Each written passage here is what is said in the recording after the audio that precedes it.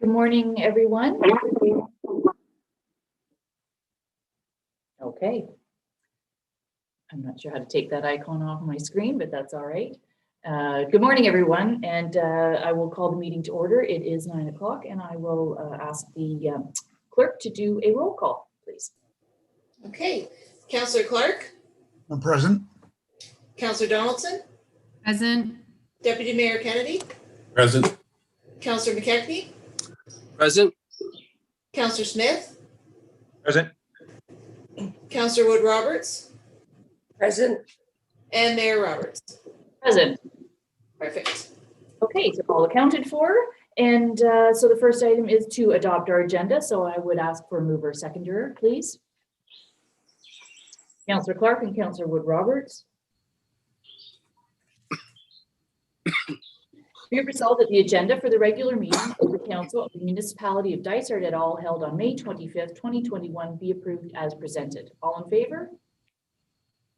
And that carries. And are there declarations of pecuniary interest? I see some. So each councillor, Councillor Clark? Yes, I have what they call an interest in common with regard to item number 5F in the planning area. Okay, and that has been filed with the clerk. I saw Councillor Donaldson. Yeah, I declare in closed session on 2A. Okay, thank you. And that's also been filed. And Deputy Mayor Kennedy. Yeah, declaration of family member public agenda meeting 2A, and then under planning 5B, same file. Okay, thank you very much. So again, that was also filed with the clerk in advance. And so what I'm going to ask each councillor to do when your item comes up, if you could please turn your screen off and be sure that you are also on mute. And but you will obviously still be able to listen. So you will, when that item is finished and voted on, then you can re-enter the meeting. Okay, so moving along, I have two sets of minutes and from our regular council meeting and also our special meeting. So I'll need a mover and seconder for those minutes, please. Councillor Smith and seconded by Councillor McKechnie. Be it resolved that council approves the following minutes as circulated: the regular council meeting of April 27, 2021, and the special meeting of council on May 5th, 2021. And there were some amendments sent out for that. So they are corrected now. All in, for the vote, all in favor? Okay, and that's carried, thank you. So next we have our mayor and deputy mayor update, and that's a chance for myself and Deputy Mayor Kennedy to share with the rest of council a few things that are happening that aren't necessarily on agendas, but are that you will want to pay attention to. And the first thing I would just want to say is, wow, what a great weekend. I hope everybody got out and enjoyed the May long weekend. It was beautiful weather, and it was really nice to be able to spend some time outside, and hope some of you even got on the lake and got boats ready and all that kind of stuff. So hope everybody had a great long weekend. Later on today's agenda, we'll be talking about the short-term rental, and that's a great example of how the service delivery review at Dysart and also at the county sort of work in collaboration. I brought that up at our last committee of the whole meeting at county, and explained to county councillors that this is something that Dysart, it was identified in Dysart service delivery review, but we know that this is an issue for everybody. So we'll be talking about that later today. Also, just an update on the vaccine clinics. One more was announced. They are winding down here at the AJ LaRue Arena. So we have one this week on May 27th, and over the weekend another date was added, which is June 5th. And so that's great. Something else that's happening is an announcement that the county was successful in a grant for the rail trail. And so I'm pretty excited about that. I love using the rail trail. Ask Dysart councillors to be aware of that, as a good chunk is right here in Dysart, and the very, very well used, the portion from County Road 1 down through to the Dysart boundary is very well used. So we'll be looking at that, resurfacing, better signage, parking, and that type of thing. We've also been working with the county on a grant that Dysart was successful with, which is the grant to help at the intersection of Industrial Park and County Road 21, and also with some pathways, sidewalk ways there. So we've been working with the county on that coming up with a plan. And big exciting news, our washrooms and the new Welcome Center were open on the weekend. Sadly, we aren't able to put staff because of the stay-at-home order, and so we do not have staff on the inside helping people with all the activities. But it's great to see that finally open. So it's a soft opening, as they say, and we weren't able to cut the ribbon or do anything fancy like that. But I just really want to congratulate Deputy Mayor Kennedy and our CAO, Tamara Wilby, from the onset of this when the Rotary Club came to Dysart and with this proposal and this partnership. And it's really neat to see that it's built and open, and you guys put an enormous amount of effort into that. So thank you both very much. And that's all I have for today. I'm going to turn it over to Deputy Mayor Kennedy. And thank you, Madam Mayor, and thanks for those nice comments. Yeah, a lot of work by a lot of people went into that Welcome Center, and I'm sure proud of it. We've been on a hiring blitz, and I'd like to make sure that people know that we're still looking for more casual staff to help with the Welcome Center. I've been conducting with Andrea Mueller some interviews, and I see we've got some more scheduled for this week. So things are moving along. We get some signage up there, and it's going to look great once the town starts to open up again. A few things on the go. Last Monday, I was able to attend North Frontenac announcement of expansion of fiber services. They're investing over $1 million, running 5 kilometers of in-ground or the actual wire, and then constructing a network of towers from, I believe, somewhere around Grass Lake right down to that may cover a lot of Kashagawigamog. And the first tower has been completed. It's here at Silver Beach. And I'm hoping that that's sort of the height that is going to be used. You can hardly see it it's not just barely over the trees. It's like a 3-section TV tower. And they're expecting to have a combination of the high-speed fiber and wireless by the end of June, servicing almost up to 500 residences on Kashagawigamog. So great news there. Part of the partnerships between the province and the feds. And excited to see that happen. Next is the Haliburton Highlands Outdoors Association was looking for a letter of support from Dysart, and I have the letter here now, Madam Mayor, so I'll get that to you. They're looking for some support. They're looking to work with the Ministry of Natural Resources and Forests to rehabilitate the walleye spawning beds on the Drag River. It was a project that was done 23 years ago. Where gravel was placed in the river and with some stones as well, bigger boulders for walleye to more or less stay behind. It ended up with a really good bounce back of the walleye populations by rehabilitating the spawning beds. So 20 years later, they need to clean up. They used to be cleaned occasionally with fire hoses. So just looking for support. They're working with the MNR on this project, and excited to see that moving forward. It's a great thing. The River Walk was created at the same time back then, and so great project. And then finally, the Haliburton Highlands, Haliburton County Snowmobile Association, their AGM is on this Saturday. And I'm starting to show my age because I can remember this is their 49th anniversary, and I can remember when this was formed. So I feel a little old this morning, but so they're, of course, it's a Zoom meeting and you have to pre-register, but you can go onto their website, and they got lots of things planned coming up for their 50th year. So just exciting times there. And that's it for today. Thanks, Madam Mayor. Thank you very much, Deputy Mayor Kennedy. And I feel a little old because I think my stepdaughter was part of that spawning project when she was in high school, and you just said that was 22 years ago. So I'm feeling a little old too. Anyway, thank you for that. And if there's any questions from councillors on any of those items, if not, this is the part where we actually adjourn the council meeting, or not adjourn, yes, adjournment, pardon me, to go into the public meeting for 2 applications. So I'll need a mover and a seconder to recess. Yep, Councillor Donaldson. And seconded by Councillor Smith. Be it resolved that council hereby adjourns the regular meeting of council at 9:09 a.m. to proceed into a public meeting to consider the following. A zoning bylaw amendment, bylaw number 2021-40, and a zoning bylaw amendment, file number ZA 2021-005, And, so all in favor? Okay, and we are now in the public planning meeting. So I'm going to read a little bit of a preamble because public meeting is a little bit different. So first of all, the purpose of a public meeting is to present planning applications in a planning forum as required under the Planning Act. This is a public meeting to consider two proposed zoning amendment to the Dysart et al. Zoning Bylaw 2005-120. During the public meeting, council will consider all information available regarding the proposed amendments, review the staff report, which includes any public comments received to date, and listen to all comments provided during the meeting. Following the presentations by staff and the applicant, council members will be afforded the opportunity to ask questions. After that, the meeting will then be open to any public for further questions.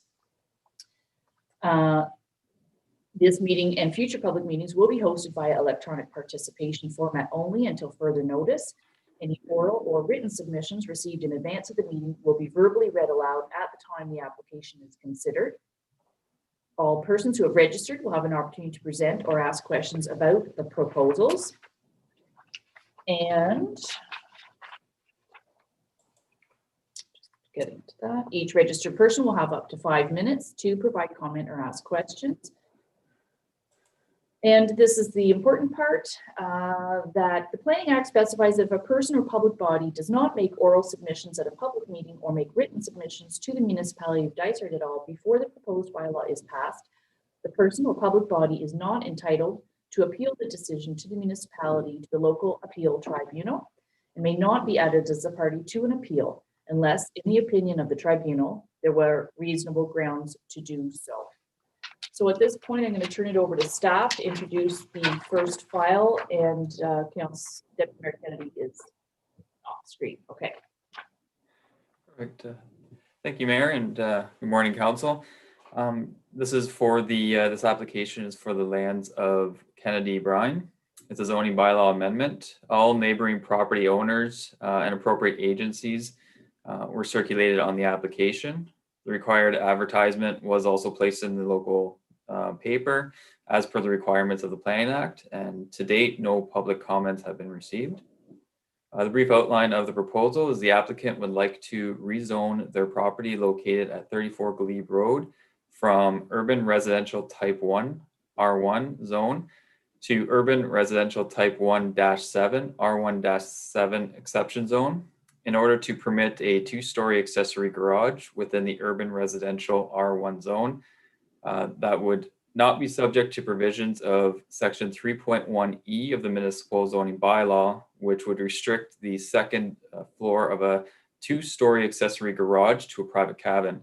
The proposed two-story garage will be used for storage only. A private cabin, dwelling unit, or habitation will not be permitted use within the proposed structure.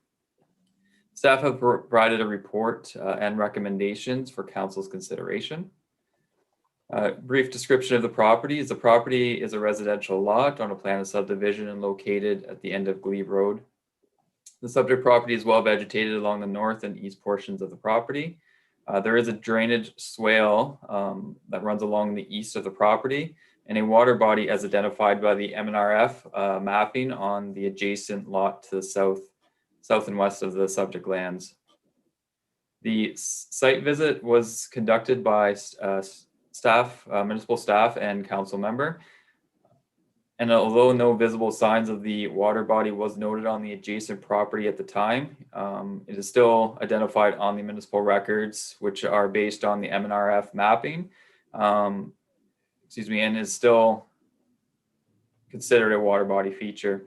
Therefore, based on the municipal policy, the setbacks to such feature would still be considered to apply for any proposed development unless identified otherwise. Staff look for direction from council related to the water body feature identified by the MNRF mapping. Further existing development on the property contain a single family dwelling, attached garage, which is roughly centered on the property. In addition, the proposed two-story garage, which is subject to the zoning application, the applicant is proposing a swimming pool and an accessory pool storage shed as well.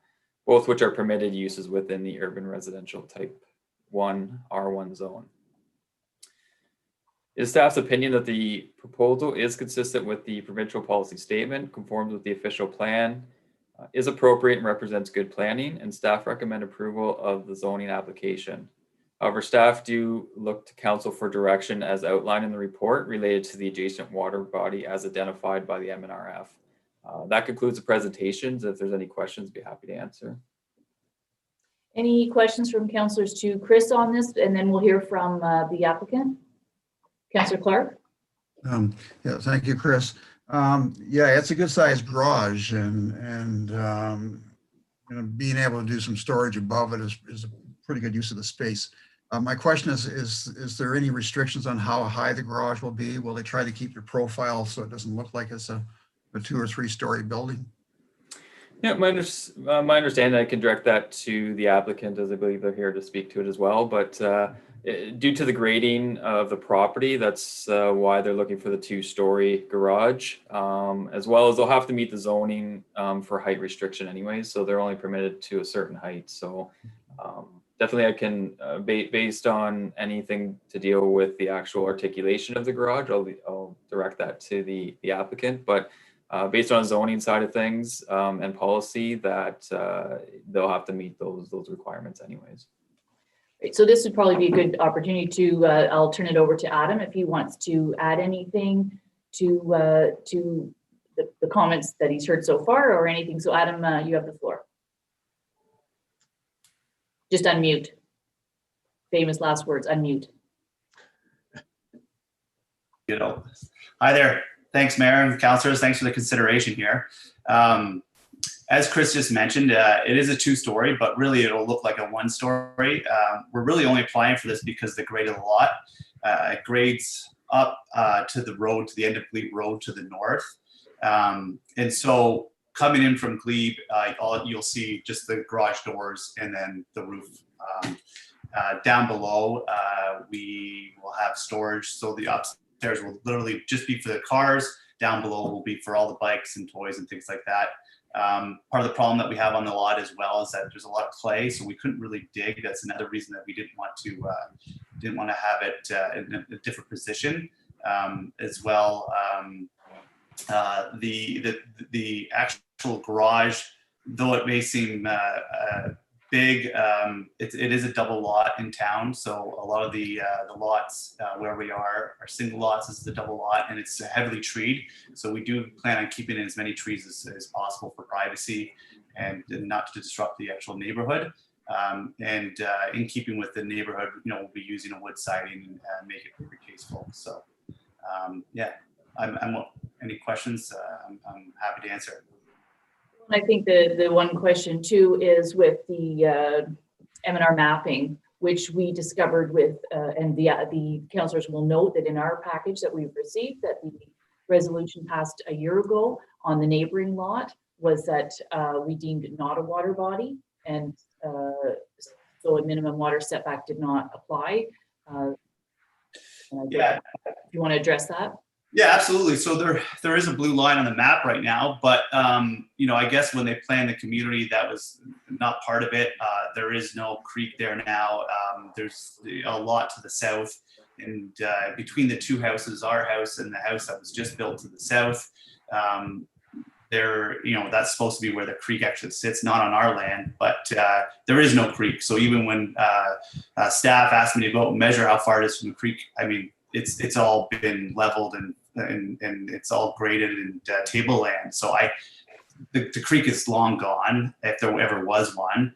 You know, regarding the setbacks, I mean, there's 2 houses in between that supposed creek that are far closer than this garage would be.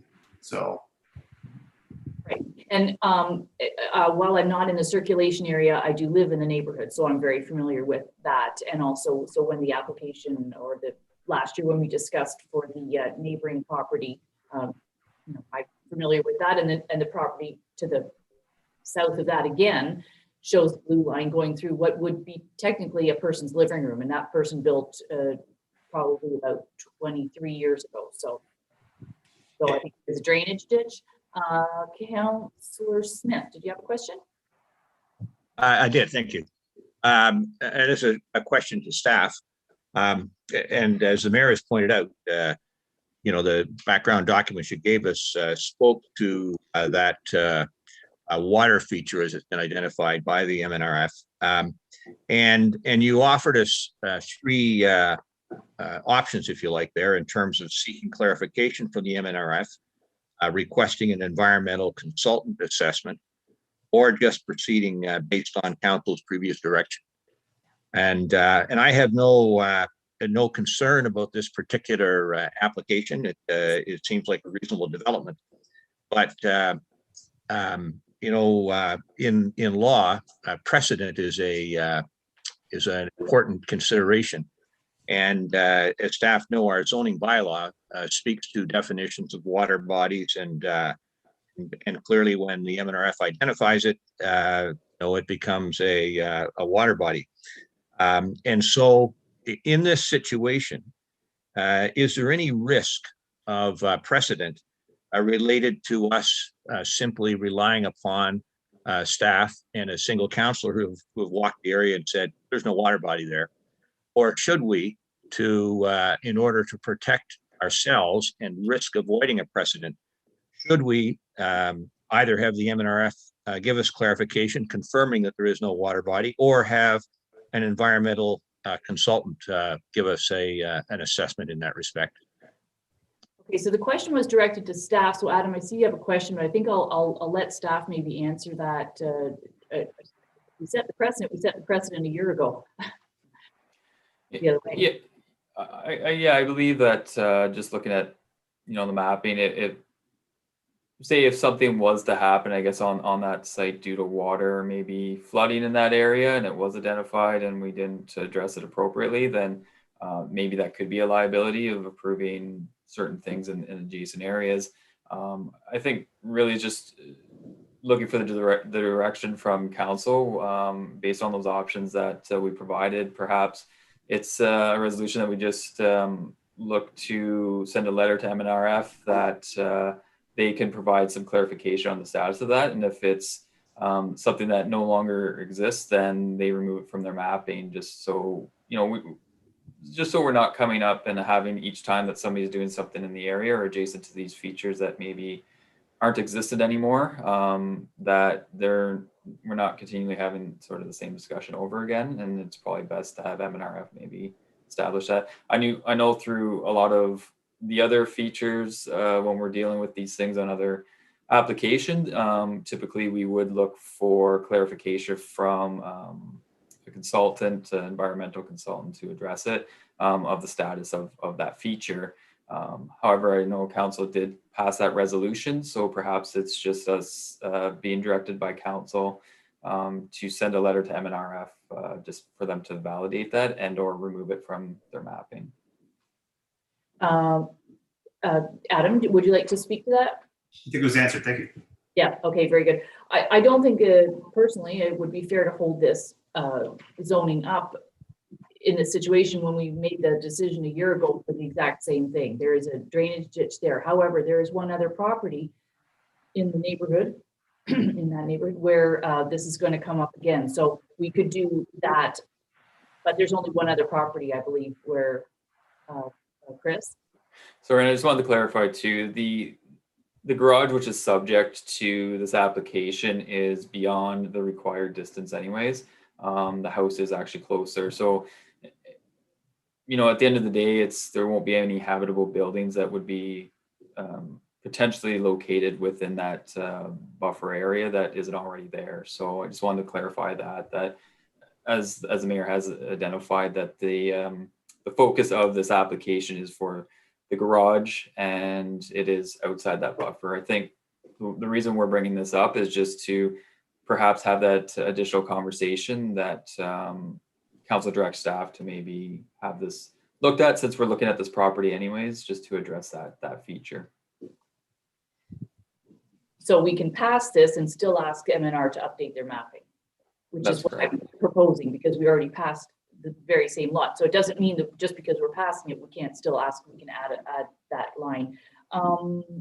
And also, So, Madam Mayor, yes, can we make that a specific request? Let's get this matter dealt with by the MNRF. yes, we can do that without making it a condition of the zoning.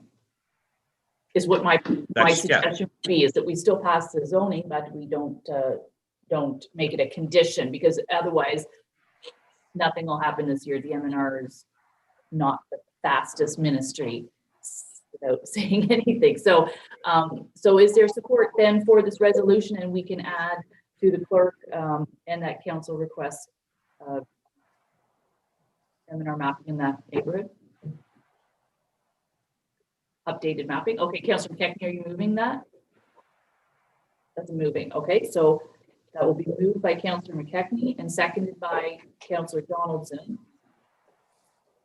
And through the clerk, maybe when I'll read the resolution, and then you can just read the last line. Be it resolved that file number Z2021-003 for the lands of Kennedy and Brynd, which consists of part lots 14 and 15 and concession 8, and part of lot 14, concession 9, and further defined by lots 52 and 53 on plan 19M2 in the geographic township of Dysart, municipality of Dysart et al. Be received with information.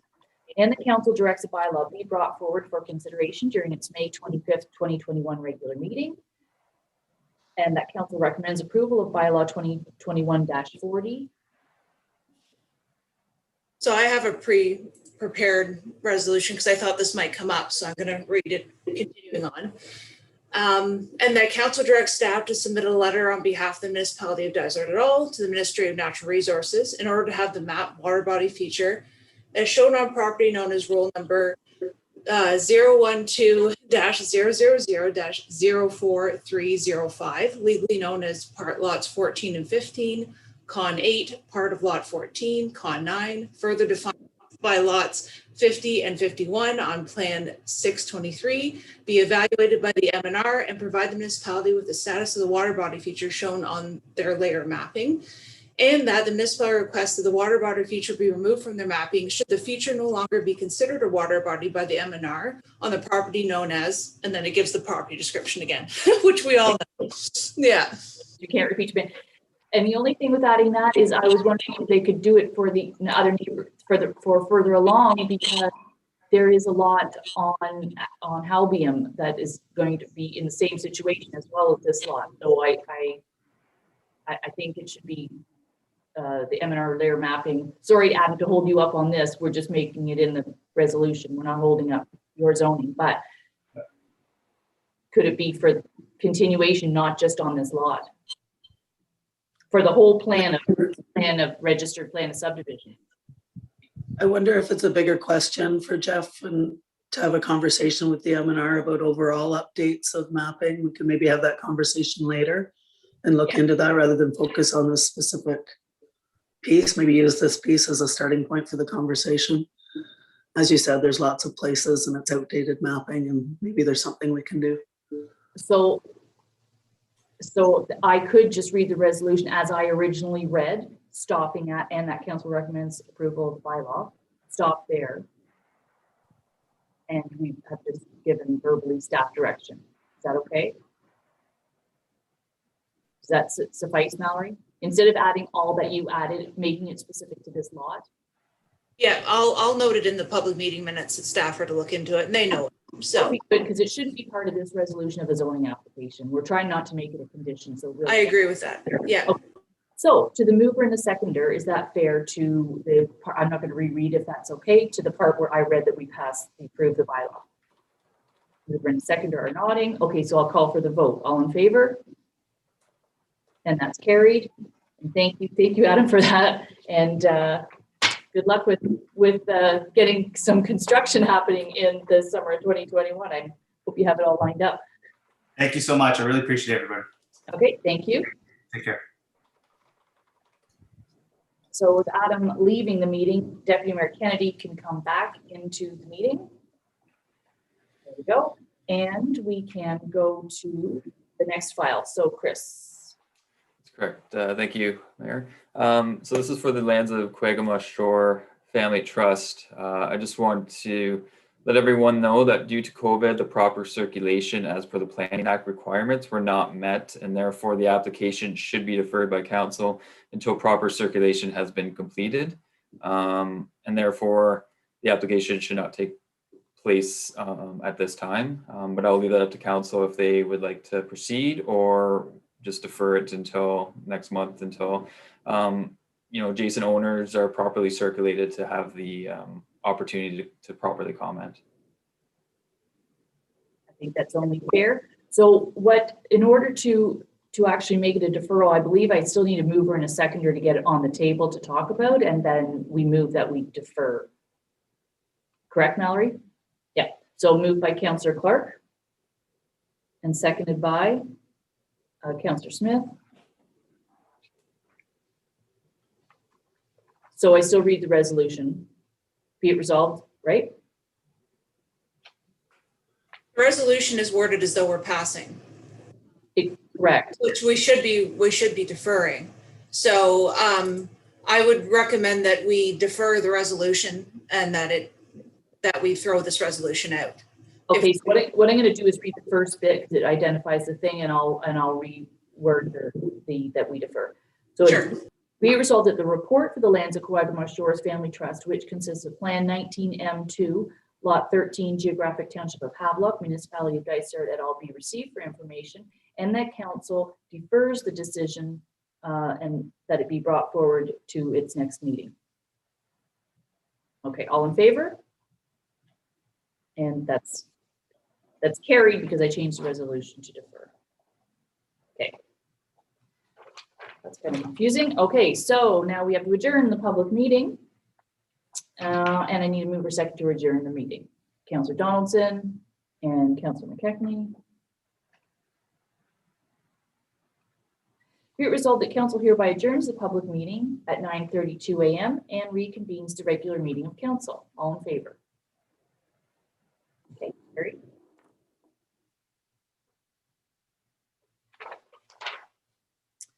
So we are now back in the regular meeting of council. And I guess we'll go to delegations, is that correct? Yeah, okay, so we're right on time. That's pretty cool. So the first delegation we have is from Gail Stelter with the Haliburton Lions Club to tell us about a new fundraiser campaign. So we'll just wait till Gail's brought into the meeting.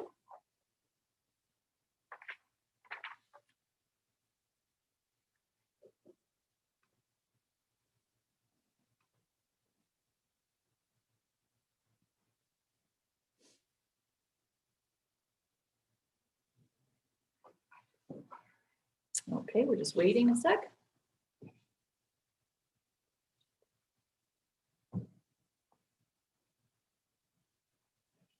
And there she is.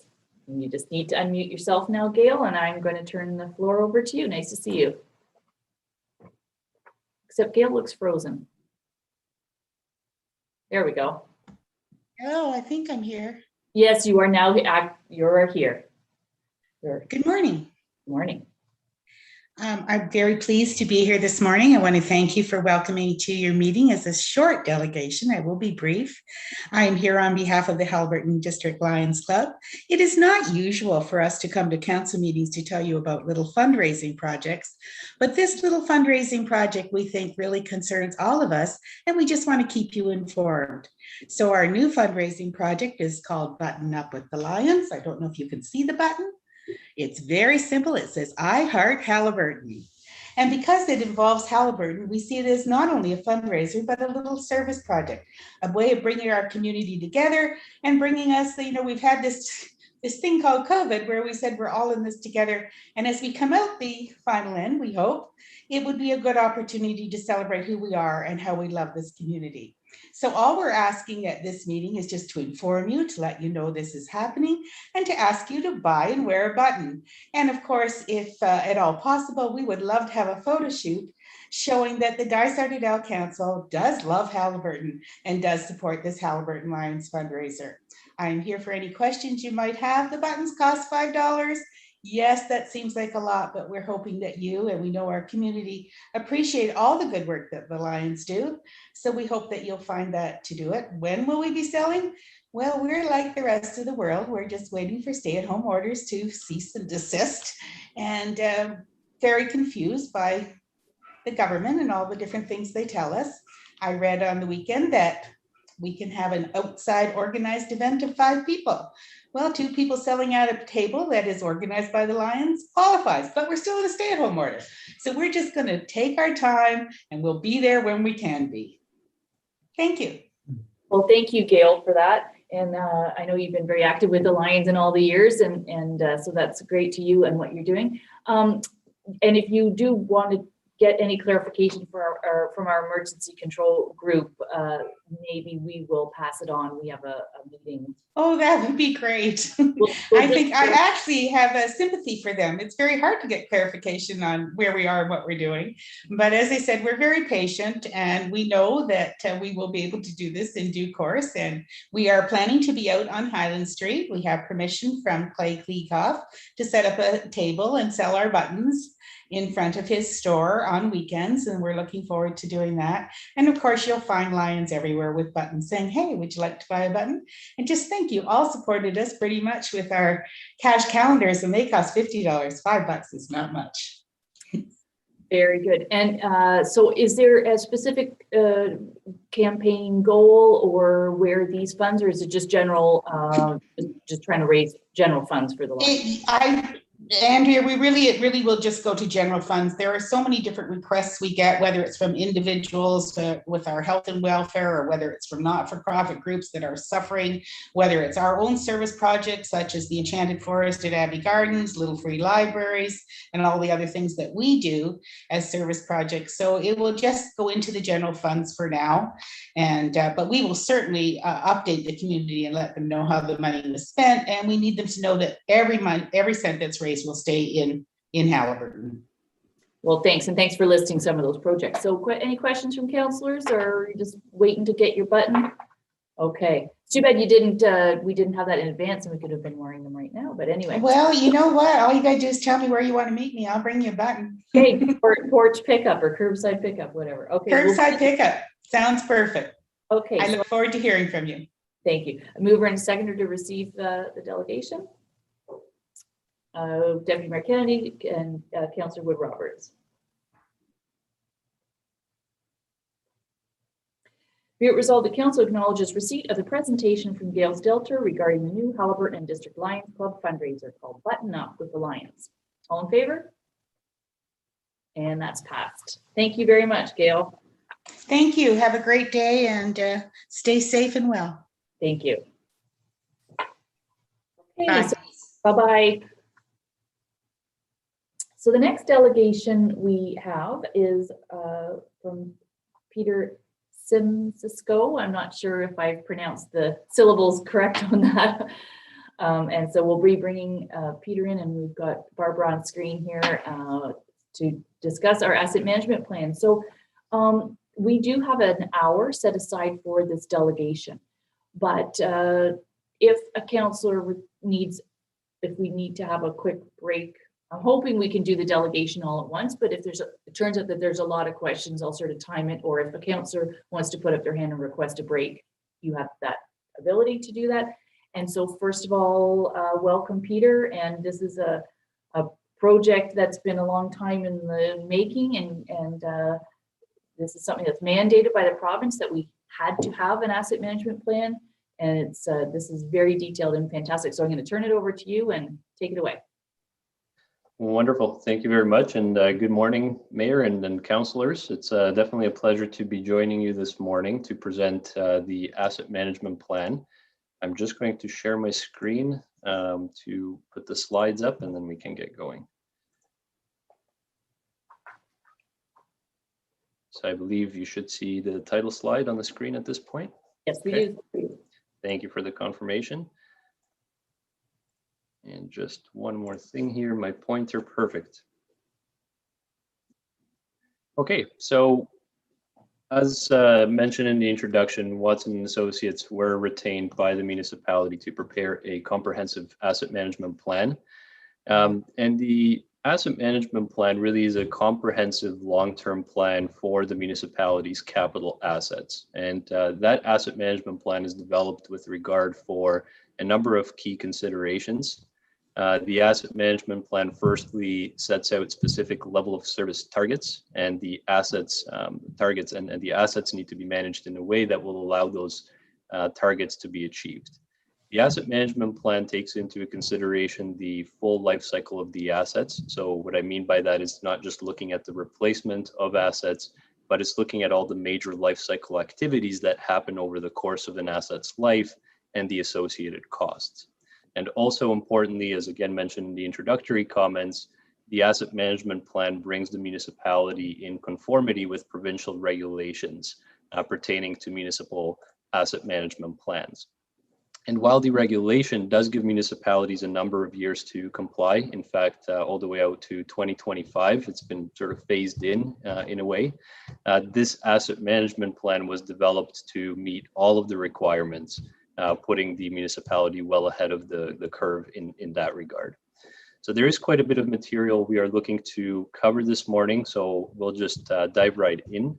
The plan for this morning is to first go through a more detailed example, going through all the major components of the asset management plan, using an example of bridges and culverts, just so we can get it into a little bit more detail of the mechanics of the asset management plan and a little bit of a glimpse into the background as to what underlies the plan. And then subsequently, we will go through a high-level summary of all the major components of the asset management plan for each of the major asset categories. So the first component of the asset management plan for each of the service or asset areas is a summary of the assets.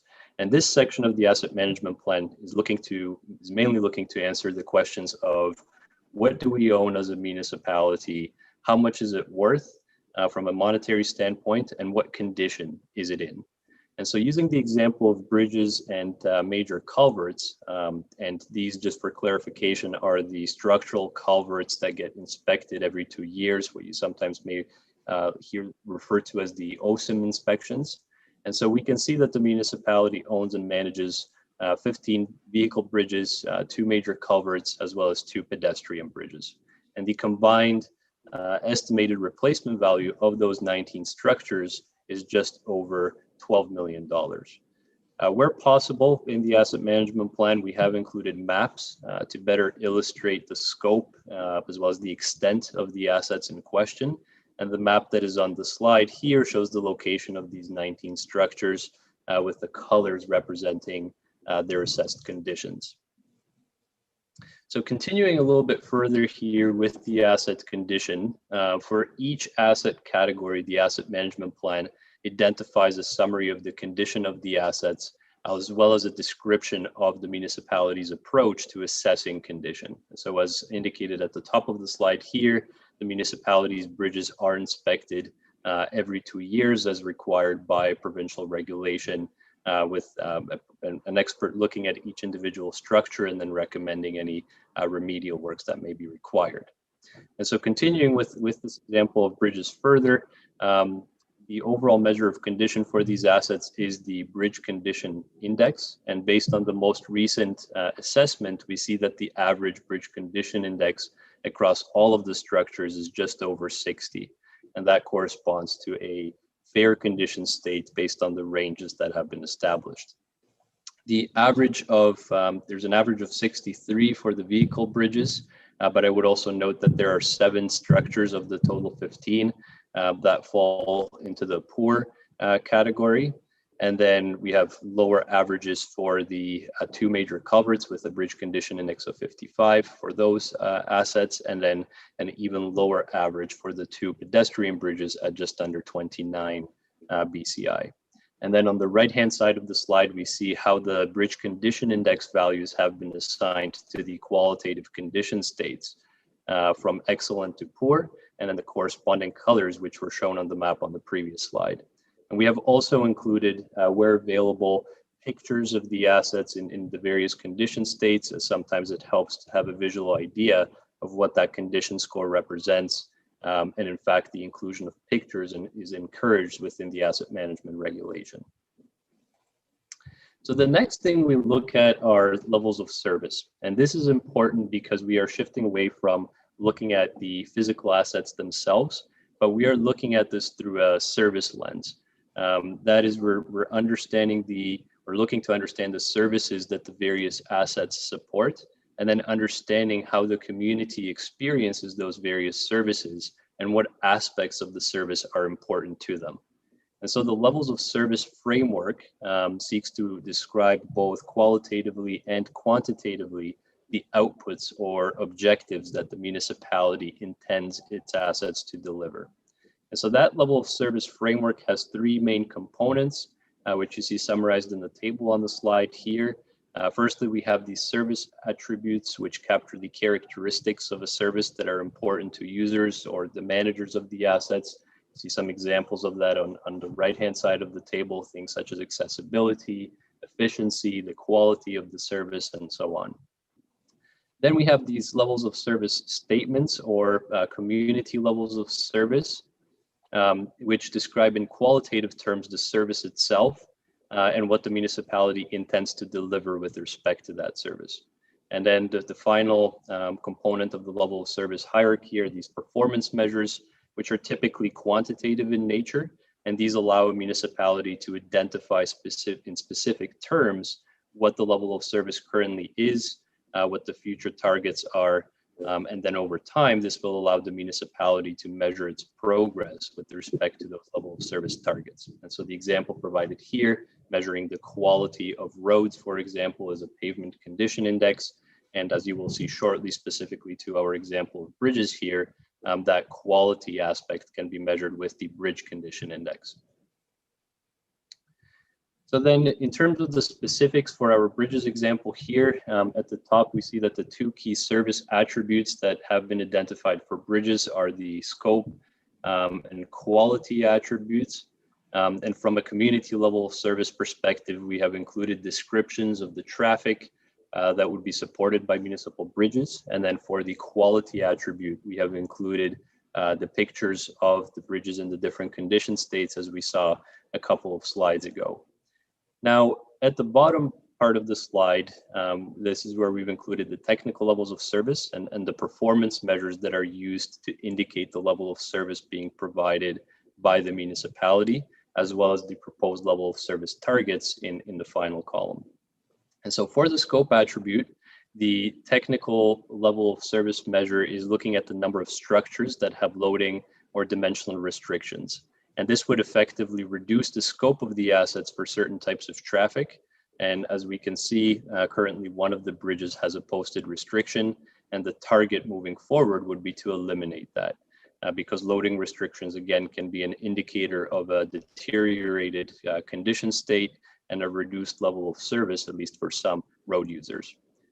Under quality, we are looking at the average conditions, specifically the bridge condition index, and we previously looked at what those averages are for the municipality's bridges and culverts. And then there's also one additional quality measure, which is looking at the number of structures with a bridge condition index of less than 40. And that's because that would indicate that these structures are at a greater risk of potentially having a load restriction placed on them and would likely require more significant investment over the short to medium term. And so currently there are 2 of the municipality's 19 structures that would fall into this category. And the goal moving forward would be to, over time, eliminate this. One thing to note here about the highlighting, this indicates that the current level of service, so the yellow highlighting specifically in the current performance column, indicates that the current level of service is below the target that has been proposed. And so for bridges and culverts, this is the case for all 4 performance measures. And again, I'll come back to this when we look at the bigger picture summary for all the other assets as well. So the next major section looked at lifecycle management strategies. And so firstly, a lifecycle management strategy is an overall plan for how to manage the lifecycle activities that are required to be undertaken for the various assets and the costs associated with those lifecycle activities over the entire lifecycle of any particular asset. There are 2 major components of the lifecycle management strategy. Firstly, we have a high-level model or a generalized model that represents the typical life cycle of an asset, looking again at the full lifespan of it, and we'll look at an example of this shortly. And then the second major component is a more short-term or the day-to-day decision-making framework for how specific needs and priorities with respect to these assets are identified. For example, which projects, which road segments, which bridges make their way into next year's capital budget. So that's an example of that decision-making process. So firstly, with respect to that first component, we developed generalized models looking at the asset condition degradation over time, as well as the life cycle activities that are typically performed over the course of an asset's life, and then the corresponding improvements that we would expect to see as a result of performing the various life cycle activities. And so you see a couple of examples of this illustrated on the slide here, specifically for bridges, where we see typically from the time the bridge is initially constructed, a number of rounds of rehabilitations, some more minor, some more major from a monetary standpoint, until the bridge is finally reconstructed or replaced with a new structure. And typically a more simple life cycle for culverts, which may see one round of rehabilitation prior to a full reconstruction or replacement. And so those models then allow us to look at the costs that are associated with the various life cycle activities and allow us to estimate the average annual life cycle costs associated with a particular type of asset. And so in this example, we are looking at the life cycle of a typical bridge, where we would expect to perform a couple of rounds of rehabilitations throughout the life cycle, and then followed by a full reconstruction or replacement of the structure. And that would give the bridge a total useful life of about 75 years. Again, this is on average, this is that generalized model for what a typical bridge's life cycle may look like. And so then looking at the life cycle costs over that 75-year lifespan, those are about just under $8,100 for a typical bridge, or $108 annually based on that 75-year lifespan. And I just want to note here that these are costs per square meter of bridge deck area in this case. But then doing a similar analysis for all of the 19 structures, the vehicle bridges, as well as the culverts and the pedestrian bridges, allows us to estimate the average annual life cycle cost for the entire asset class. In this case, the average annual life cycle cost totaling just under $240,000 for all of the 19 bridges and culverts. And then we bring all of that together so that we can develop an appropriate financial strategy. And so we have the short and medium term needs, which are in this case based on the recommendations in the bridge inspection report. And then looking beyond the 10-year period, we are using the life cycle models to estimate the long-term needs, and doing that typically over a 100-year forecast period, so that we can again capture at least one full life cycle of each individual asset. And then what you see here also is the average annual life cycle funding target, and that's illustrated with the dashed horizontal line. And providing that level of funding would allow the municipality to save during periods of below average investment needs, and then draw on those savings during periods of above average investment needs. So having looked at the example of bridges in a little bit of detail, we will now go through the major sections of the asset management plan, providing a higher level summary of all of the assets that have been included in this plan. So firstly here, the combined replacement cost of the assets that have been included in this asset management plan is approximately $197 million. And measured by replacement value, the roads and related infrastructure are the most significant components of the municipality's asset portfolio. And together, these assets represent or account for about 59% of the replacement value, with about 53% of that being related to the roads and street lights, sidewalks and signs, and another 6% being related to the bridge and culvert assets. The wastewater infrastructure represents approximately 21% of the replacement value, and that includes the wastewater mains, as well as the treatment facility and the 12 pumping stations. The facilities, which largely include the various buildings, as well as structures in park facilities, Those represent approximately 14% of the asset replacement value. And then the categories of stormwater, fleet, as well as the various equipment and land improvements, those each represent approximately 2% of the total asset replacement value. And then on the right-hand side of the slide are the descriptions or examples of the types of assets that fall into each of those categories and their extent. This is by no means meant to be a comprehensive listing, but just to provide some examples of the types of assets that would fall into these broader categories. So then on the next slide here, we see a breakdown of the asset condition by replacement value. So again, the total replacement value of the assets being about 197 million.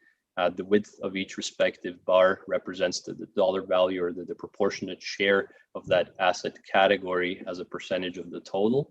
And then the colors correspond to the different condition states, again, going from excellent down to a condition of poor, as indicated with the red colors. And so overall, again, at a very high level, this indicates that the condition of the municipality's assets is generally good. However, there are some notable portions of the road network, for example, as well as the bridges and culverts, and then to a lesser extent, facility assets that are considered to be in a poor condition as well. So in this next section here, having looked at the summary of the assets, the replacement value, and generally what condition the assets are in, we are going to look at the levels of service. This is a really key component of the asset management plan because we are identifying what the current performance is, and then also setting targets for what those performance measures should be moving forward. And this is important because the life cycle management strategies that are then developed are developed in support of those levels of service. So we'll go through each individual service area here. So firstly, for the roads and related assets, we have a number of performance measures under the scope service attribute. These performance measures are required by the regulation. They are more so for comparative purposes, I think. Specifically, once all municipalities in the province have an asset management plan in place, these types of metrics will enable one reference point when comparing different asset management plans and the scope of the road network between municipalities. So these first three just look at the number of lane kilometers of different classes of roads as a proportion of the land area of the municipality. The next service attribute here is reliability. So this will be measured in terms of the number of unplanned road closures. And this is not currently tracked, but something that the municipality could track in the future as one of the performance measures under the reliability attribute. So continuing with the roads and related, there are quite a number of performance measures, as you see listed here, that fall under the quality aspect. Again, the highlighting in the second last column indicating where the current performance measure is meeting the proposed performance target, that's indicated with the green, or with the yellow where there's some improvement that's needed in order for the municipality to achieve the proposed performance target. So I'll just focus here on the yellow ones, so some of the performance measures that may need some improvement. The average pavement condition index could be improved from a current average of about 64 to an average that is above 65. There would be, the next one would be eliminating paved roads with a pavement condition index below 50. Currently, the municipality has about just under 29 kilometers of paved roads that fall below that critical threshold. And moving forward, again, over a number of years, the goal would be to eliminate those to provide a higher level of service in that regard. There would also be the target of eliminating paved roads with a ride comfort index below 5. Currently, about 11 kilometers of roads fall below that threshold. And then we have similar measures for the unpaved roads with a lesser extent of those roads falling below that minimum pavement condition index of 50, but there are a number of unpaved roads that have a ride comfort index less than 5. And again, the goal would be to maintain those all roads above those critical thresholds. And then also on the roads related infrastructure, The target would be to eliminate all severe sidewalk defects in the municipality. Currently, there are about 20 that were found during the last sidewalk inspection or assessment. And then finally, another target that's currently not being met would be to maintain all of the signs with a rating of good. Based on the last condition assessment performed on the signs, about 64% of them were not meeting that threshold. So again, over a number of years, seeking to improve that level of service towards 100% of the signs being in a good condition state in the future. So then a couple of measures included here for wastewater, couple of them being related to measure peak flows relative to average flows, really to measure the effects of inflow and infiltration on treatment plant capacity. And so for now, the current performance is provided. These values are as of 2020, and these first two performance measures will be more interesting to look at as a comparative measure as the municipality starts to track and report this annually moving forward to see whether those are getting better or worse. But generally, the target would be to decrease those peaking factors or peak ratios. In terms of quality, there have been no reported service disruptions, nor have there been any effluent violations at the treatment plant, and the plan would be to maintain that good performance moving forward, and also to ensure the ongoing reliability of service. Camera inspections of the underground infrastructure are proposed to be maintained on a 7-year window. So as of right now, all of the municipalities' wastewater mains have been inspected using camera inspections, and the plan would be to update that inspection at least every 7 years. So then looking at stormwater, the levels of service for stormwater management, especially the first two here, we'll need to look at the percentage of properties in the municipality that are resilient to a 100-year storm, as well as the percentage of stormwater infrastructure that is resilient to a 5-year storm. And this hasn't yet been formally evaluated, and the municipality will need to further assess that stormwater resiliency in the coming years. There are also a few performance measures pertaining to reliability that are in the bottom part of this table. And my apologies, these were not included in the copy of the slides that were provided to you with the agenda package, so we can redistribute an updated package, but they are certainly in the report. And these focus on the operational and maintenance activities, such as, again, the camera inspections similar to wastewater infrastructure, and annual inspections of the oil grit separators, as well as the percentage of catch basins that are cleaned annually. And while the inspections of the underground infrastructure have not been completed to date, the oil grit separator inspections, as well as the catch basin cleanouts, are being done on an annual basis already. So the plan would be to maintain that level of service moving forward. For facilities, the level of service measures capture aspects of accessibility, capacity, cost minimization, user experience, and risk of closure. So firstly, on accessibility, certainly where possible, the municipality's facilities are accessible.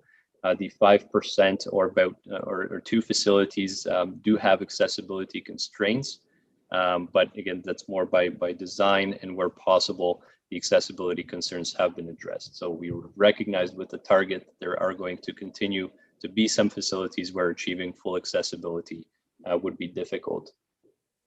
In terms of capacity, we are looking at the percentage of facilities that have adequate capacity. Again, most of the municipalities' facilities do have adequate capacity except for one. This would be the main roads garage, which is currently over capacity in terms of staff using the facility. So over the longer term, the goal would be to eliminate those capacity issues as well.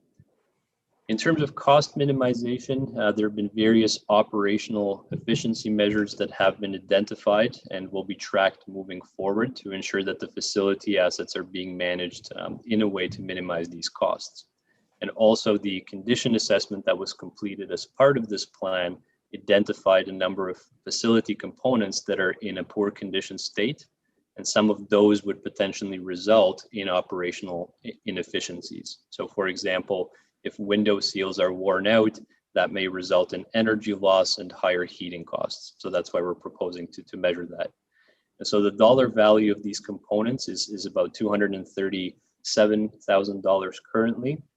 And the goal would be to address all of such components over the coming years, with the ultimate goal of not having any such components in a poor condition state.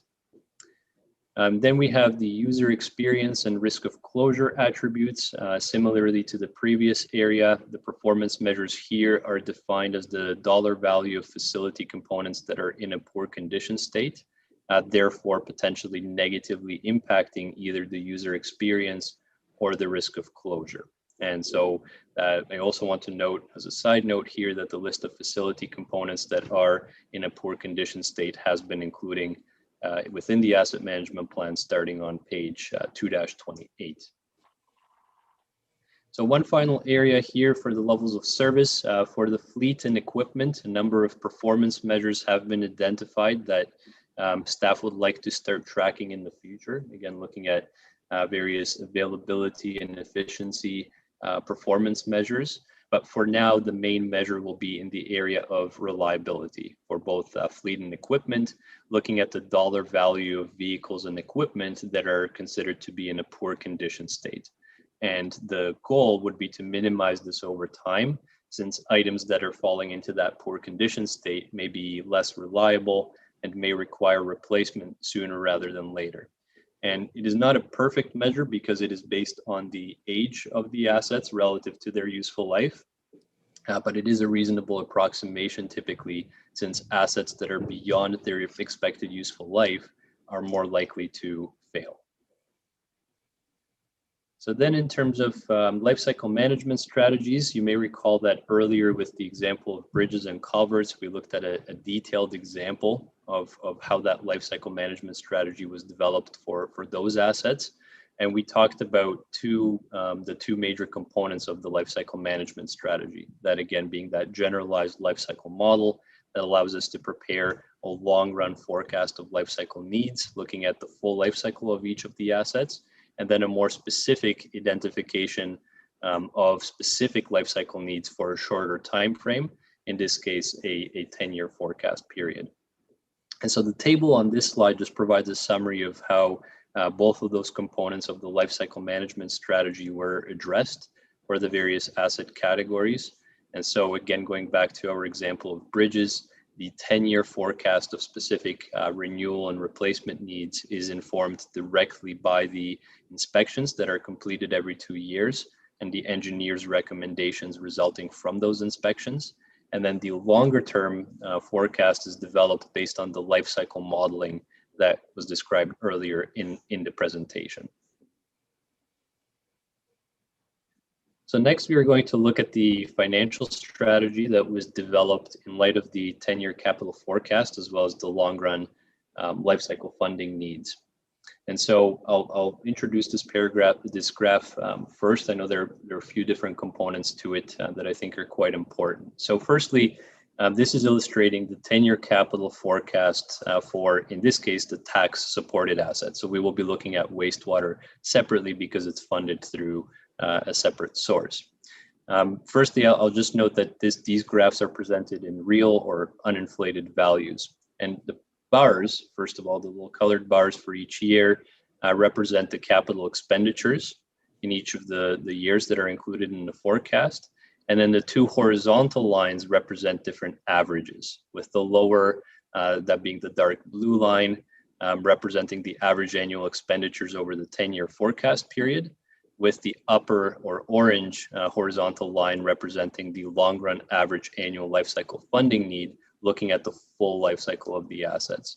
And since that long run average is higher than the average for the next 10 years, that indicates that more significant asset investment needs are likely coming up beyond the 10-year horizon as the infrastructure further ages and starts to require more significant renewal and replacements over the longer run.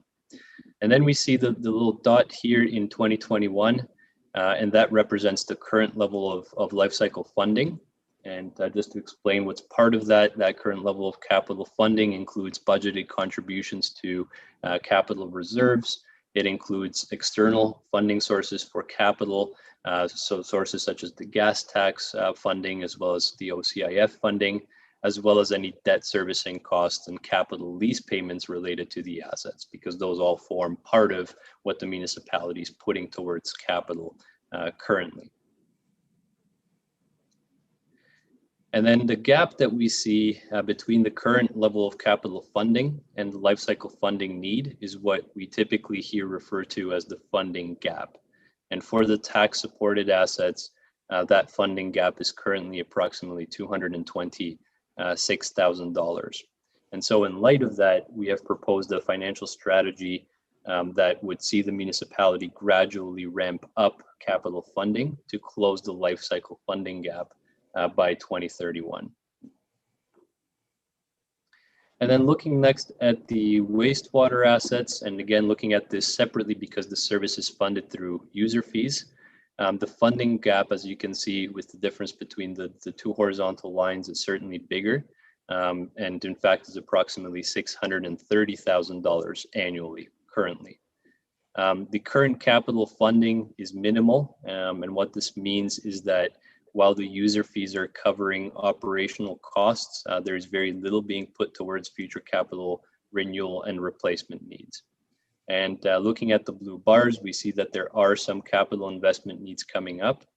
And so similar to the tax supported assets, the proposed financial strategy would see the municipality ramp up funding towards full life cycle levels by 2031. And so that will have an impact on the users paying for wastewater services. And I'll come back to the actual impact shortly.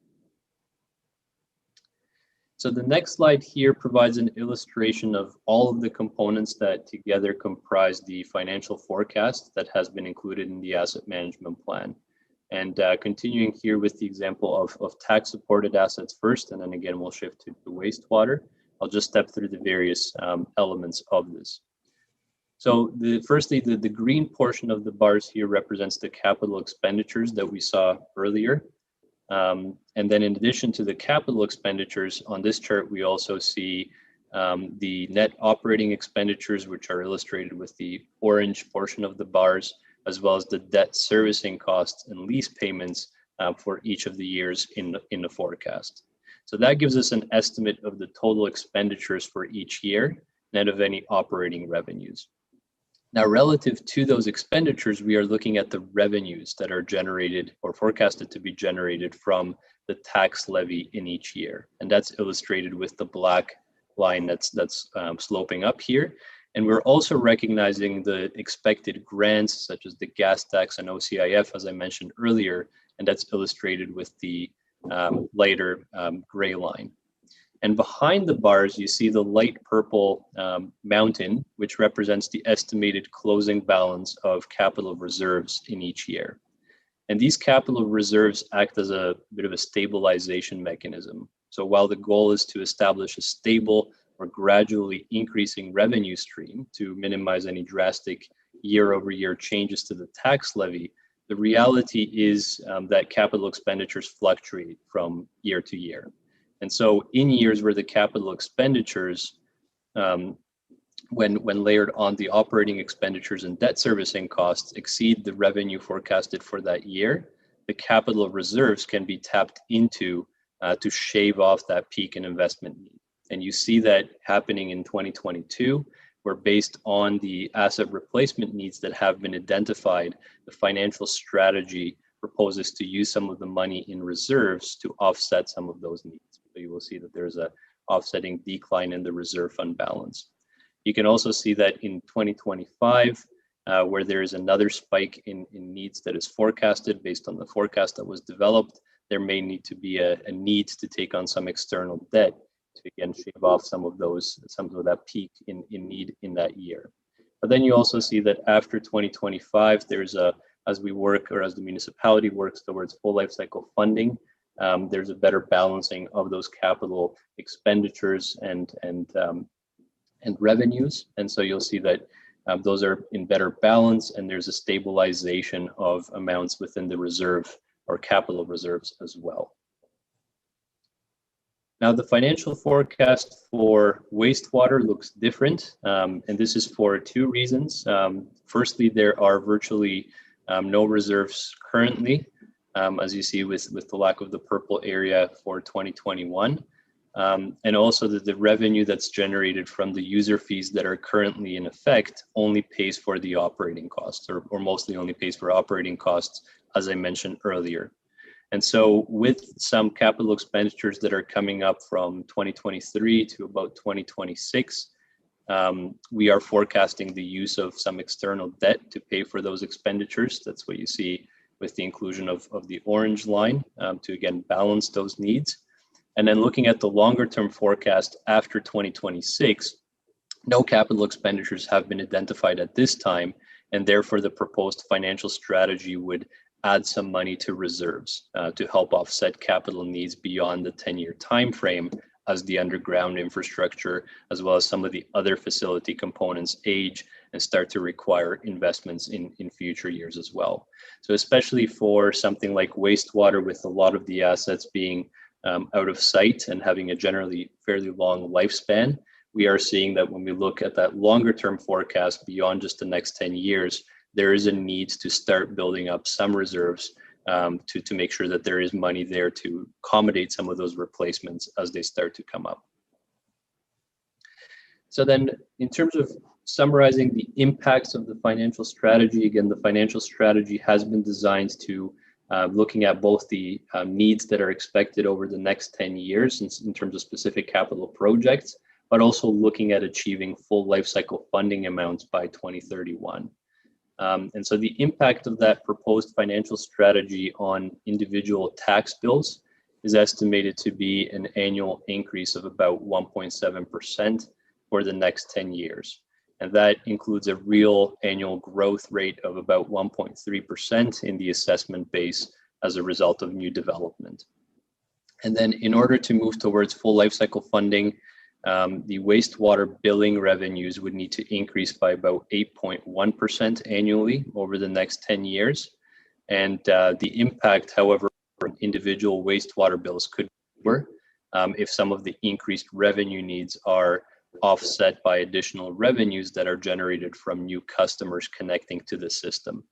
I also want to point out after 2031, that annual increase would be reduced to approximately 2.7% annually, largely to keep pace with inflationary pressures from that point forward. So once the municipality achieves full life cycle funding, then again, those annual increases would be expected to stabilize to just keep pace with inflation.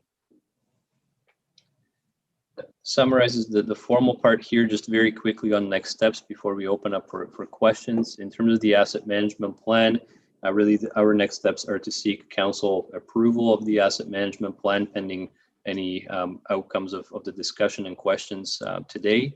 And then after the asset management plan itself is approved, the municipality will need to review on an annual basis the progress that's being made with respect to asset management, any factors that are hindering progress, and strategies for addressing those factors. And so typically that annual review of progress would be happening largely with respect to the various level of service measures and targets that have been proposed within the asset management plan to see whether the trend is, whether the trend you're seeing is moving in the right direction.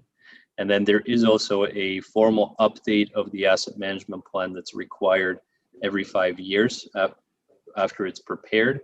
But again, it's expected that there will be some maybe more minor updates that are happening on a more annual basis as staff are working with information as these changes, priorities change over time. Through the annual budget process, there will be some further refinement of what's actually being completed in any given year. So with that, I thank you for your attention. I'll just stop the screen share here and probably turn it over for any questions and comments. Okay, well, and thank you, Peter. And I don't know if I got the pronunciation of your last name. I just guessed. So if you want to correct me, please do so. What I thought we would do before questions from councillors is just hear from Barbara, because she has been intimately involved with this from every process. So I just wanted, Barbara, if you want to make a few comments, and then I'll open it up to questions from the other councillors. Yes, good morning and thank you. Staff have embarked on this project with Watson and Associates for 2 years. So there's been a lot of thought and in-depth discovery here. We've also been able to utilize the DOT software for the roads portion of the asset management plan. And do certainly thank Rob Camelon for spearheading that piece of the software. It is a big job and there's a lot of information to mine there. But I also feel that with the DOT software, it does give us the flexibility to provide a realistic plan of our roads asset management. So any other comments, Barbara, or I'll open it up to the floor. Just one on the very end, so this was your slide deck, which you went through in detail, but we also have the fulsome plan for our notes, which we were able to go through over the weekend. When you talk about increasing taxes to the 1.7%, that doesn't take into consideration what other tax increases, other pressures. This is just for our assets. So this 1.7 would be above and beyond. For instance, this year, I can't even remember what our tax was, 1.6 or something like that was our increase, Barbara. So this would be in addition to that. Is that correct? Correct. Yeah. So we're only at a 1.6% increase this year, and we are doing some in some areas we are adding to reserves for our assets, but clearly not enough. Okay, so I did see a hand up from Councillor Smith already, and then Councillor Clark next. Great, thank you. The first question, which I've got several, but the first one, anybody watching this presentation would have heard that 7 out of our 15 bridges are classified as in poor condition. And people drive over those bridges every day, walk over those bridges every day. Can we have some assurance that there's no immediate safety concern associated with that classification or condition? Peter, do you want to answer that? Or Rob might be watching right now if he wants to weigh in on that too. I don't know if we bring him into the meeting, but go ahead, Peter. Thank you. Yes, so to answer the question, I think that's really the role of the inspections that are did every 2 years. Those would identify any immediate areas of concern. So again, maybe Rob would be better able to speak to that. And that's they are repeated every 2 years to ensure emerging issues are caught as soon as possible.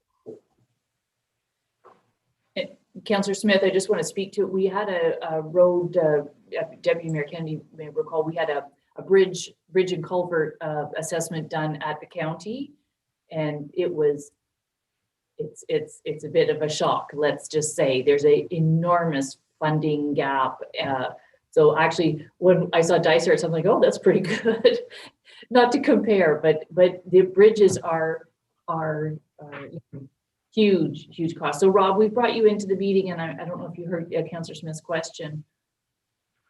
Yes, I did. Thank you, Madam Mayor. Yeah, the short answer is no, there's no immediate safety concerns. And Peter was correct in saying we rely on the biannual inspections to identify any immediate concerns. Basically, the lower the BCI, it just equates to dollars and cents. If it's, the lower the BCI, it's going to cost more to repair. Yeah. Right. Okay. I just, from a public point of view, I think it's critically important that the public understand the bridges are inspected every 2 years, as I recall, by qualified engineers, and any safety issues or conditional issues that are likely to create a safety concern within the short term get identified there. They get dealt with, with immediate or near immediate, so that the classification of poor condition is impacting other factors in the short term, and only in the long term would it lead to a safety issue if we didn't deal with it. I just think that's important that we get the public understands that. Is that a fair summary? Yeah, I think you captured that. I know you have other questions, but I'm going to turn, just if you can hold that, and then we'll turn to Councillor Clark. He was next, and then Councillor Smith, if you have a secondary question, go ahead. So Councillor Clark. Yeah. Okay, Peter, thank you for your presentation. What you've outlined is just the range of services and facilities, infrastructure that we've got that enable us to operate as a community. And what you're doing is looking, very much, you're providing us a bit of a roadmap in terms of where we're going and what we're going to have to maintain, as opposed to the day-to-day operations, as Mr. Smith was talking about. What my concern is we've seen a lot of change over the last couple of years, especially with COVID and the amount of migration out of the community, which will very much skew our need to provide everything from additional facilities to expansion on our waste treatment systems, that kind of thing. I know you probably started on this prior to COVID, but are any of those factors kind of rolled into what our responsibilities or what our challenges for this capital investment are going to be for going forward? That's a really good question. I think so. Certainly, with the asset management plan that's in front of you right now, it is largely looking at what the municipality will need to do to maintain and manage the assets that you currently have as they currently are in existence. I think the question of future, migration, resultant changes in population, as well as potentially future changes in the demographics of the municipality, that's something that's outside of the scope of the asset management plan. Typically, that would be addressed through various master planning exercises, for example, to determine what those future population or demographic changes may mean in terms of infrastructure improvements or just changes to the way that services are delivered. And at that point, being informed by the master planning type exercise would be also reflected within the asset management plan. Okay, thank you, Peter. Further questions from councillors? Councillor Smith, I know you had it. Yes, go ahead. Okay, thanks. Yeah, and Peter, as Councillor Clark mentioned, I think first off, I should have said I went to the bridge because of the critical safety consideration, but this is an excellent report. The 90-page detailed report that was given to us last Thursday night, I think is an excellent report and provides an outstanding roadmap, not only for dealing with tactical issues in the short term, but something that could give our residents comfort that we've got the financial wherewithal, or what resources we have the financial wherewithal to deliver in terms of assets and services in the years to come. Your report early on referenced the importance of establishing strategic priorities and ensuring that our investment in assets is consistent with that. And that's something that you would expect a council to do each year. Yes, I think it's something that would naturally evolve over time. To some extent, those strategic priorities are meant to be reflected within the levels of service framework. So starting to identify what are the critical service aspects that we want to measure moving forward to understand whether, as an organization, as a municipality, we're providing a level of service that's consistent with what the community expects or with any regulatory requirements that we may be faced with as well. And then on the other hand, I think it's also reflected that strategic prioritization within the tools that staff are using, such as the DOT software, in coming up with a list of priorities that they're recommending for the capital budget. So it's looking at, recognizing that maybe we don't have unlimited funding or unlimited resources to deliver everything or address everything in a single year. So there are tools that have embedded in them some level of prioritization that seeks to optimize the use of funds to try to work towards the level of service targets. Thank you. Now, Watson Associates, I'm sure, has done many of these asset management plans for municipalities, and each would be different. But as you look at our situation compared to with other municipalities where you've completed this kind of planning exercise, how do we stand? Are we kind of typical, or do you just see us to be in better shape, worse shape? how would we compare to other municipalities of similar nature? Doesn't matter how we look like compared to the city of Toronto, but to other small communities, where would we stand?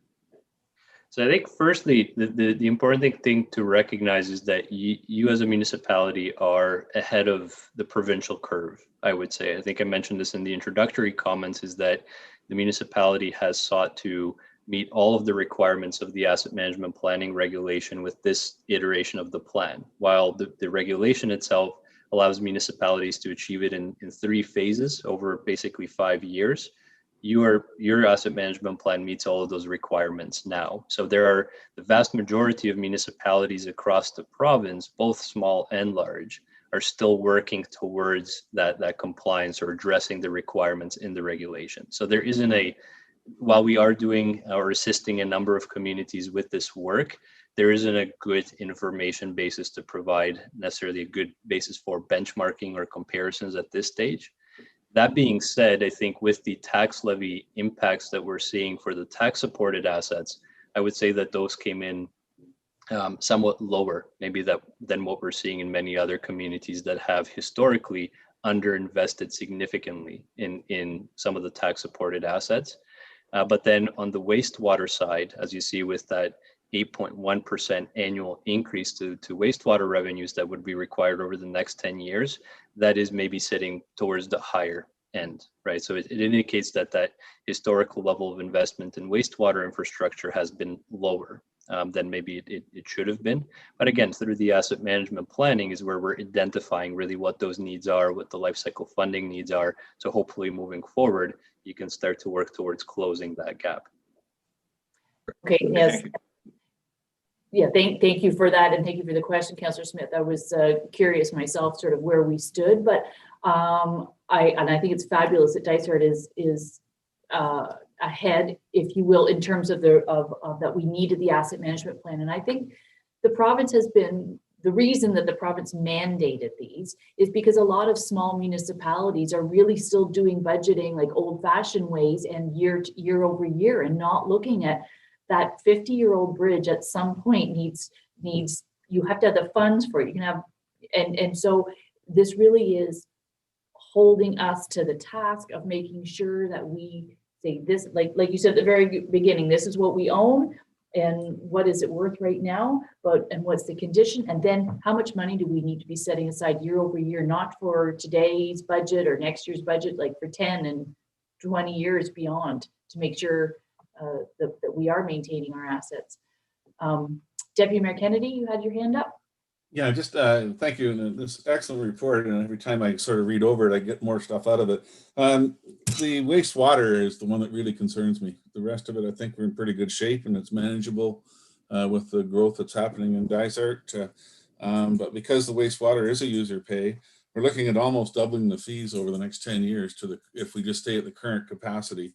If we were to add, is that probably the best tool going forward, is to add more users to the system to bring the per unit cost down? If we were to expand the line and or bring on another 100 or 200 users, would that help diminish that 8.1% down a little bit anyways?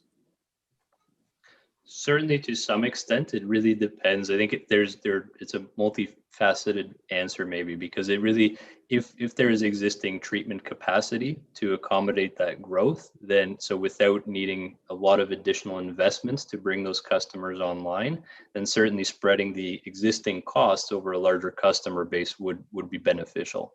But if the municipality would have to make significant investments into expanding treatment capacity, for example, or just extending servicing to a certain point, maybe adding pumping stations in the process and so on, that itself adds life cycle costs of the additional infrastructure as well.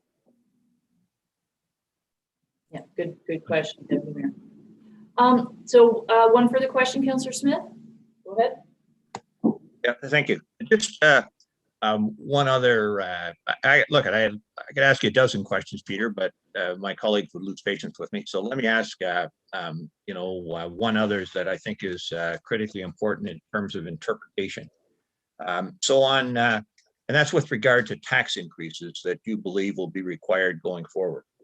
On page 4-5, You referenced the 3% and the fact that 1.3% of that is going to be addressed through growth, and therefore we'll need a 1.7% increase annually for the each of the next 10 years, 2021 to 2031, and then it actually goes down a little bit beyond 2032. And you say there, the statement that I read there says that taxation impacts identified above include inflationary adjustments to the municipality's operating costs and revenues as identified in the 2021 budget, blah, blah, blah. That suggests to me that, the operating costs, which would include a labor expense and would include a utility cost, for example, that we can cover inflation-related increases to those expenses with this 1.7% increase that you referenced. Is that correct? Yes, that is correct. We do, for completeness, when doing the financial strategy in the asset management plan, we do look beyond just the capital costs. So we do incorporate the operating expenses. The caveat there is this is not a long-term financial plan. It is an asset management plan that really is focused on the capital side. So for purposes of forecasting operating expenses, there's a very general inflationary adjustment that's incorporated of, I think, 2% annually, which would just keep pace with the consumer price index. But for things like you mentioned with labor costs, some of those maybe being under union contracts or even otherwise, those may be growing at higher rates than 2%. So that really would be the role of a long-term financial plan to look at that operating aspect in a little bit more detail. But assuming that it does grow at just 2% annually, then yes, that would be accommodated within the proposed 1.7% increase. And so if we hold our labor, salary increases to the rate of inflation, the 2% that you're currently identifying, and we don't add any additional new services, we don't increase our employee count, for example, because that would, be only required to deliver new services. We therefore could hold the tax increase to that 1.7% level based on your projections. That's also assuming that all the other non-labor costs, such as energy and maybe external contract costs for services that are contracted out, would also not increase at a higher rate than 2%, which is maybe a strong assumption to make. And the other important thing to keep in mind with staffing is that it also needs to be ensured that the staffing levels you have can look after the life cycle activities that need to be to actually deliver the asset management plan, right? To make sure that it's all being delivered. So hopefully that answers the question. So some of the investments that our assets are going to require in the years to come could be performed by our own staff. It doesn't all need to be outsourced to contractors, right? Potentially, yes. It's a balance. Yeah. Yeah. Okay. Thank you very much. Okay, thanks, Councillor Smith. And it's a multifaceted thing because we make other decisions. This is of the assets. There's other things that we do. And so for instance, how much taxes are going to increase over the next few years are dependent on, say we want to provide more services in recreation and we want to hire another staff member for that. It has nothing to do with assets, that's a service. So there's a lot of things involved there. This is for this. I have a question quickly to Barbara, and then I think we're ready to maybe take a 15-minute break till our next delegation. So we talked about having an annual review and then a 5-year actual update of the plan. Barbara, is that something that you'll put in your sort of work plan that once a year you would report back to council? Say if this is May, would you report back to council next May or June and say here's a review? Yes, yeah, that would be the process. Great. Sort of an annual recap, and if our strategies are working as we had intended, and then we'd have the extensive review every 5 years.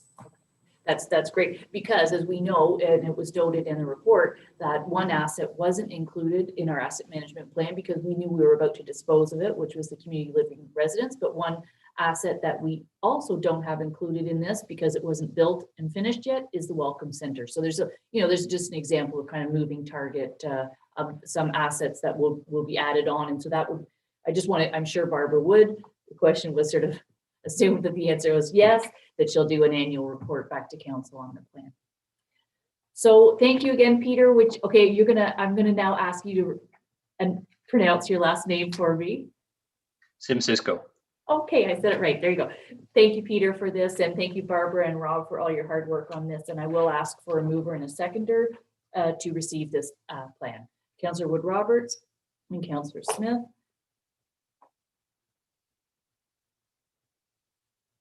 Be it resolved that council acknowledges receipt of the presentation of Dysart's asset management plan by Peter Simcisco from Watson and Associates Economists Limited. And further, that council accepts and passes the final Dysart et al. Asset management plan as presented. All in favor? Excellent, that's carried.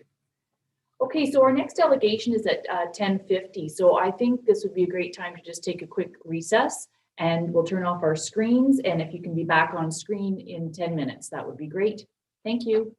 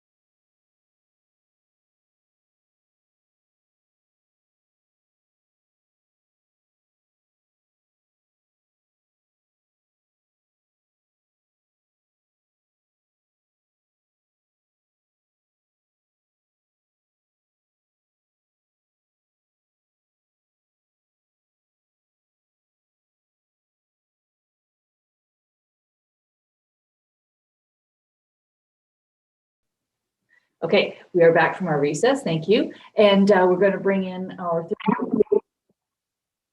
third delegation today. And this meeting is being recorded. If you didn't hear that, yes, it is. So we'll just wait till our delegation comes from the Sports Hall of Fame, Halberton Howland Sports Hall of Fame.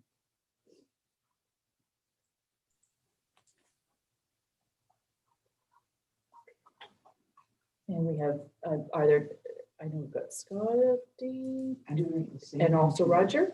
They're together. They're together. Okay, so we'll just wait, Scotty, to turn your screen on so we can see you.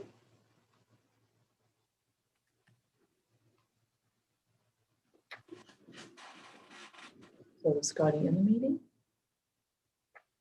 Showing him.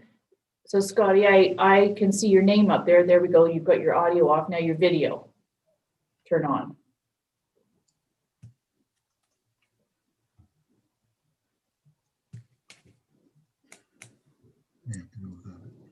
Can you hear me? We can hear you. I'm just waiting to, it might be at our end that we need to be able to see you. But if you can just, oh, now we can see you. Go. I see Roger in the background there. Okay, so pretty much everybody knows Scotty LaRue, I hope, and Roger Trull is there beside you.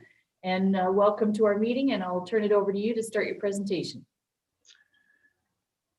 Thanks, Your Worship Roberts and honored councilors. We'd like to give you a presentation on the latest aspect of our project, the Haliburton Highlands Sports Hall of Fame. We have been working on this now for going on 3 years, and we're happy to say that things are progressing very well. And there's some explanations of what we want to do, what our final results should be. And I can start at this point. I know your people are busy. We won't keep you too long. As we go along, if you have a question, just mark it down and we can answer it at the end of the presentation. I'm going to do the first part of the presentation, and Roger Trull is going to take over and do the second part. So the first part that we are going to talk about are the categories of who gets elected or who is inducted into the Sports Hall of Fame. To be considered for admission to the Hall of Fame, athletes must have been a resident of Haliburton County for a minimum of 5 years before or during their sporting accomplishments. An individual connected with any sport who has attained significant recognition and or fame in or for the Haliburton Highlands over a period of 5 years or more is eligible. An athlete must have been retired from active participation in the sport or sports for which they are nominated for a period of at least 3 years, or still active, have attained the age of 40. Now we go to the builders. These are the categories that people can be nominated under. The first one we're going to talk about is the builder. The builder shall include individuals who have made a major contribution to the development and advancement of sports in the Haliburton Highlands, or who have brought honor to the Haliburton Highlands. Builders shall be eligible at any time. There shall be no waiting period for this category, even though the nominee may still be active in the role or roles for which they are nominated. To be considered for admission to the Hall of Fame as a builder, the individual shall have worked in the sport or sports over a period of 10 years or more, and shall have been considered outstanding, whether this be in the organization of leagues and facilities, keeping a team or league active, or having a high degree of success in coaching or managing teams or individual athletes. Examples include, but are not limited to, league or team officials, referees, umpires, sponsors, executives, and trainers. Now we move on to the teams. A team shall include any team based in Haliburton County or any municipality within Haliburton County. Minor sports teams, high school teams, junior sports teams, and adult sports teams competing at any level are eligible for admission to the Hall of Fame. To be considered for admission to the Hall of Fame as a team, the team shall have achieved a high degree of success at the local, district, and provincial level. Team success at the regional and particularly at the provincial levels are notable. However, teams which have had a long period of success over many years at the local level should also be considered. Teams shall be eligible at any time. There shall be no waiting period. We'll switch to the next guy.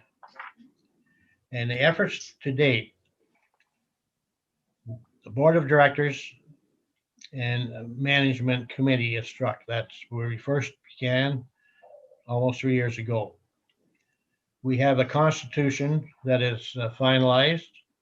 We joined the Haliburton County Community Cooperative. The initial budget was developed. and the first corporate sponsors confirmed. The date and venue for our first banquet tentatively booked for October the 23rd of this year.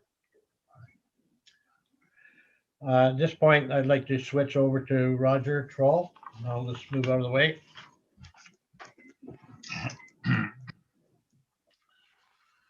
Thank you, Scotty. Thank you, Your Worship, members of council, for this opportunity to bring you up to date on our efforts on the Hall of Fame.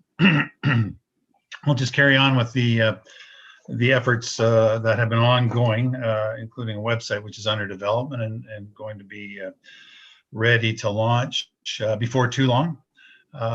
We were very grateful to receive a local initiatives grant from HCDC. We created a nominating committee outside of the body of the central committee that's been sort of working on this, as Scotty said, for the last 3 years or so. And we've been doing some initial display design for the hall itself. Okay, we can go on to the next slide. So in terms of next steps, I should mention that June the 7th is when we're going to announce publicly the first group of inductees to the Sports Hall of Fame. And as you'll certainly see when the inductions occur, we spent a lot of time ensuring that those people being recognized are very reflective of multi-sports, of locations around the county, of backgrounds, and we're really proud of the group that's going to be announced June 7th, and I'm sure you will be as well. We're going to expand our membership of the board of directors going forward to ensure that it's more reflective of the makeup of our community, which we recognize it isn't fully at the moment, and that's a priority for us going forward. We're going to start and complete the arena auditorium renovations, the stage area, and we want to thank Dysart and Your Worship, through you, to the Deputy Mayor Pat Kennedy, who's been a tremendous help to us all the way through this process, and we really appreciate the support of everyone as we try and move this forward. We'll do another media launch after June 7th to launch the website, and of course on the 7th you'll hear about the initial group of inductees. And we're doing ongoing fundraising within the community, and the reception has been extremely positive. I don't think Scotty and Don Popple have been out and about, and I don't think anyone said no yet. So we're very grateful for that, and that's going to allow us to do a number of the things that we'd like to proceed with. And so again, thank you for your support at the municipality, and in particular when we go out to raise money, it's been very important to be able to provide a charitable donation through you, and we appreciate that very much. Okay, we're not asking for anything today. Actually, we just wanted to bring you up to date on where we were and get you excited about June the 7th for our announcement. And hopefully everyone will also mark October 23rd in their calendars, when we'll hopefully, COVID willing, be able to have an in-person large event we're hoping to do at the Pinestone to recognize this initial group of inductees. Believe that's our presentation. We'd be happy to take any questions that you might have. Okay, well, thank you, Roger, and thank you, Scotty, for that presentation. I met with Scotty early on in 2019 here in the council office, and he brought me up to date on, at that point, what your group had been doing. You were not under the Haliburton Co-op, which is fabulous, so you can be insured and all of that. And but I did punt this one over to Deputy Mayor Kennedy. I have to say, I'm like, I think this is out of my, not that sports isn't my thing, but it's nice that Deputy Mayor Kennedy stepped up to the plate, and I know he's been participating in your regular meetings, and this is fabulous. So maybe I just open it up to him for comments first, and then we'll open it up to the floor.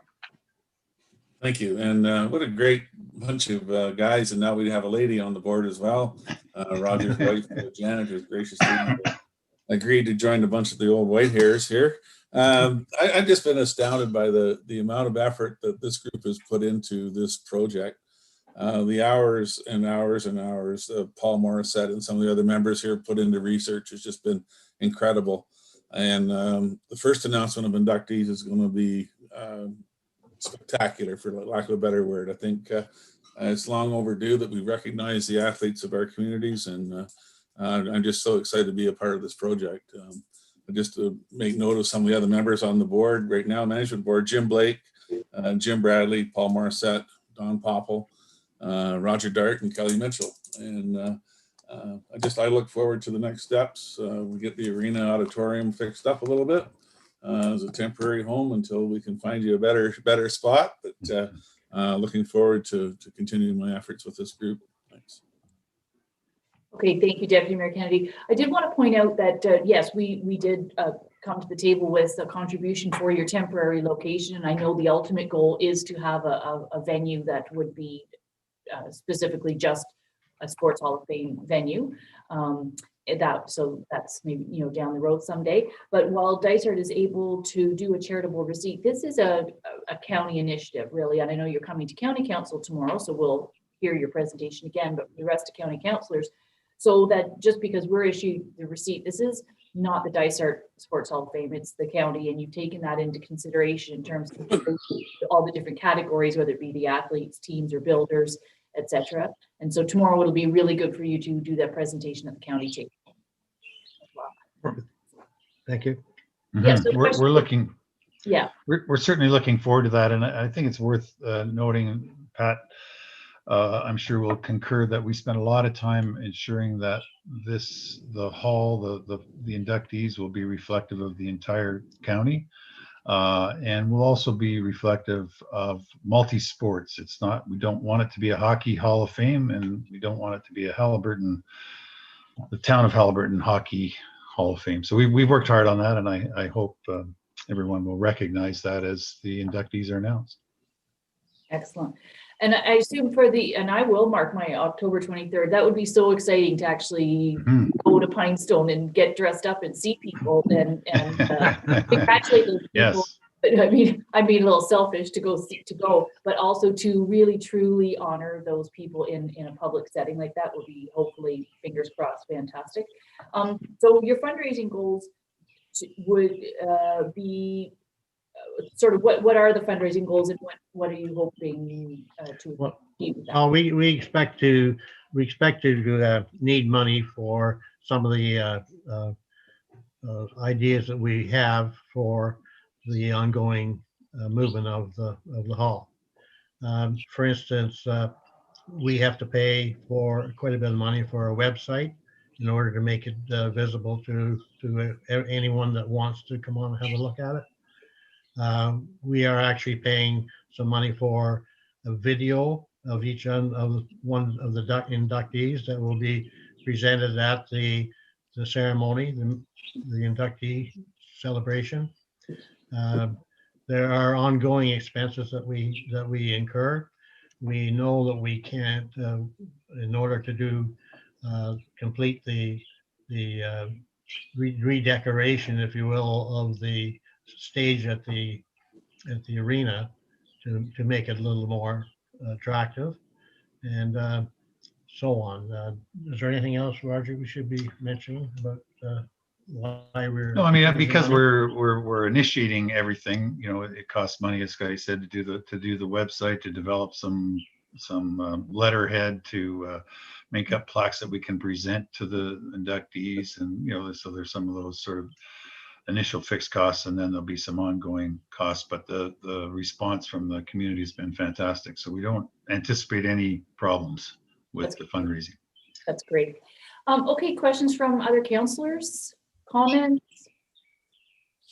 Councillor McKechnie, I should say. Councillor McKechnie? Yeah, Raj, I don't think you're going to have to rush. I think you're going to be able to make the tee off time. Oh, thanks. Thanks, Scott. Thanks, Walt. Who would have thought? First time. Good job, guys. Really great job you're doing. There's so many great athletes that not just hockey players come out of Haliburton and the county, and especially our village. So it's going to be an awesome Hall of Fame, and I look forward to it. Thanks, Great. Walter. Thanks, Walt. I think Deputy Mayor Kennedy had one more comment before we say Yeah, goodbye. I think it's fair to mention the first two corporate sponsors who were first to step right up and without any qualms and full support. It was Minden Subaru and Curry Chevrolet are both first two major corporate sponsors. Hats off to them and thanks. And also some of the other costs are going to be the display cases that are going to be have to be handmade. And I've seen some of the first go rounds of the drawings of them. It's going to be a real asset to the community. So the fundraising efforts go on. And because if there's any questions about why Dysart is able to give the tax deduction or the tax receipts, is because it's actually on a municipal property. So Barbara has graciously looked at the rules and said that we could offer that service. So thanks to Barb for that, and to Dysart as well for being. It's been a big help, I know, for Scotty and Don. Sure. We appreciate that, Pat. Thank you. And just for your volunteer time, all the Scotty, you and Roger, but all of the committee that Pat mentioned, or Deputy Mayor Kennedy, pardon me, mentioned earlier, you guys have been at this for 4 years or something like that. So, you know, it's like the little train, the engine that could. It sometimes takes a long time to get through those hurdles and wrinkles and how it's going to look. But I think the train will be out of the station on June 7th with those announcements and excitement for the October event. And so good luck and thank you both. Thank the rest of your committee. Thank you for your time. Thank you for your time, Your Worship. And okay, do a resolution to receive the update. So moved by Councillor Donaldson and seconded by Councillor Smith. Be it resolved that Council acknowledges receipt of the status update on the Haliburton Highlands Sports Hall of Fame from Scotty LaRue and Roger Trull. All in favor? And that's carried. Thank you, gentlemen, and good luck. Thank you.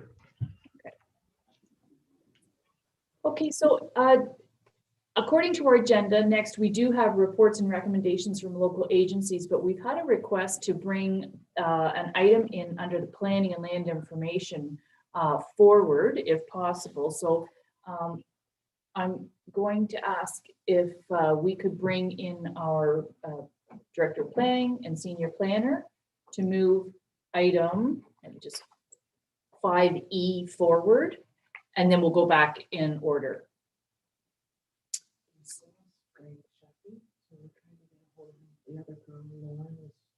Sorry, just, yep, coming. Okay. Oh, well, that's there now. It's done. No. Well, we asked to move things forward. I'm just looking to see, I do see a Director of Planning was, and there's our Senior Planner, Chris, is coming in. And so we're moving, what the item is the site plan agreement for Haliburton Lumber and Enterprises. And we're just gonna wait, there's Lauren. And we're just waiting for one other, while they're not delegations, necessarily, we did feel that it was important to have them in. This is a large site plan, and there might be questions through councillors or from staff that they'll be able to answer. And what I think we'll still start, even though we're waiting for Greg Sheffy, with the file. So I think what I'm going to do is this over to you, Chris? Are you taking this? Yep, that's correct. I can go through the staff portion of it, and then we can zoom into a conversation if required. So this is for the lands of Haliburton Lumber. So it's great to see these things coming through with expansion during this time. So certainly staff support this. Just as per our report, we just have some discussion possibly just around a couple of items. So although there was no circulations requirements in the Planning Act for the site plan agreement, the proposed site plan was circulated to the appropriate internal and external agencies as per the municipal policy. As the property is adjacent to the County Road 21, the County of Haliburton Public Works has provided the following comments. Their main concern are with formalizing existing conditions regarding the parking on the county's right-of-way, which may require a road occupancy agreement. Existing entrances, which were the approved entrances or permit, and that the entrances to be in accordance with the traffic corridor assessment study along County Road 21. The applicant is to work with the County of Haliburton to address these comments. So the applicant, or I should say the owner and the consultant are aware of these and are currently in talks with, or in discussions with the county regarding these items. Just a brief outline of the proposed is that the owner wishes to construct 2 new additions to the main building of the Haliburton Lumber Enterprises Limited to further expand their retail and retail storage space on the subject property. The property is subject to the site plan control as mentioned with the site plan agreement, which requires that all proposed commercial developments shall enter into a site plan agreement with the municipality.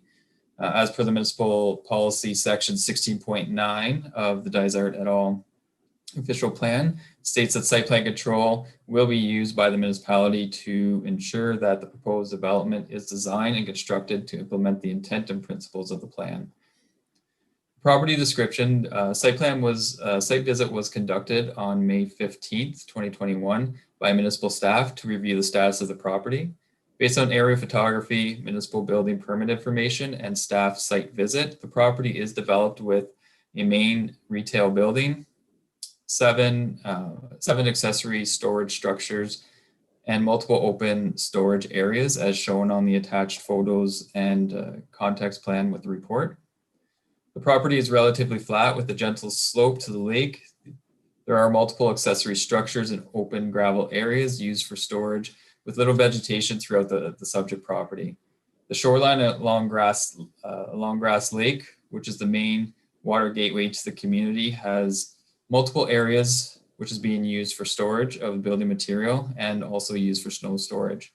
Staff had concerns with possible snow clearing from the subject property into the lake and with the product storage within this area as a shoreline which may cause a negative impact to the lake and water quality.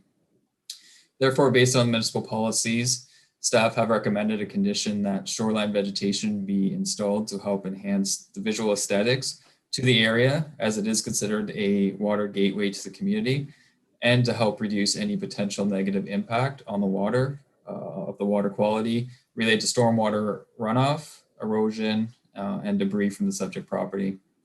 Based on the site visit conducted on May 15th and discussions with the owner, staff do understand it may not be feasible to revegetate the entire shoreline adjacent to the subject land. However, there does appear to be some suitable areas that would be ideal for further enhancement of the shoreline. Staff have provided photos for council's consideration and look for direction related to the shoreline vegetation buffer. Further, based on the municipal policy, staff recommend further articulation to the building facade facing County Road 21. Staff have provided some options within the report of masonry and wood articulation and look to council for further direction related to this item. And again, I believe the applicant and consultant are with us today that we could have a discussion around those items. It is staff's opinion that the implementation of the proposed conditions of the site and the site plan as submitted will be consistent with the provincial policy statement, generally conforms with the municipal official plan, meets the intent of the zoning bylaw, is appropriate and represents good planning. However, staff again look to council for direction related to the items for the shoreline vegetation buffer area and the building facade facing County Road 21, and happy to address any questions at this time. Okay, so just a quick question in your comment regarding the road occupancy agreement with the county. That isn't a condition of our site plan. That was a comment from the county. They would have to follow up themselves with that, or is that? That's correct. They'll be following up with the county to ensure that they address the county's concerns with those items. Okay, so we don't put it in as one of our conditions. Your photographs at the back of the package item shows where some shoreline vegetation may be possible and other area maybe not so much. So I think we'll have to do it. The resolution does say to the satisfaction of the municipality, and I think it's just to show, there's a couple of little areas where they may be able to do something. That's correct. And those can always be added to the site plan as well. So whatever is agreed upon could be added to an updated site plan, which then is provided to staff to include into the site plan agreement. So through this discussion, if there's a certain area that we say, okay, it looks like there are some areas that could be, or this area does look to be the best suited spot for some revegetation, that would be an opportunity. And then we would just add it to the site plan to show that this is an area. Further to that, I know that the owner had provided some concerns as well, that if they were to plant in this area, but each year everything keeps dying, are they held to that through the agreement? And I would say that, we can try with the articulation or at least the positioning of these vegetation. And if they aren't taking due to whatever circumstance, then that's something that we can obviously look at and say, well, it's not working. So, but I'll leave that up to council to have the discussion. Yeah, that's a good point, because some things might just not grow. There's a little bit of clay and a little bit mucky, but Greg, you are on the line, and Lauren, I take it you're the designing for this, or so what I thought I would do is maybe just see if you've heard the report from Chris, if you wanted to add to anything. Let me just first off say congratulations that you need to expand, because the building industry and has never been busier here in Haliburton. So I think this is good. And I know I boat through there myself quite often, and for a lumber yard, it's pretty neat and tidy most of the time at the back. As Chris said, it's like a boating gateway. So most times you don't always see the person's backyard, but in this case we do. So I'll congratulate you on keeping it pretty tidy most of the time. So Greg, do you want to comment on anything that Chris has said? Yeah, thanks, Andrea, for your comments. So first of all, we're very excited about potentially expanding here. Looking forward to that, to better serve our community. In terms of the vegetation buffer, Chris makes a lot of great points. And I have to say that, of course, I'm a member of the community, a business member that relies on cottaging. The lakes are very important to me. I also live on this lake, so I consider myself a lake steward and have a personal investment with respect to that. So what I would like to ask council to consider is in the language, it talks about a vegetation buffer along the entire stretch of 3 meters. So I think that's indicated in scope of the agreement, section 1C.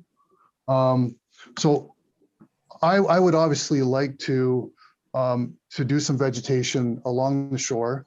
Some areas are more hospitable to vegetation than others. Some parts, water fluctuation or what have you, doesn't lend well to long-term sustainability. There is some areas that I would like to do. Promising 3 meters might not be possible or probable. So what I was hoping was along the westerly side, close to RPM, do some work there. On the easterly side, closest to Patient News, do some work there. Attempt things in the middle area. Chris's photograph number 4, some grasses, things of that nature. 3 meters might not be possible, but certainly would like to do something. If the language could be considered to be changed to, if you look at 1C, if it could be considered, instead of a 3 meter vegetation buffer, simply a vegetation buffer along most of the subject lands. Yeah, and I can just, sorry, and I can just note to that in the agreement, we did sort of update a bit of the report, and the agreement is still open to allowing for that wording if required by staff or by council if agreed upon.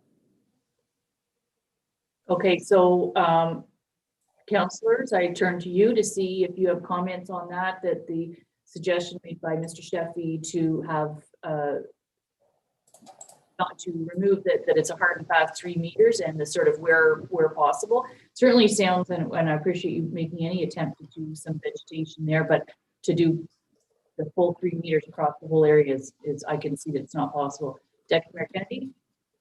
Yeah, great progress, Greg and company moving forward here. I support your the challenge that you're going to have with the fluctuating water levels. That any type of vegetation in that center section especially is problematic in the spring. And you've already recognized that you can do something close to patient news and RPM. And if you could just minimize the amount, I think the 3 meters is a good attempt, but I wouldn't want to hold you to it if you couldn't get there. So I would support any kind of a variance here that would allow you to maximize where you can and minimize where you have to, I guess is the way to put it. So anyways, good luck with this venture. Excellent. So is there general support from other councillors for Mr. Sheffy's suggestion to the change of the wording? I think just nods of the head, yes. So Chris, we would change that where possible. Yeah, that's correct. Okay, and then the further thing to discuss is the sort of the sod articulations, and I think you were very receptive to that anyway. Well, I would like to say that there is some wording that I was hoping that we could discuss. You know, I am biased. I'll be honest. I am proud of our building. I do like the stucco that we have at the top. The main part of our store, there is some masonry. The new structure we created last year on the west side of the property, we again maintained that stucco theme at the very top part of our building. Due to changes in availability, wasn't able to do masonry at the bottom part of that new structure on the west side of the property. So we did try to find a product that, in our opinion, matched well with the original part, the main part. We did choose some corrugated steel that the lower half of the building is utilizing. I think it looks pretty good, blends pretty well. The objective in replacing the middle section there, as you see in one of the photographs, is to create continuity through the entire front. So I am receptive to doing some other ideas, including wood. But in the language in your bylaw 2021-43, it talks about further articulation such as masonry and wood facade instead of corrugated steel siding. And I was just wondering if the wording could be adjusted there to say something like in conjunction with corrugated steel siding.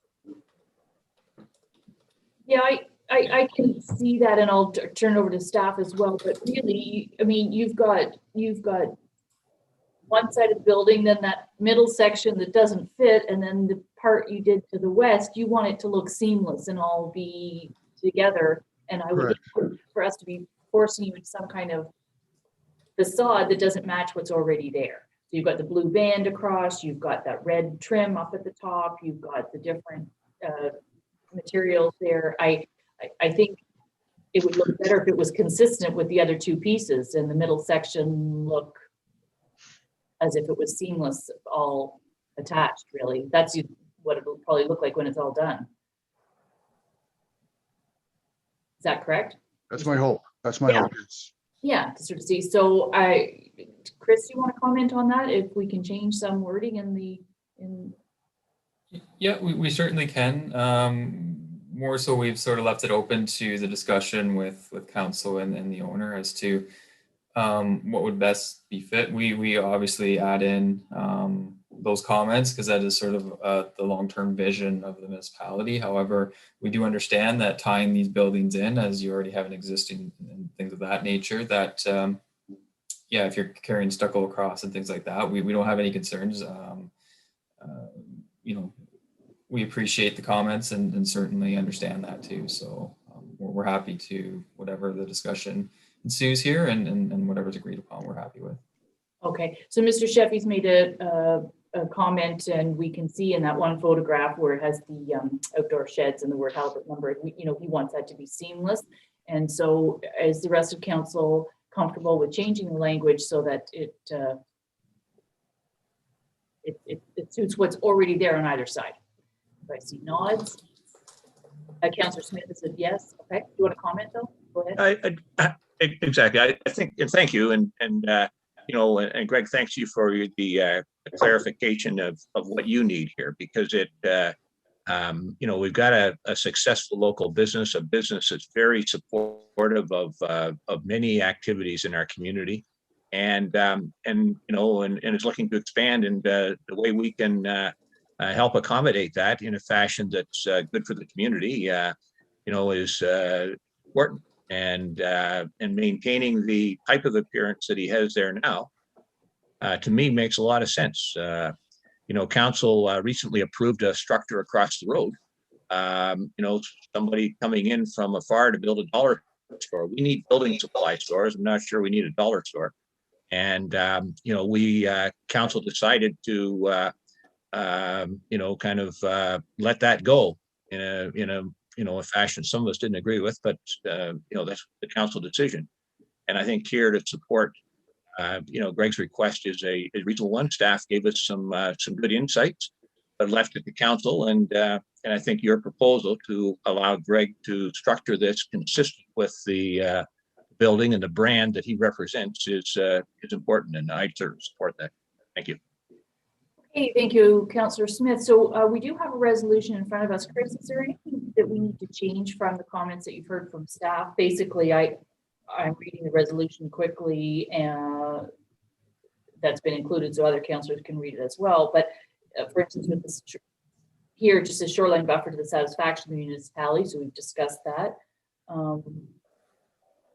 And is there anything in the resolution that I would need to change from the comments you've heard from councillors? I think a lot of it is directed towards wording, which I've written down here, so I certainly can update that. And it'll be, once we've updated that, we'll provide the agreement back to the owner to review and to their satisfaction as well. So we'll be able to update that wording if that's and we agreed upon it through council here. So I'll update that wording in the agreement and then provide it back to the owner. Okay, very good. So I do need a mover and a seconder for this then. Councillor Wood Roberts and Councillor Smith.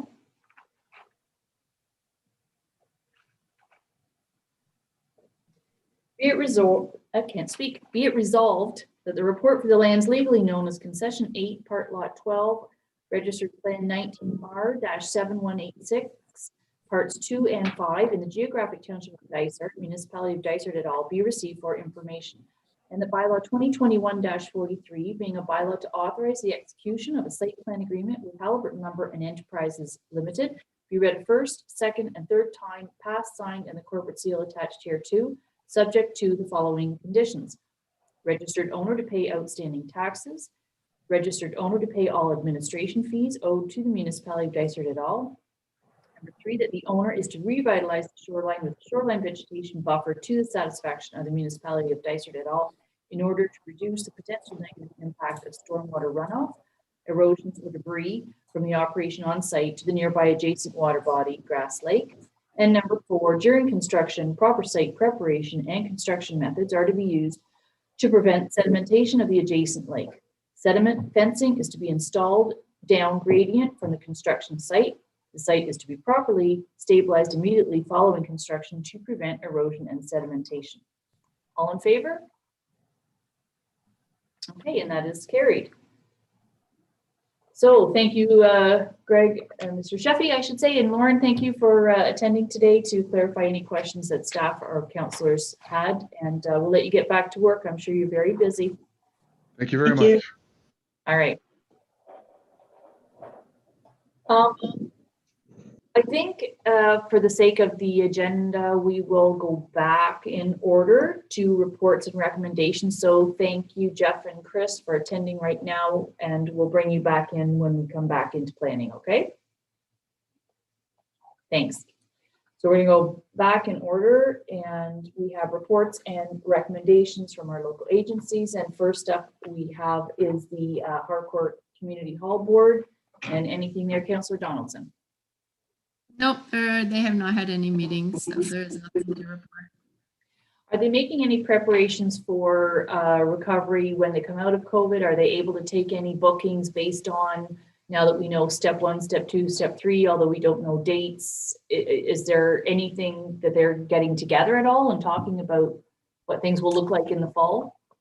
I haven't heard anything, but I can check in with the secretary and see if she knows anything. But her house is for sale, so I'm thinking that she's going to be out of here in a couple of months. So there might be a change of the board of directors. Okay. Well, you know what, you can only plan so much, but it's nice to have those plans. Not necessarily with dates attached, but when the province releases this, that, you know, this may happen, so that they're ready to take bookings. That would be great. So maybe follow up with that if you could. West Guildford Hall Board, Councillor Smith. Well, the same thing. We haven't been able to meet since our last council meeting when I gave you an update then. To your point, we have a couple of tentative bookings, but you know, right now with regard to you know, weddings and showers, the type of things that we normally would get during the summer inside, people are, you know, sort of on hold, waiting to see what's going to happen and when it's going to open. The one thing, maybe to staff, is there, we had talked previously a few months ago about some signage for the water out back that people could find, you know, where that drinking fountain is and the tap. And I thought that the Parks and Recreation is going to get signage for that. Is that in the works still? It's been on order for a while. We're just waiting for the sign manufacturer to get it done, and then it'll go up right away. I'll follow up right now though and make sure it's still on the list. Great, thank you. Okay, thank you for that. And let's certainly hope those community centers can get up and running sooner than later. That would be great. So next up we have Rails End Gallery, and that's Councillor Clark. Yes, we had a board meeting last week, and Lori has provided her report. We've had another little promotion item in the Toronto Star of Life section with regard to the craft activities that are happening in Haliburton County, so in Haliburton Village. So it bodes well for us. Spring programming is ongoing. We're doing a lot of online stuff in Zoom programs. Continuing to work with the youth center, you know, engaging community youth in art programs. Ukuleles and the drum guys are all still active in the community, so that hasn't gone away with COVID. You know, they continue working. Books and films, that's all working. Working in conjunction with the library and those other movies. And they're currently working on some of the gardens and that around the Rails End Gallery. So everything's moving as best it can in spite of the lockdowns, and looking forward to things opening up this summer. Thank you. Okay, and I see your AGM is on June 17th. So if anyone. Yeah, no, sorry, that's been moved. That's been moved out to September the 16th. Okay. Okay. Thank you. All right, so I do have a resolution to receive that report, and a mover seconder, please. Deputy Mayor Kennedy, and seconded by Councillor Wood Roberts.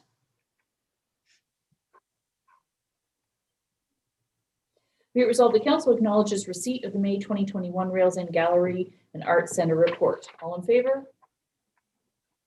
carried. BIA, Councillor Wood Roberts. BIA are plugging away.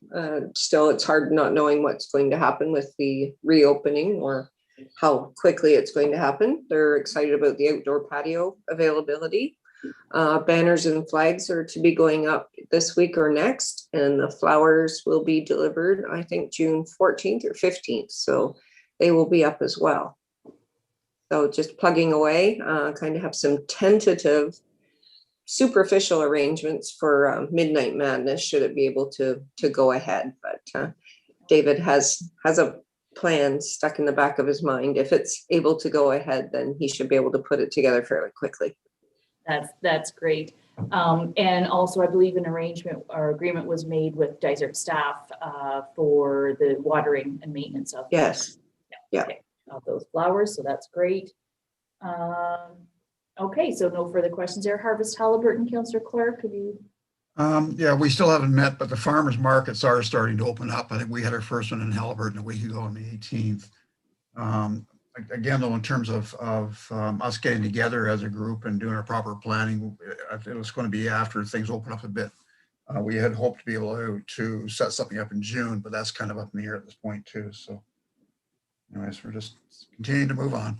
Absolutely, and your administrative support and whatnot through the health unit, they're a little bit busy. They're all deployed. Yeah. So, yeah, actually, that farmers market's going to be happening shortly today. Next is source protection planning. Councillor Smith. Oh, nothing on source protection. No. You did report on that last time. Upper Trent Water Management Partnership. That's Councillor Smith. Is that nothing? We have not met, no. No, I mean, it's very concerning. And I know if you watch things online, Mayor Moffat in Algonquin Highlands has been talking about the low lake levels. It really is Mother Nature. It's not a mismanagement. We just did not have enough rain and snow. And anyway, so it's funny, a couple of years ago, we're talking about flooding, and this year we're looking at mud flats instead of rivers. It's a little disconcerting, and when the system is not open yet, according to the stay-at-home order, but as soon as it does and the request for water happens, it's going to be interesting to see what happens. I believe the lakes at the headwaters, I don't know how's Kinesis Lake end up that way, like I think they're at good lake levels, are they, Councillor Smith?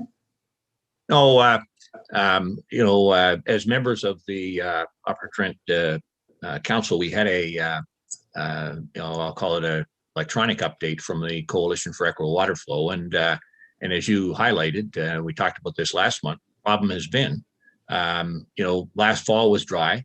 We had only about 3/4 of the normal amount of snow we would get.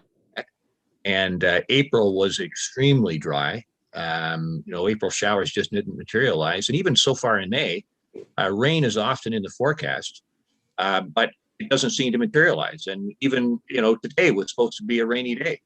We're supposed to be rain on the weekend. There's the odd isolated shower, but where we would like to get a half an inch of rain, we're getting a millimeter.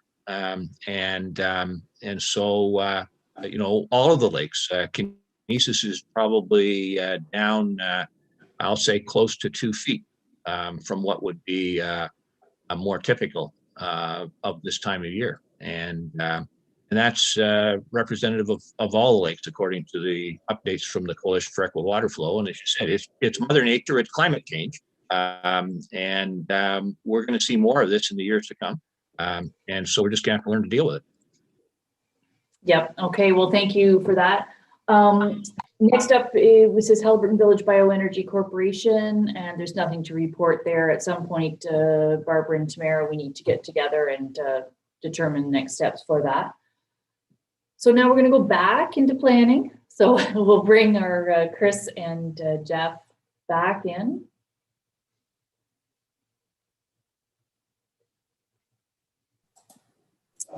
And the first item on our agenda under planning and land information is a report from Councillor Smith, who attended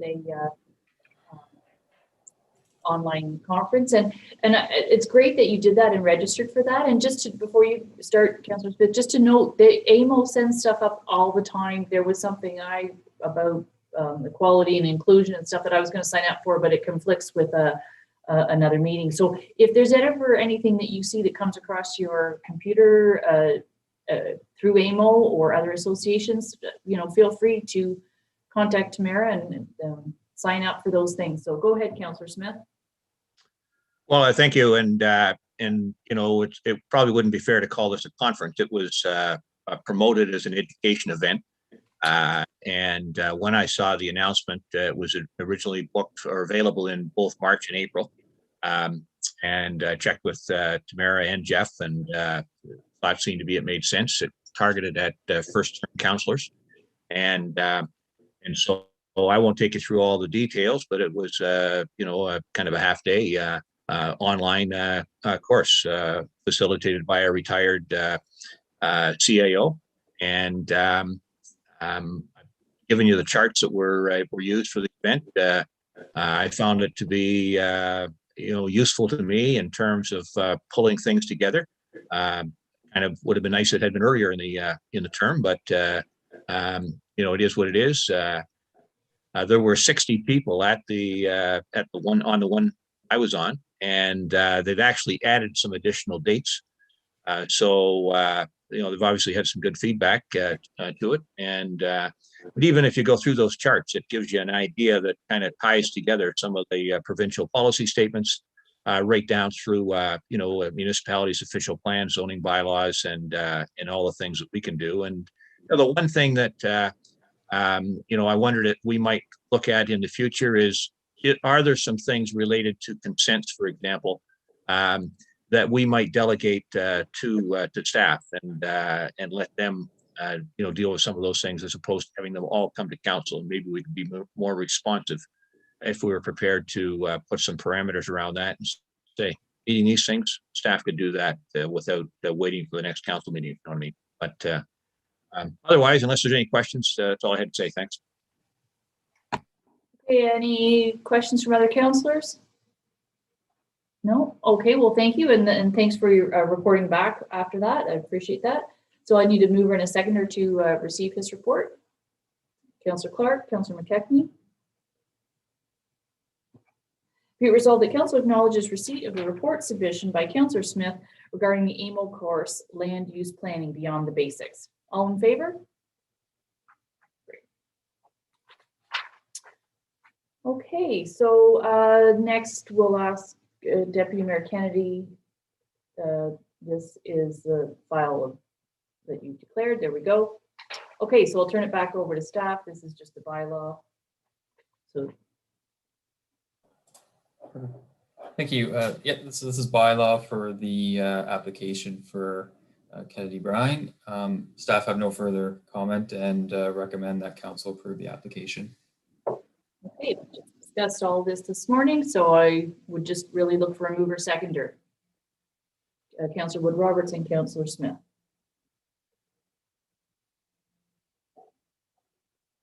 Be it resolved that bylaw 2021-40, being a bylaw to amend bylaw 2005-120 for the lands of Kennedy Brine, known as part lots 14 and 15 in concession 8, part of lot 14 concession 9, and further defined by lots 52 and 53 on plan 623 in the geographic township of Dysart, which would change the zone on the subject land from urban residential type 1 zone to urban residential type 1-7 exception zone, in order to permit a 2-story garage for storage on the subject property as identified by file ZA 2021-003.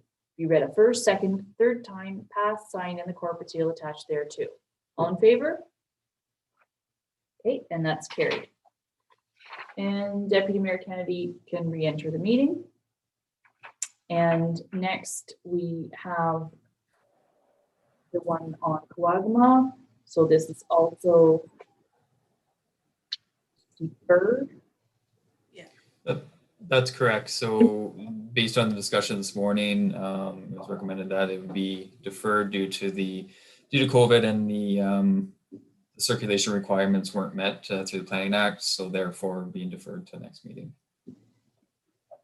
So through the clerk, Mallory, do I need to even read this? Because this is to pass a bylaw, so do I do anything? Yeah, you can call for mover and seconder to move to defer, because we're going to defer. Yeah. Okay, so I will call for the mover seconder then. Councillor Clark, seconded by Deputy Mayor Kennedy.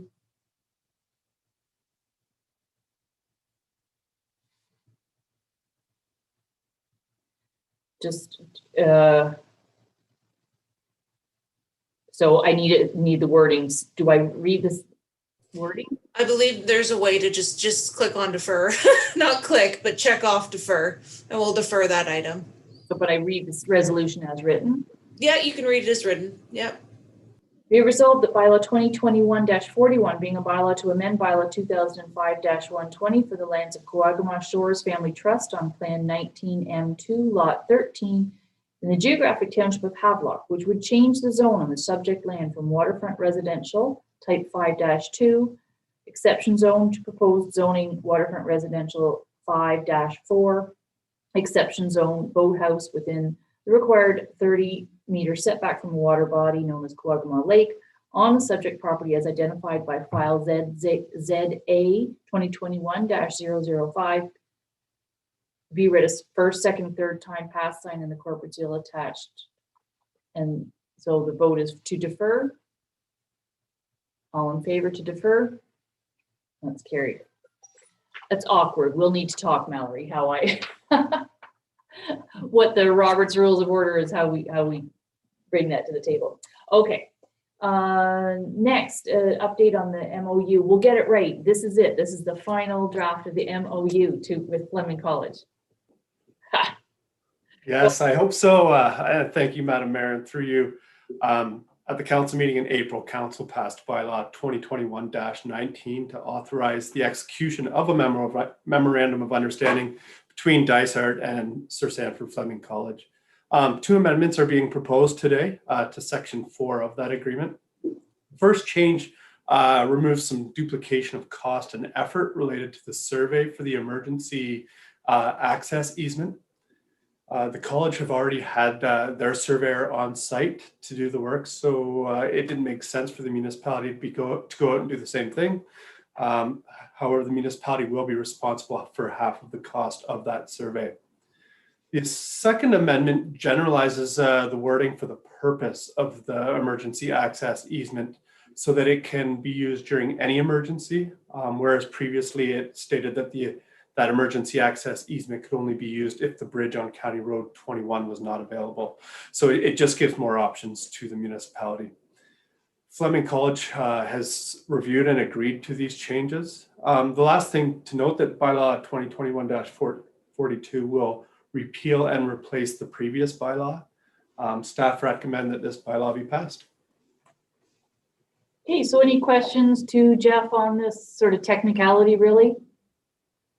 I'd just like to say that tomorrow the Board of Directors of Fleming College have a board meeting where they're going to be presented with drawings for the property, and I'm told by Susan Connor they're fabulous. So anyway, we've seen some rough floor plan type stuff, but keeping in mind that they know it's in a park, and also they're a college of known for their funky design. I'm excited to see what it looks like, and so they'll be receiving that tomorrow, and then we can keep this ball rolling. So that's great.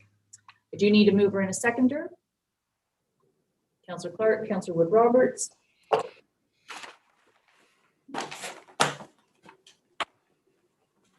Be resolved that the report pertaining to a memorandum of understanding between the municipality of Dysart et al. And Sir Sanford Fleming College of Applied Arts and Technology dated May 25th, 2021 be received.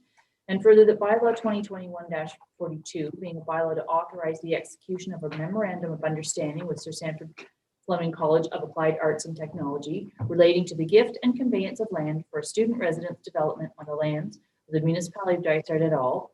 In part of lot 15, concession 9 in the geographic township of Dysart, be read a first, second, and third time pass sign and the corporate seal attached thereto. And further, that bylaw 2021-19 is hereby rescinded. All in favor? Okay, and that's carried. Excellent. Okay. Move along. Madam Mayor, Yes, sorry. ask a question, staff, not related to the MOU, but mentioned the board meeting tomorrow. Is there a timeline right now that, we might be having the public meetings and so forth related to rezoning and such to accommodate the college residents? Thank you, Councillor Smith. We don't have any timelines we can give you right now. I can attest to, as Andrea mentioned, that the college has been very busy behind the scenes, preparing their studies and their drawings and getting everything ready to submit. Having said that, we don't have an active application yet. Once we have that, then the timeframes will become more apparent. I think one of the things, Councillor Smith, is we have to actually transfer the land for them to take out an application for them. It'll be then on their site plan and their land. Is that correct? So however long that takes to transfer that land, is that correct, Jeff? They can't come forward with rezoning. Thank you. And I'm just trying to quickly open up that agreement right now because my understanding is. Yeah, the agreement says that they could do that while we still hold title. Correct, because council has allowed the college to act as an agent on our behalf for rezoning the portion of property that is on our lands. So yes, that's going to happen first. They want to make sure that the lands are rezoned first before that conveyance takes place. So council has previously given them the authority to do so. Sorry. I just think that, there's obviously lots of interest in the community and there are those, particularly the ski club and so forth, they're concerned and they want to know that they're going to have and when they're going to have a chance to weigh in on this. And so whenever we can give people a sense of that time frame, it would be good for everyone involved. Go ahead, Jeff. If I could just say one more thing. Once we do have an active application, Councillor Smith, we are going to send the proposal to the Glebe Park Committee so that they have that opportunity to review, provide comments, and then that can be submitted with the application to council and for the public meeting.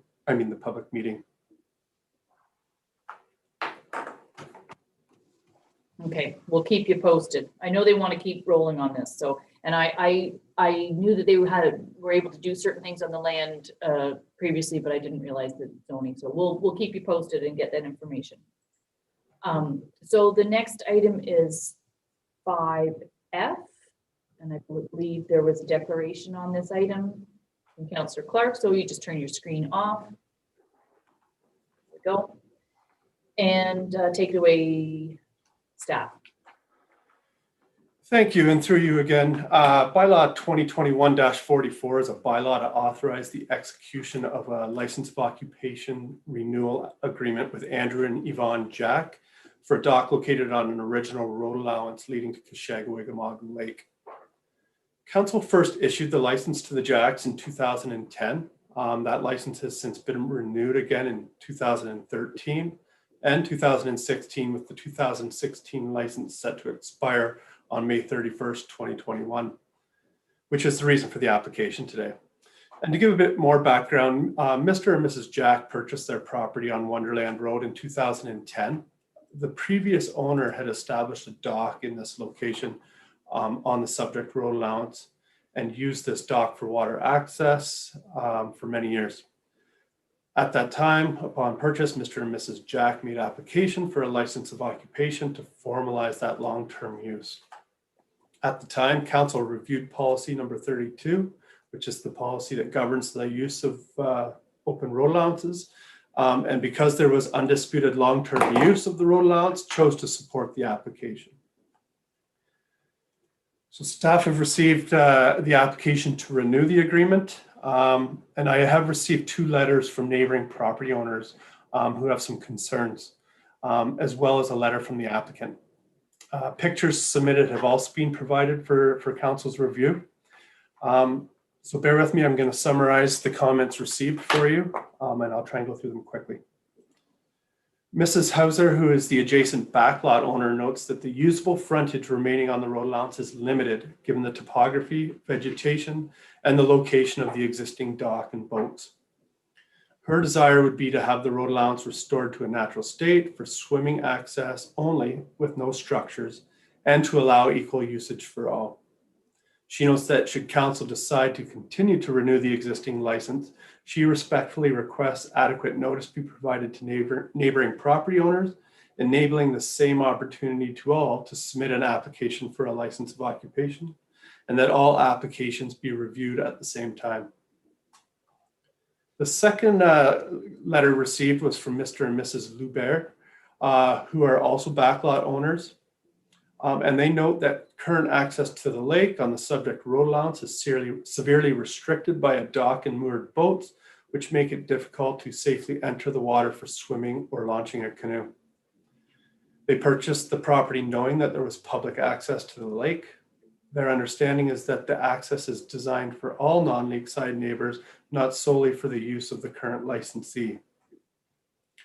In addition, on Friday, staff received further comments from both backlot owners, basically, this was not included on the agenda, so this will be new. They further note that should council decide not to renew the Jack's license, it would be reasonable to give them a 6-month time period in which to find a new location and to relocate their docks and land structures as well as their boats. In response to the letters from the public, which were provided to the applicants, Mr. and Mrs. Jack have submitted their own comments in support of their application. Mr. and Mrs. Jack note that the conditions related to the license have not changed since council considered the matter originally in 2010. The only change has been to the makeup of the neighborhood. Mr. and Mrs. Jack clarify that they maintain insurance for the license, which protects the municipality from claims of liability, and that this protection will be lost if the license is terminated. They note that the road allowance will still be used and the municipality will assume all risk if that were to happen. They further outline that the extent of which the dock installation reduces the natural characteristics of the 66-foot road allowance is about 12%. They have not removed any trees or vegetation other than trimming the shoreline grass and maintain the path by removing dead trees and leaves. They clarify that the usable area of the shoreline is about 26.5 feet wide. The remainder of the road allowance is rocky and tree covered and does not allow for pedestrian access. The 8-foot dock occupies about 30% of the usable area, leaving space for swimming, launching canoes, and other activities. 2 boats are moored to the dock and a canoe is stored on site. Lastly, they wish to clarify that they have never restricted access nor otherwise implied that any other members of the public cannot use the road allowance. And moving on, so staff have noted that as per the photos provided, that there are personal items being stored on the site, including a deck box, chairs, and a canoe. As per the agreement, the permitted encroachments were for a footpath and a dock only. So staff recommend the removal of any of the additional encroachments of personal items. Staff seek direction from council how to proceed and provide the following 2 options. If council wishes to approve the renewal, a bylaw and updated license agreement have been provided. The updated agreement includes the following items: a term of 5 years, which would expire on May 31st, 2026. An annual license fee of $500 per year. The permitted uses would be a pathway and a dock. And the insurance of $5 million required. And just to let you know that this has been increased from the previous amount of $2 million based on values required by recent applications. And I apologize, I realized the second option was not included in the published report. It was included in the resolution, but not the justification of it. So the second option would be to direct staff to engage in a public consultation process as requested by Mrs. Hauser. If council chooses this option, perhaps a letter to all adjacent property owners within 30 meters of the subject lands would be appropriate. This distance is consistent to the process if staff were to receive an application to purchase that road allowance. So that's about it. Staff are happy to answer any questions and request direction from council how to proceed on this. Okay, I am going to open it up to the floor and see if there's any questions, comments from councillors. This is a unique situation. There's a historic point element to this, and that's why the original license of occupation to the Jacks was permitted in, was it 2010? Sorry if I got my numbers wrong. Originally in 2010 for the historical use. The license is to them only. If they ever sell, it is only with the owners. It is not to the property at all. It is not encroaching on what the, other than if the canoe is removed, other people can still go down there and access the water. So like I say, a unique situation, but I'll turn it over to see questions or comments from councillors as to our Director of Planning's planners' questions and choices. Councillor McKechnie and then Councillor Smith. Thank you. I agree that we should renew the license, but we should make sure that all other property owners in the neighborhood are notified that they could exercise the same rights that Jacks would have. So that's what I would recommend. Thank you. Just to thank you, Councillor McKechnie. Just to qualify on that, the same rights as Jacks would have. They're the same right to get to the water, but the license of occupation is for that dock of where they're allowed to permit boats. We don't have room to allow another dock down there, so that would be the same rights as what the Jacks have. They have. Well, they might be able to put another dock, just like an extension onto it. I know that situation could happen out where I live. Okay. And it'd have to be the M&R, I believe. I think the M&R, if I remember correctly, would have to make that decision, and the size and everything like that. How many sections of dock would be proper. Okay, I just wanted to clarify when you said the same rights, is that's what you meant? Okay. That's what I mean, yeah. Okay, Councillor Smith? Yep, thank you. So through you to staff, I'm curious about this situation. I understand the historical element to it, but is this really any different than the situation we had earlier this year out on Long Lake, where there were out there, I think there were 4 or 5 people had erected docks on public property, on Dysart owned property. In this case, now the Jacks, got our permission, but effectively, it's people who don't have waterfront property getting waterfront access, if you like, and the rights to have a dock and store their boats. So is it effectively the same as Long Lake in that respect? Yes, thank you, Councillor Smith. It's very similar. There are some subtle differences. Going back to what the policy says, so the policy says that council would not typically endorse or permit a dock on a road allowance leading to water. With regards to the Jacks license of occupation, there is a section in our policy that said, and I wasn't there in 2010, so I'm not sure what evidence was provided at that time, but our policy does say that if the user can clearly demonstrate that those docks have been there since prior to July 11th, 1977, then council could consider the location of that dock subject to some criteria. So yeah, for anybody new coming to make a request to put a dock on that road allowance, it wouldn't necessarily comply with our policy. And it's similar to the one on Mink Road, where I don't believe they provided any evidence that it was there prior to 1977. But they were for docks on original road allowances leading to water. Okay, thank you. So, Madam Mayor, I struggle with this one in terms of why would approve it, and particularly on a 5-year basis. We've got a problem on Long Lake, and we gave those folks 1 year, and we said that we're going to look at this whole issue and make a decision as to what is fair to all taxpayers. You note from the information provided here, there's a waterfront property right next door to our road allowance.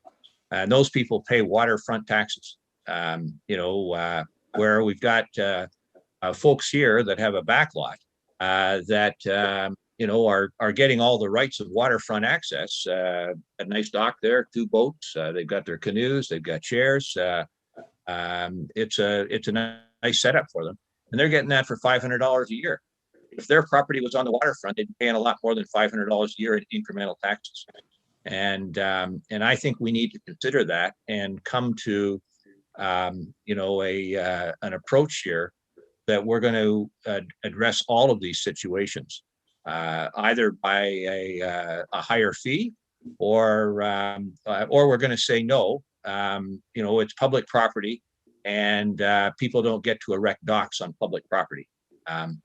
And I'm not here presupposing what the answer is, but we need to come to an answer. And so I wouldn't support entering into another 5-year agreement here. I'd be prepared to do the same thing as we did on Long Lake. Say, hey, we could see our way through to doing this for 1 year, and but we got to get that issue on the table. It'll probably take more than one meeting to bring it to a conclusion. We got to get this issue on the table, and we've got to come up with an approach that we're satisfied with, that can be applied to all of this public property and uses that public property across the municipality. So I'd be prepared to amend the motion and let these folks have a 1-year extension while we come up with the right answer. We're not going to get that today. The current agreement expires May 31st, so basically next week. Maybe the right answer is they need to go to a marina and pay that business to store their boat the same way most other people who don't have waterfront property do. Okay, and That's my perspective. Thank you.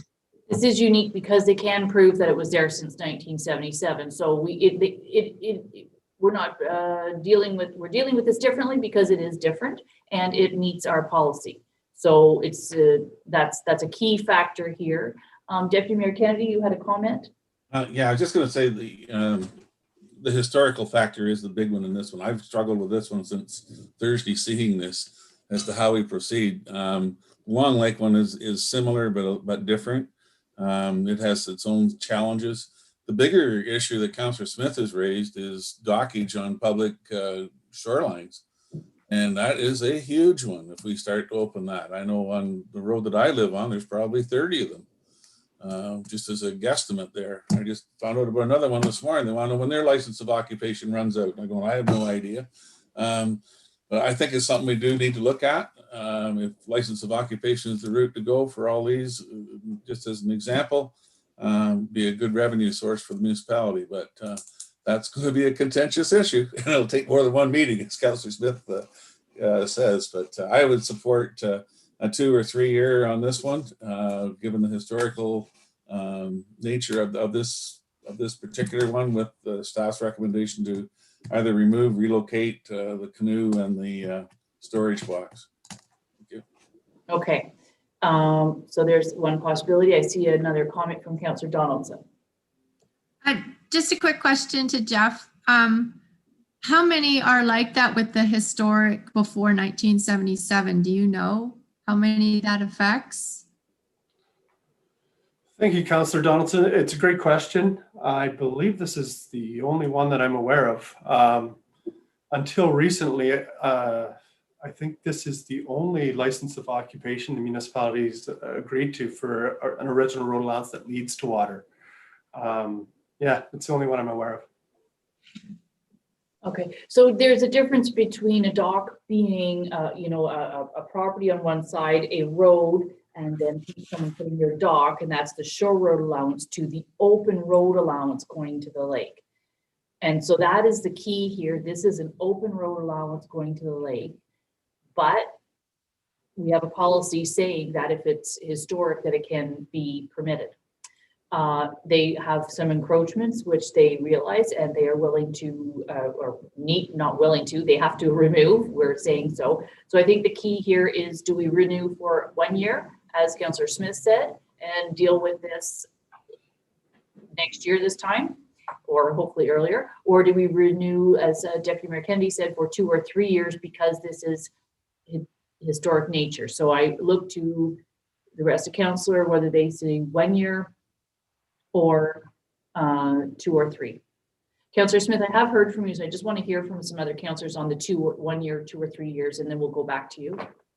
Councillor Wood Roberts, go ahead. I would tend to agree with the 2 years, and by that time we can get, some statistics and make sure that we can have a policy or a bylaw that we can actually enforce. We are enforcing it right now. Like I said, because we have a policy that says we can do this. Like but we may change our policy. Someone else want to comment? Councillor Donaldson?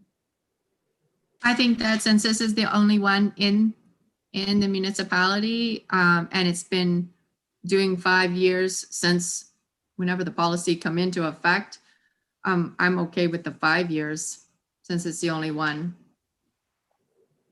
And like I said, keep in mind, this goes to the person, not the property.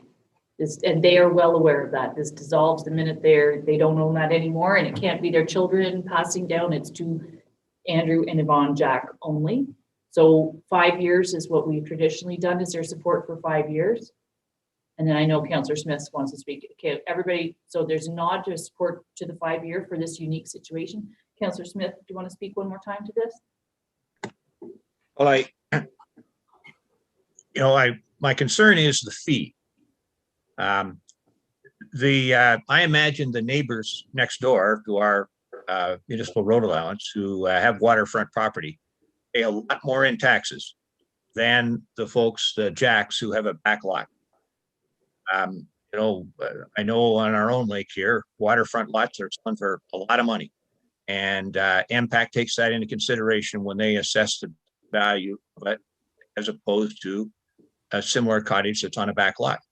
And I imagine that that's going to be part of the decision that we come to in terms of making how we're going to approach this situation on Long Lake and the other places where people want to have a dock on public property. So my concern with locking this thing in long term is we give them this thing at $500, and then we decide, well, this could be a good source of revenue. And in fairness to all those taxpayers who do have waterfront property, if somebody else wants similar rights, they're going to have to pay, let's say, $2,500 a year, as an example.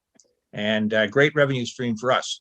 And also fair to the taxpayers who are paying the premium rates right now for waterfront.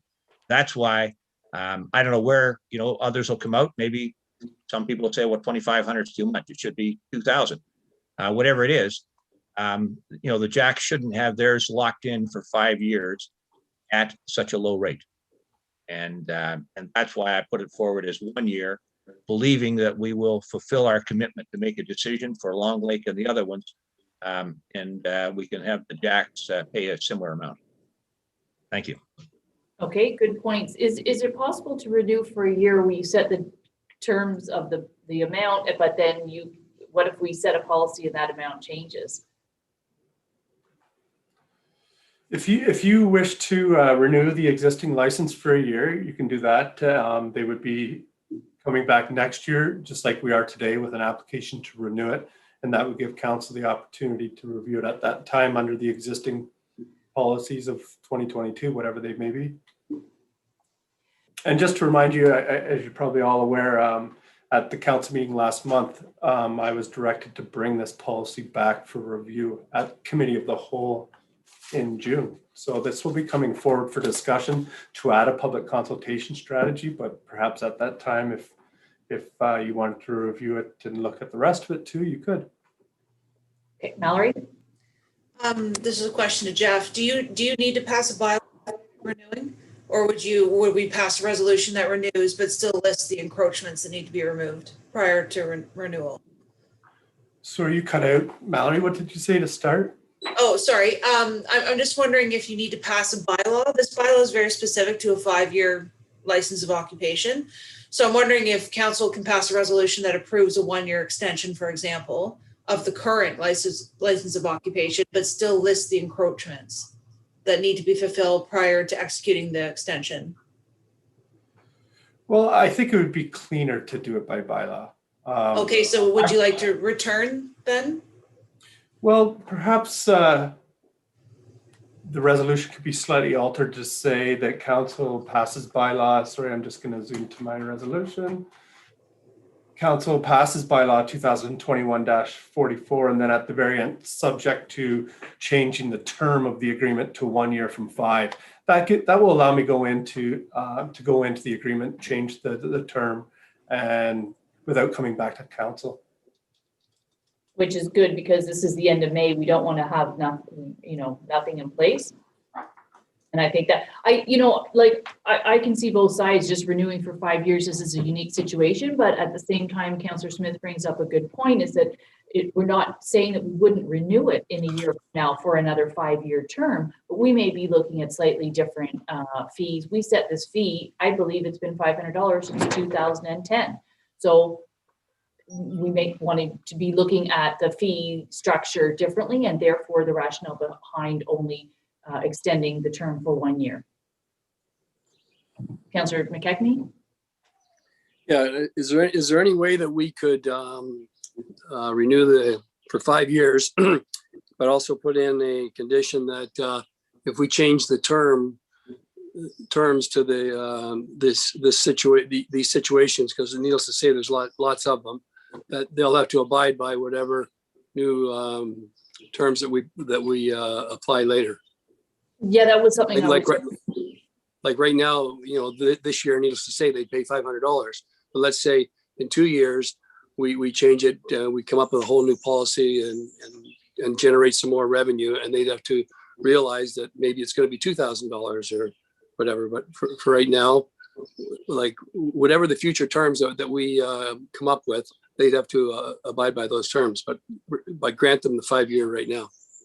Yeah, that's what I was thinking. I said earlier, could we grant them the 5-year term, but put in subject to if there was a change in fees? And I think it's probably easier to just extend it for a year at $500, review the fees, and then extend it like this time next year. Will be the same application will come forward. I don't know, once you pass a bylaw and set the fee, that you can then change the fee, because the fee's in the bylaw. So I think we have to do it for 1 year at 500 and review the fees. So I believe that's the way we have to go. I agree. That's what I'm saying. I mean, really, I would do 5 years, but then we're stuck at the $500. So I think Jeff will add to. So what you're saying is you couldn't change if they agreed to it. Well, I don't think I checked with Mallory, but I think once you've set that amount is actually in the bylaw. So you have to have another bylaw because the fee's in the bylaw. Yeah.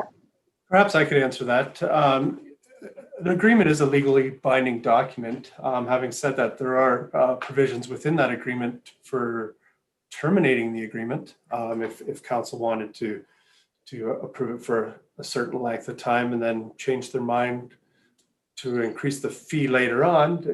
There's a 60-day notice requirement to terminate the agreement, and then could come back and renew it after the fact. Okay, so what you're saying is we could renew for the 5 years, but because we have the authority to negate the agreement with 60-day notice, which if we change the fee structure, then we would do that and then have a new bylaw. That is an option available to you. You could approve it for 5 years and then terminate it, but it might be easier to not go that route. I know. It might be easier just to pick your time frame now and live with it. Okay, Councillor Smith, you're laughing too. I know. I feel like it's 6 of one, half a dozen the other. Which do you choose? Yeah. What's the sense of approving a 5-year agreement if you expect you're going to change it? As I said, go from 500 to 2,000 or 2,500. Why not just give them the 1-year agreement? It keeps our options completely open. certainly signals that there may be a significant change coming their way. And, to the point of the public meeting, we may go through this public meeting process and hear from a lot of people who tell us this isn't fair. And we'll say, yeah, just because council did something in 2010, our hand shouldn't be tied forever and ever. So I haven't heard a good reason why we wouldn't do it as a one-year extension right now. Okay, so is there support to do a one-year extension? We're going to review the fees. Now, just because Councillor Smith is throwing around $2,000 or $2,500 does not mean, I want for the press listening or the public listening, does not mean that that's what we're suggesting. It could be $550. That will be debated at another time, the increase of that. So is there, Councillor McKechnie? I don't understand what's the difference between a 5-year or 1 year. If we're gonna change it, we're gonna change it, but we might not change it. They've had this agreement for a long time. If they agree that if they sign the new 5-year, they're gonna have to abide by our new rules. If we change in a year, then just write up a new one. Okay. They'd be included in our new policies. So the good point made. So I'm going to look for a show of hands so I know what resolution to read or how to read it. So is there support to just renew for 5 years, knowing we have the authority to claw back if we need to? Is there support for 5-year renewal? Okay, so I already see 4 hands, and so I will read then the resolution as presented. And but I think that staff has heard loud and clear that we do want a review of our fees for licenses of occupation and in all categories. Jeff? Thank you, Mayor. And just to seek clarification on one matter, Deputy Mayor Kennedy at one point said that we should circulate the neighbors. Is that something you want staff to do? Do we want to circulate the neighbors? Within how many meters? Well, staff recommended 30 meters, given that's typically what we would do if we were to sell this road allowance. But if you want to change that distance, that's fine too. 30? That's what I recommend. Again, yeah, you can change that to whatever you like. Okay. Deputy Mayor Kennedy, did you want to put 30? Or is that your suggestion? Yeah, 30 is fine. It seemed kind of short to me just when you said that, Jeff. As far as your neighbors, that's just the people on either side. But yeah, and the only reason I'm going for the 5 years is because of the historical use of this particular unique one-off in Dysart, and we're still allowing us that we'll be able to take a look at this whole file, what we're doing. But anyways, just to cut down on some of the work. Well, that's consistent at 30 meters. Jeff, one last thing. Mallory? Yes, I was just going back to the 30 meters. Perhaps it is short. When we're selling a road allowance, we're really looking to the impact rate on the immediately adjacent neighbors, because once it's sold, that's who it's impacting. Perhaps council wants to consider an increased distance if you think it's going to affect neighbors or property owners within a greater distance. Okay, Mallory, did you want to add to that? Jeff, are you suggesting we read the full resolution? We're going to circulate even though council's already approved the bylaw and just let them know? Well, I think that was what was suggested, that we renew it, but we notify them that they have this opportunity as well. And that's where I'm looking for a bit of clarification. The policy wouldn't really support a new one coming in. So whether we want to circulate them or not, I'm seeking that direction. I don't think, nobody is going to ever get a dock there. So, and they know that it's an open road allowance. And so I don't know that no circulation is necessary in this case. But Councillor McKechnie? Yeah, I'd just like to ask Jeff a question, please. Jeff, like the two people who wrote the letters in, do they have the same rights to put another dock there if it was approved? Any member of the public can make a request to council for a license of occupation. So yes, they could make an application and a request to you, and it would be up to council to choose whether to approve it there. I'm just suggesting or stating that the policy does not support new docks on road allowances leading to water. But again, the decision's at council's sole discretion. Like the situation out here where I live, I know that, there's quite a few people that maybe still might happen where they want to put a dock down there. And I believe the MNR said that they could just have one community dock, a long one, if I remember correctly. I might be wrong, but so this situation, you couldn't add a dock onto that one to appease the other two neighboring people. That wouldn't work. Well, I would defer that to council. When the MNR gets involved, it's for any dock that's over 15 square meters. So that's when they need to be contacted and may need to submit some comments. I guess I defer that to council, how they want to proceed moving forward. Right now, the policy says that council would not consider a dock on a road allowance leading to water. Perhaps given in this location, because there already is one there, maybe the impact of a communal dock wouldn't be that great. But again, I defer that to council. Thank you. Okay, I do want to move this file forward. I think this is because of the historic nature, because it can prove that it's been there since that time. That's the only reason, and that's why this is a one-off across Dysart. This isn't like anything else. So I do need a mover and a second. Are we circulating neighbors? It does. Why? Okay, so no. So I need a mover and a seconder then. Councilor or Deputy Mayor Kennedy and seconded by Councilor McKechnie. Be resolved that the report dated May 25th, 2021 for an application to renew license of occupation agreement L04-AG-2010-88 in the name of Yvonne and Jack or Andrew Jack is received. And further that bylaw 2021-44 being a bylaw to authorize the execution of a license of occupation agreement with Andrew and Yvonne Jack for use of the original road allowance for road between concessions 7 and 8 in lot 7 in the geographic township of Dysart. Be read a first, second, and third time, signed in the corporate seal attached thereto. The encroachments of personal items such as deck box and canoe are to be removed. The execution of the agreement is deferred pending the removal of the encroachments and receipt of the signed agreements from the licensee and the license fee and proof of insurance. All in favor? Okay, that does carry. I'm going to ask all of council, because we still have quite a few things left in planning. Is there preference to push through finished planning and take a proper lunch break when we're finished planning? Or do people need a lunch break right now? So if you need a lunch break, put up your hand. Okay, we're going to finish planning. Thank you. Just want to check base with everybody. Thank you, and I'll try and move quickly. The next item is also a license of occupation renewal.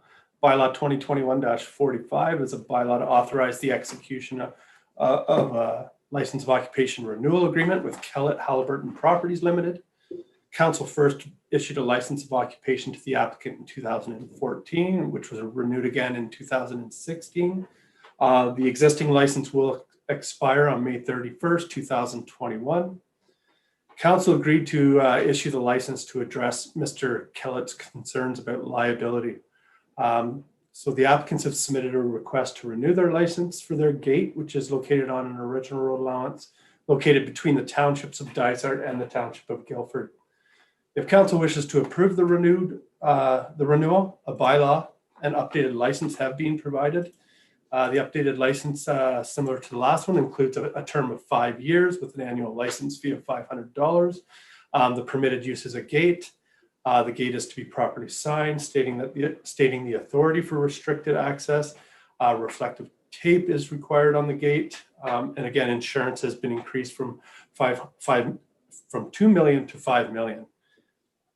Staff request direction how to proceed on this, and then ask if council has any questions.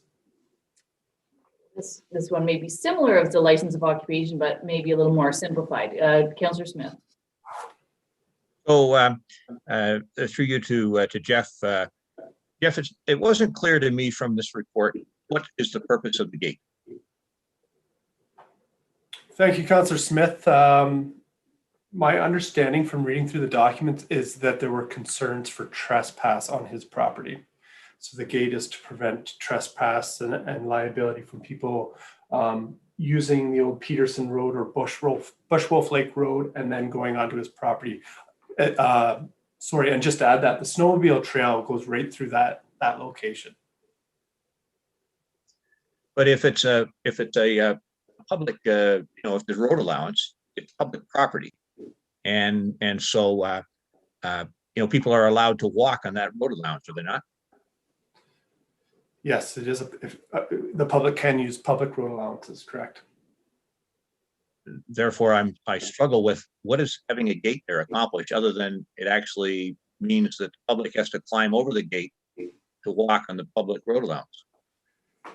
Yeah, and to be honest, it wasn't exactly clear. I'm thinking it's to prevent the snowmobiles from going on his property that are coming across that snowmobile trail on the old Peterson Road. Was there not an issue that the trail of the road actually goes off of the road allowance onto private property? I think that's where we had it surveyed previously. I believe that's right. That's correct. So the Peterson Road itself, it does not follow that original road allowance. It kind of meanders on and off that road allowance. And that's where the snowmobile trail is located. But the gate itself is located on the original road allowance. And I think that's where the Peterson intersects with the original road allowance. If that makes sense. So the problem is that the trail or whatever that should have been on our road allowance deviates from the road allowance. Yes. And so that where the gate, so somebody could still climb over the gate, and if they walked in the straight line that is the road allowance, they'd be allowed to do that. But in theory, they can't deviate off that straight line, even though the trail seems to be a crooked trail.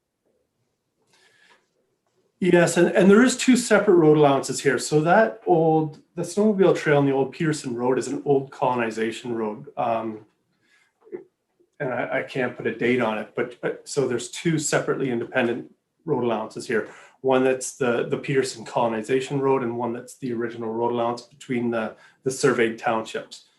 They just happened to, I guess the intent was likely for the Peterson Road to follow that, but due to topography of the Highlands, it probably meandered off of it. Yeah, I'm just trying to understand this to distinguish it from other situations where people want to put up gates to block access to traditional rights of way or a road allowance, and how we decide this one is appropriate where some of those others are not. Yeah, fair enough, and I defer that to council. This situation could be present in many other locations, so I'm not sure what council used to make that determination at that time. I'm just was looking at the file and it wasn't quite apparent other than they wanted to limit the liability to Mr. Kellett. Yeah, I think it's because it leads to his property. It's not like it leads to other, say, public property. It leads only to his property. And there's been no issues with there. We had land surveyed there, and I'm sorry, but with all the too much stuff up here that goes out there, I can't remember the details of when this, but the council at the time did have land surveyed up there. I don't think that there's a problem here, but if we needed to get more information and historic information, we could, except that it's come up for renewal now.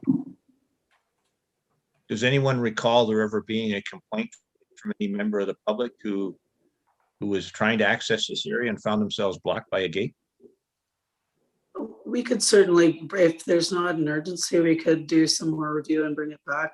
Jeff, I could maybe help you find some past files from previous council reports. Yeah, certainly. It's up to council if you want to defer it for the next committee meeting. If we defer it, then there's no license. Yeah. It expires on the 31st. Councillor Donaldson? Is it possible to do this 1-year renewal but have in the file for the next time it comes for renewal, either a picture or why it's there, or obviously if there was never any complaints about it, it's probably just a formality that the trail doesn't go on the open road allowance because the other one is there. And it might be fine, but because we don't know, and this can happen every year, why can't we have some more information in on that file for Jeff so that he knows why it is there? Okay, Jeff, any suggestions? Because the bylaw says to execute it for 5 years. Oh. Yeah, fair enough. As Tamara mentioned, it can be deferred today, or you can approve it on a shorter term. And I can try and get some pictures and come back with some more information as to why it's there. I understand that it's going to expire, but it's still up to the municipality to choose whether to enforce it or not, whether it's expired. The one issue may be that we would no longer have liability insurance from Mr. Kellett for that gate being on there while it's between its expiry and its renewal. Tamara? I would agree with Tammy's Councillor Donaldson's suggestion of perhaps doing the 1 year, giving some adequate time for a proper review of the file. And like you said, there may be other cases and there may be very good reasons why it is, and probably worth pulling out the old files, because I know there was a lot of discussion at the time. I just can't remember in detail either off the top of my head. I know, that's the problem. I'm, trying to remember everything for today, everything for tomorrow's county council meeting, and I cannot remember the historic rationale behind this, or if there were issues. There's another name, but I don't want to say it in public, that I remember somewhere where this gate was and why we spent the money to have it surveyed. So can we renew it for a year, reading this same resolution, and ask within that time frame then to have a more detailed report when it comes back? Before it comes back, so we're not.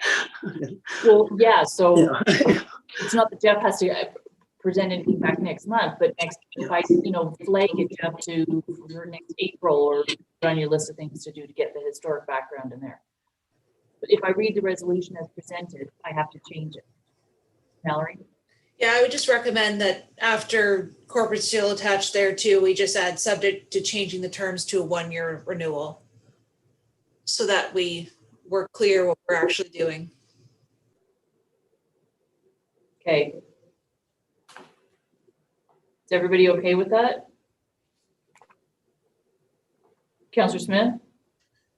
I'd be okay with that. Thank you. Just one thing, Jeff, when you're looking at this, I guess the question is on my mind, if now that you've explained that the trail seems to deviate off the road allowance, I wondered why the property owner couldn't put the gate up on their property, where the trail deviates from the road allowance, as opposed to having the gate on public property. It could be a topography issue for that. Like there's probably a reason.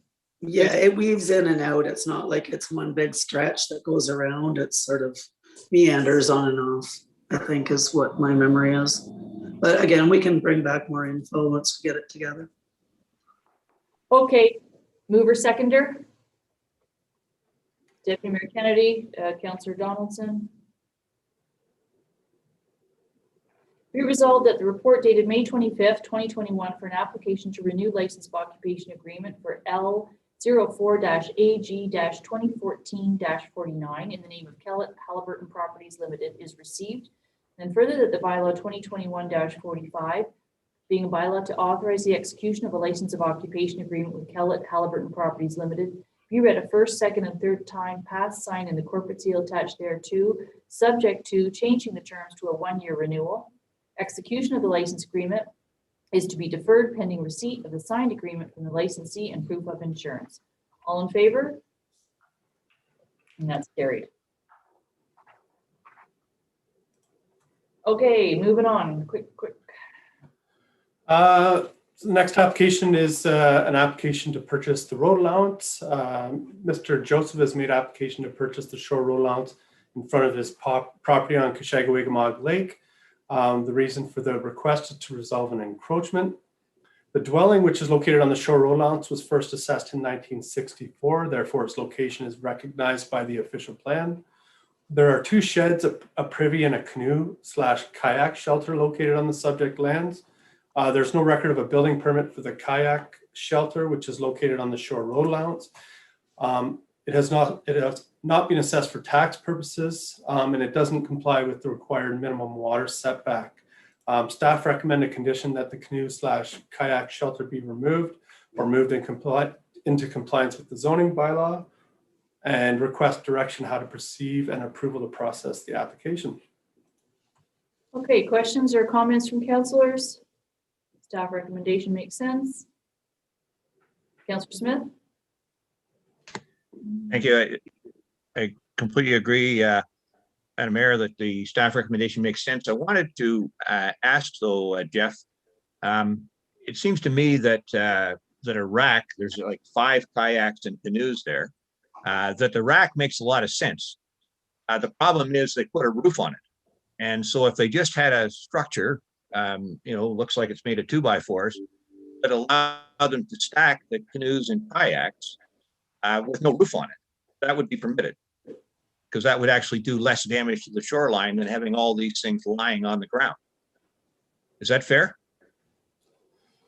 Well, internally, we wrestle with that interpretation all the time. By the strict definition of the zoning bylaw, the definition of a structure is basically anything constructed that takes up place on the ground. However, internally, we have had this discussion, and we probably would be okay with some sort of rack that didn't have a roof on it, so that if they wanted to keep their canoes and kayaks off the ground, we'd be fine with that. But I think we should make that clear to the owner if they just took the roof off. And frankly, if your canoe or kayak can't be subjected to a little rain, probably shouldn't be going in the lake. Yes, we can pass that on. Thanks. Okay, very good. So mover seconder, please. Councillor McKechnie, seconded by Councillor Smith.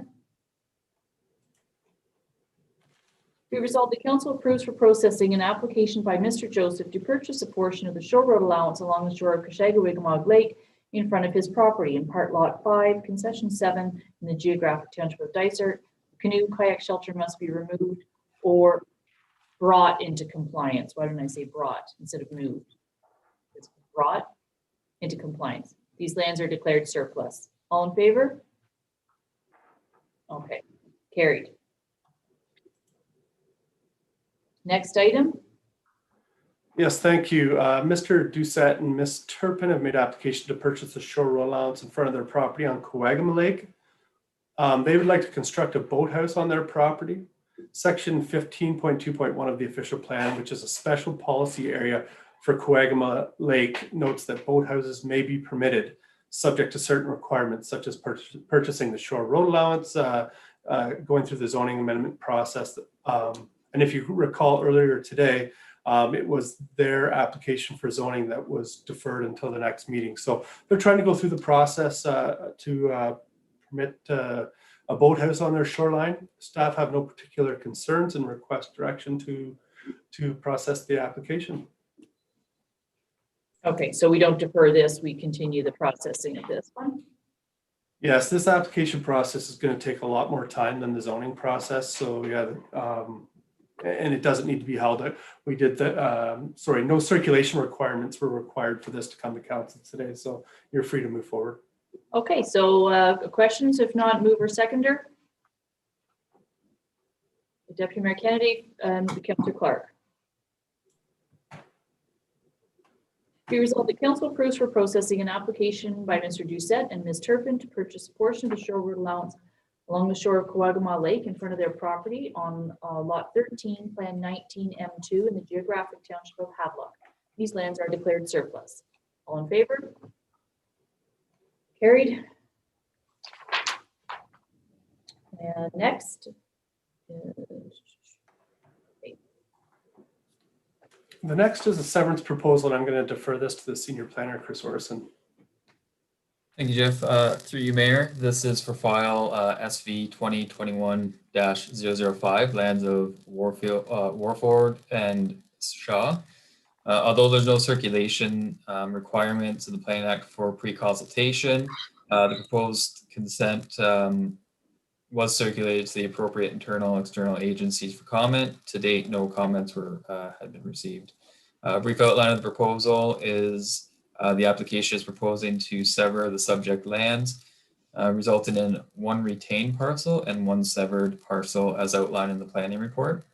A description of the property: the proposed severed parcel is vacant with varying topography and well vegetated with mixed coniferous and deciduous tree species.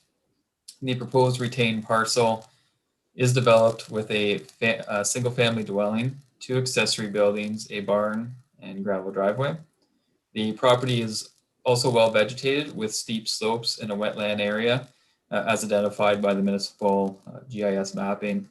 The property also has a stream that bisects the property vertically north to south, which coincides with the steep slope and environmental protection areas. The proposed severed property is subject to a zoning bylaw amendment as a condition of this application in order to rezone the severed property for the intended use of rural residential. It is staff's opinion that the proposed generally conforms with the municipal Dysart official plan for the proposed severed application. Therefore, staff recommend that council support the general principle of the proposed severed application, resulting in one retained parcel and one severed parcel, subject to the conditions as outlined in the report. If there's any questions, I'd be happy to answer them. Okay, any questions from other councilors? It's a very odd shaped parcel. Is there a purpose or a reason for that? That's just what they're proposing. It does meet the minimum requirements with plus or minus 3 acres. There is the barn, so I believe they're just trying to keep the property line to not include the barn, keeping it off to the side, but it does meet the frontage and area as required by the zoning bylaw and our official plan. Okay, and once they do this severance, they're finished, right? You can't sever another piece of property off that. That's correct, subject to those conditions. Due to the fact it is a rural residential, it's a rural zone property. The retained parcel does meet the zoning for a rural property, and therefore the zoning is being required for the rural residential lot, as it's going to be less than the amount of area for a rural, but does meet the requirements for a rural residential area or zone. Okay, Deputy Mayor Kennedy. I just had a question, Chris, you can clear it up. Barns, which I didn't know were an issue until land division last month. Any issues with the location of where the barn is and the, I guess it's environmental areas that circulate around a barn structure that would have any impacts on where they could build or do anything? I'm not really familiar with it, but it just I don't know, I saw it 2 months ago, the word barn wouldn't have meant anything, but there was 2 at land division last month. So yeah, if it's being used as farming and those type of things, that could come into question. However, the property isn't being used for farming, so the minimal distance separation doesn't come into effect. If they were using the property for farming or had existing farming rights on there, then that could be definitely an issue, and that would come up through the result of this severance. In addition, as we're not the approval authority, it still has to go through the county as well to address any of their concerns as well. So, but as for the barn, unless it's being used as the farming right now, then we don't foresee any issues with this consent. yeah, thanks, Chris. Okay, Councillor Smith had a question. I just wanted, based on your comments and the response from Chris, confirm my understanding here. I looked at this map, Chris, and said, okay, in years past, this owner or some previous owner was able to sever off 2 lots, presumably for residential purposes. And now they're interested in severing off a 3rd lot, but now we require that lot be at least 3 acres in area. And so they said, well, we don't want to give away enough frontage on Bolton Road. to accommodate 3 acres, and we don't want to go deep enough. If we had a long and narrow lot to be 3 acres, well, if we make it L-shaped like this, going behind the 2 existing residential lots, we can get 3 acres with kind of minimizing the impact on our total of 78 acres, which seemed like a reasonable thing for the owner to do. Is that essentially what you would interpret as happened here also? Again, it's how they want to divide the property. They haven't really specified as to why it is the L shape, so I can't really comment as to why they've done it that way. Typically, you try to have more straight lines and everything else when creating properties, but again, it is up to the applicant of how they want to sever off their property, and obviously up to council and final approval through the county as to if they see that fits the criteria and the official plans and requirements of zoning. Okay, thank you. Okay, good questions. And then this will go to land division. So we do need a mover seconder, please, to move this file forward. Councillor McKechnie and Councillor Deputy Mayor Kennedy, I saw. Be it resolved that council support the general principle of the severance proposal file for file number SV-2021-005 on concession 3, part lot 4, geographic township of Dysart, municipality of Dysart et al. To create 1 new lot subject to the following conditions and the comments received through the public review process. Do I need to read all the conditions out loud, or can we say it's good? I'm just getting a little tongue-tied. Is it legal I read the conditions? Somebody's phone's ringing or something. Yes, Mallory, I read them? It is technically, yes. Okay, I'll get a big drink of water at our lunch break coming up soon. Okay. Number 4, payment of cash in lieu of parkland dedication in the amount of $1,000 for the lot to be severed. Number 2, the registered owners to obtain an entrance permit through the municipality of Dysart et al. For the proposed severed parcel. Number 3, registered owners to submit a zoning bylaw amendment application to the municipality of Dysart et al. 4, subject to a scoped environmental impacts study to the satisfaction of the municipality of Dysart et al. Number 5 is subject to a site development plan to the satisfaction of the municipality of Dysart et al. For the proposed severed lot. Number 6, subject to a severance agreement to the satisfaction of the municipality of Dysart et al. Or as required by the EIS. And number 7, registered owners to pay any outstanding taxes. Number 8, subject to payment of all administration fees owed to the municipality. And lastly, number 9, prior to the endorsement of the deed, the Land Division Committee is to receive a clearance letter from the municipality confirming that conditions 1 through 8 have been fulfilled. The applicant is to make a request to the municipality for said letter. All in favor? Carried. Okay, one last thing before we break for lunch. Yes, thank you. And this one's a bit of a unique request. Hydro One Networks Incorporated would like to demolish and install a new distribution station at 21 South Street in the village of Haliburton, and are requesting that council approve its installation and location under section 3.24 of the zoning bylaw, which is the section for public uses.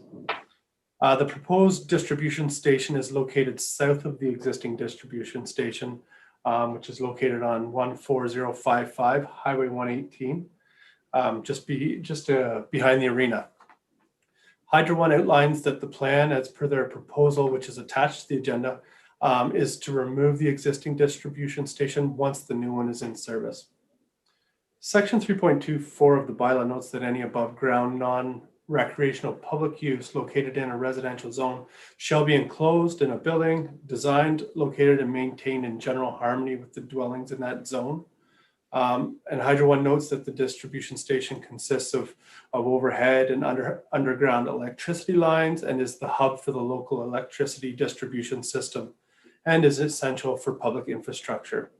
The design elements include a fence, gravel, access driveway, and while these are secondary, they are essential to the safe operation of the electricity lines and help to maintain the general harmony of the dwellings in the area. Again, staff note that this is a bit of a unique request. First time I've seen something like this through this section of the bylaw, and I request direction from council how they wish to proceed. Okay, so you know, didn't sort of, there was a picture included where it says it's got a, you know, a wood fence. I suppose they're trying to hide it as much as possible. But any other questions, comments from counselors on this? It's odd that it's in such a location with some houses right beside it, but that's also historic. That's been there forever, and the houses have been there for a long time too. So I guess if there's no questions, we just need to approve a motion to approve. Councillor Clark, and seconded by Councillor Wood Roberts. Resolved that the report dated May 25th, 2021 pertaining to Hydro One Networks Incorporated request for a public use on their property on Part Lot 17, Concession 8, Part Lot 1, Block D, Plan 1 in the Township of Dysart be received, and further that council approve the installation and location of a public use being a Hydro One Networks Incorporated distribution station located on Part Lot 17, Concession 8, Part Lot 1, Block D, Plan 1 in the Township of Dysart. All in favor? And that is carried. Do they know, they notify the neighbors? They're notified. Jeff? I can ask them that. I am not certain. I can find out. If you're in consultation with them after they get this resolution, if you can, I mean, they maybe already know, but I think it would be helpful to have communication with the neighbors because they're so close. Well, we got through planning. We still have lots to do, but I'd like to propose a 40-minute lunch break because it doesn't give staff time to do very much on if we just take a half an hour. And I think we can, looking at the rest of the agenda, I think we can still get through everything and still be timely. So it's at 1 o'clock, so we would be back at our computers at 1:40, if that's okay with everybody. All right, so we are now in recess until 1:40. Turn off my screen.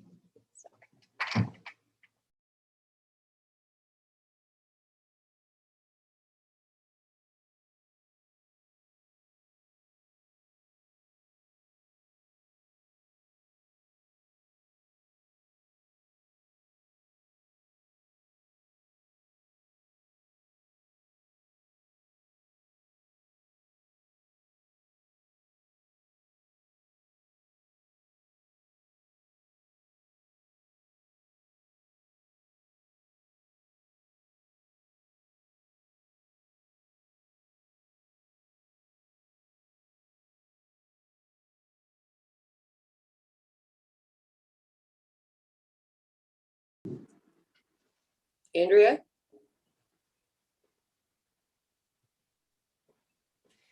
Okay, we are back live, and so we're back from our lunch break. Councillor Wood Roberts, go ahead. Did you want to ask something? Oh, I just wanted to mention, I have to leave early today. I have to go get my second vaccine.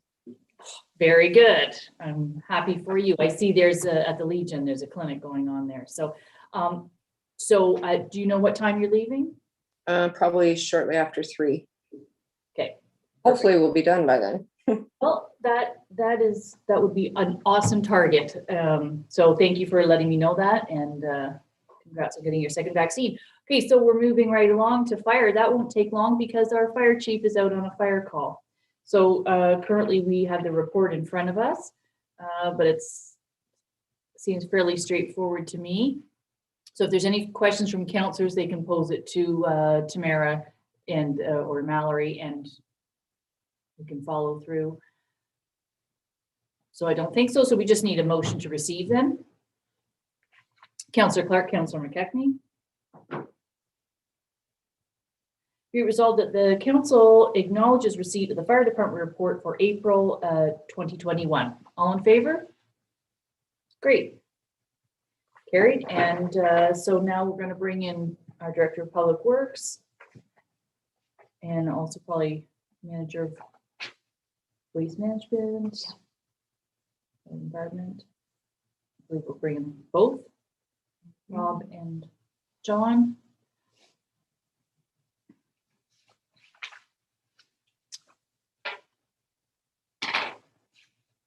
Just wait a sec. The first up is the draft speed bylaw for the areas of Ross, Percy, and Haliburton Lakes. And that's follow up from the delegation. So Rob, I'm going to turn that item over to you. Thank you, Madam Mayor. So yes, this is a follow-up from a delegation seeking to have posted speed limits around the roads of Ross, Percy, and Haliburton Lakes. So this is the draft speed bylaw. So this is the first time you've seen it. The intent on my end is to have this pass at the end of June and have the signs up and enforceable in July. Okay. That's great news. And have you had more communication with Dave Freeman from the when he did a delegation? Nothing specific, no. Yeah, okay. But more or less because he had a bit of a map of where these signs should go, but I believe, was that done in conjunction with Jeff Sisson, or was that? No, that was done from his end. So, you know, it's going to be similar. It's just more placement for snow plowing on our end. So right, that was all I was concerned is that, like, he's not telling us where to put the signs. We're putting them where they should go as well. Okay, any questions on this? No? Okay, so I need a mover and a seconder then. Councillor McKechnie, and seconded by Councillor Smith.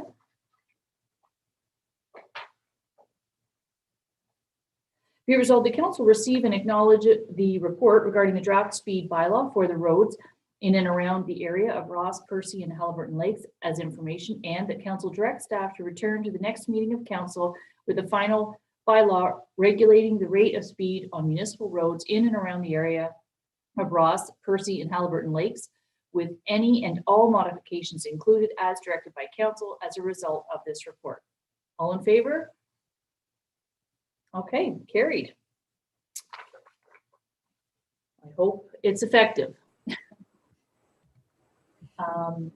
Okay, so next we have the tandem truck with snow plow equipment. Good to talk about snow plows when it's 32 degrees outside. I think we missed one, Madam Mayor. There was another speed related Irish report. Line, you're right, pardon me. Irish Line. Yeah, so this was a follow-up from a notice of motion from the last meeting. So there was a bylaw in effect on Irish Line dating back to 1995. It's unknown to staff what brought this bylaw forward. Presumably there was some concerns raised by residents, but we don't know that.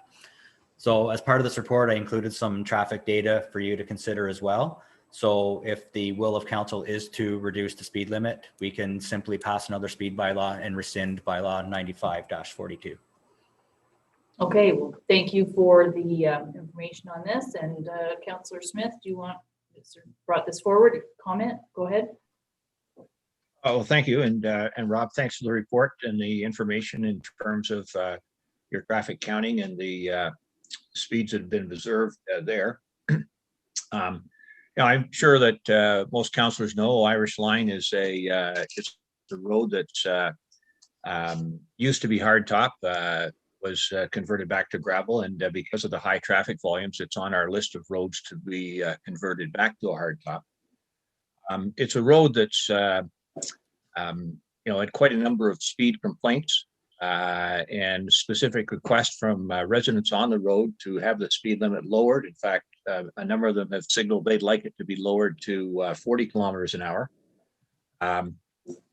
There's it's not unusual for a Dysart road, a combination of retired people that like to get out walking and a lot of young families actually with young kids on the road. And if you're familiar with it, if you've driven it, it's a fairly straight road, but it has a lot of hills. So visibility is obstructed as you're going up and down hills. And I know most of our roads are 50 kilometers an hour in terms of speed restricted. There's the odd one that's posted at 40. But to me, getting this speed reduced, really, I think it only involves a change of one sign. There is a sign when you turn off 118 that says 60 kilometers an hour, and to have that changed to 50 is not going to be an expensive project. And I don't know, Rob, that maybe there's a requirement to have one at the other end of the road. It's like most of our roads, you go in, but you can't go out. So you got to turn around and come back out the same road. Although the very end of the road is not in Dysart, it's in Algonquin Highlands. But I know, and I checked this past weekend after this report came out, and people that reside on the road are still interested in having the speed limit lowered.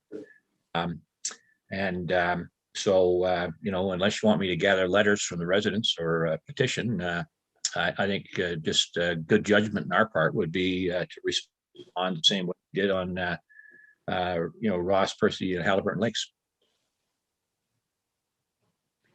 So for clarification, the report says to bring it to 50, not 40. We wouldn't have it much justification to bring it to 40. Sorry, I was confused. Councillor Smith, what were you? Well, as I said, I know most of the residents would prefer 40, but the fact of the matter is that we have very few roads that are posted 40. You know, I'm familiar with a couple, but I think 50 is more common, and I think 50 would be a reasonable step for us to take. But you know, Rob's got a certain degree of expertise. He and Jeff know more about these things than, you know, frankly, any of us in terms of the risks on the road, and I'd certainly be interested in their professional judgment. Rob, do you want to answer that? And then we'll go to Deputy Mayor Kennedy next. More of an observation on my part, quite honestly. If you look at the traffic data that was supplied in the report, it was interesting, certainly for me, to note that westbound traffic is traveling slower than eastbound traffic. So that to me would indicate that we certainly need at least one sign for traffic heading towards 118. I'm not entirely sure lowering the speed limit to 50 will impact this data much. I guess time will tell. But if it's the will of council, you know, for the sake of a few signs in a bylaw, it's, you know, it's a cost-effective way to try to throw a couple signs up. I'm just not sure what we're opening the door to.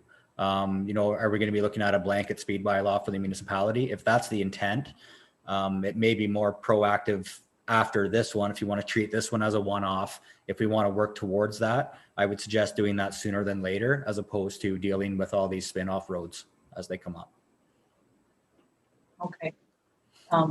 Deputy Mayor Kennedy, go ahead. Yeah, it looks to me like it supports that eastbound traffic is downhill. Gathering a bit of speed heading east and going uphill. I support going to 50, given the, you know, we're looking down the road at hard topping this road again. So I think it's a good preemptive strike. And if we've got one of those radar signs kicking around that needs a home for a while, it'd be a good place to put it. So I'd be happy to second Councillor Smith's motion. That's okay. Yep. Okay. So to, excuse me, change to 50 kilometers. There seems to be support for that. So I would need was that Councillor Smith, do you want to move that? Yes. And then seconded by Deputy Mayor Kennedy.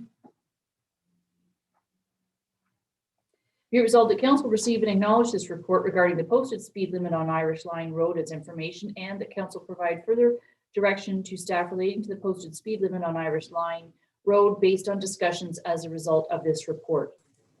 Mallory, do I need to add anything to it? Yes. I would like to suggest that we take out the second line and instead further that council directs staff to bring a bylaw forward to change the posted speed limit on Irish Line Road from 60 kilometers an hour to 50 kilometers an hour. Yes.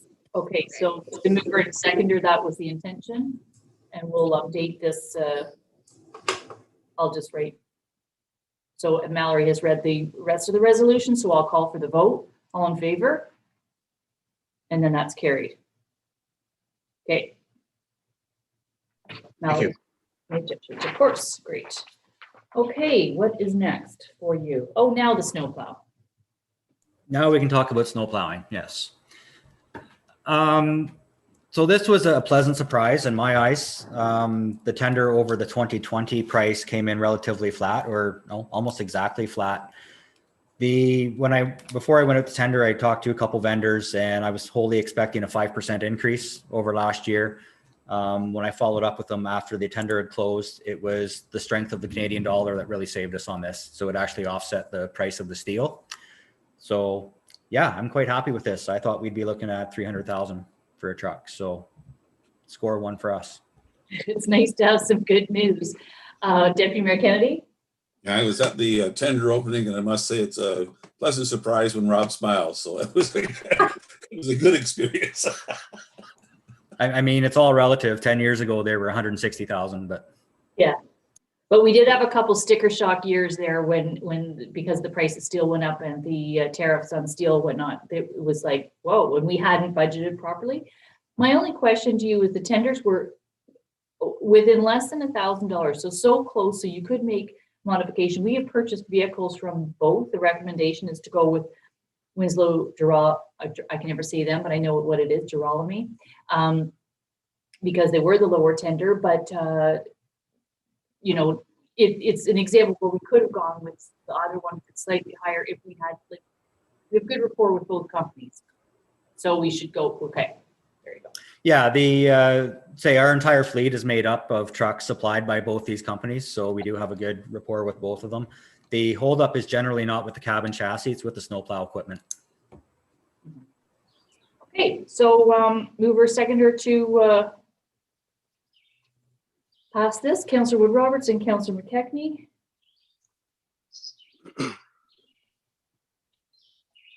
Be it resolved that council receive and acknowledge this report regarding the results of the RFT quote number 2021-PW-10 being a tender to supply one tandem axle truck complete with snow plow equipment as information, and the council will award the tender to Winslow Girolami Motors for a 2023 International HV 513 at a cost of $279,397 plus applicable taxes for delivery in 2022, and that the vehicle be funded from the development reserve and be included in the 2022 municipal budget.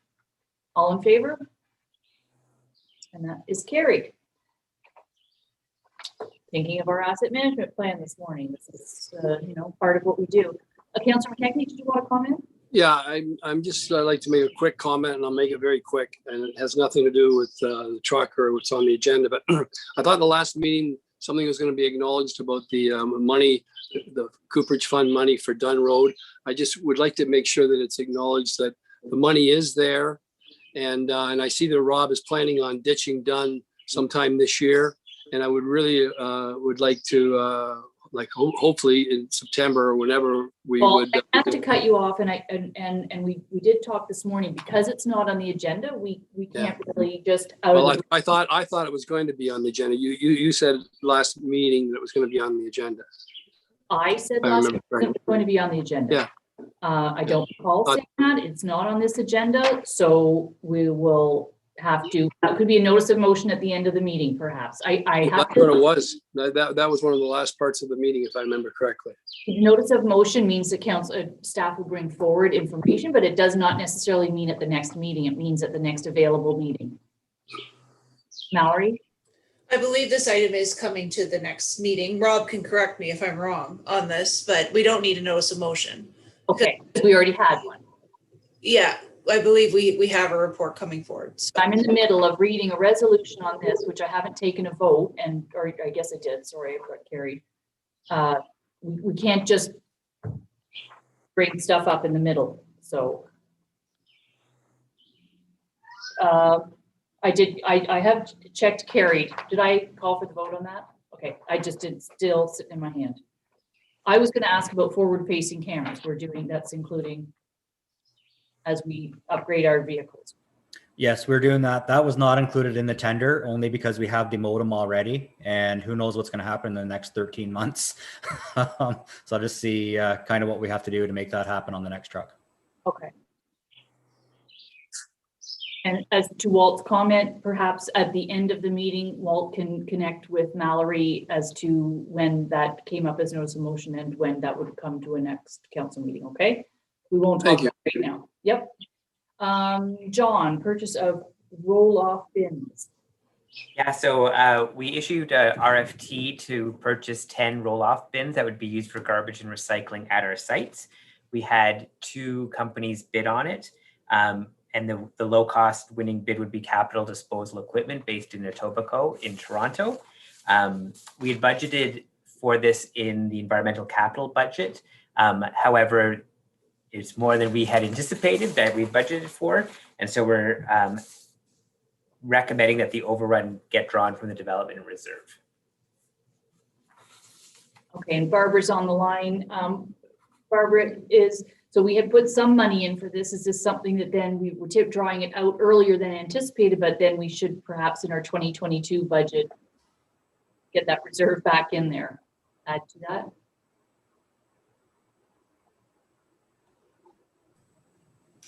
Yeah, that could be one option. The other option is to just let it lie the way it is now and review the environment budget at the end of the year to see if there are any other cost savings in some of the different areas of the environment budget to mitigate the cost overrun.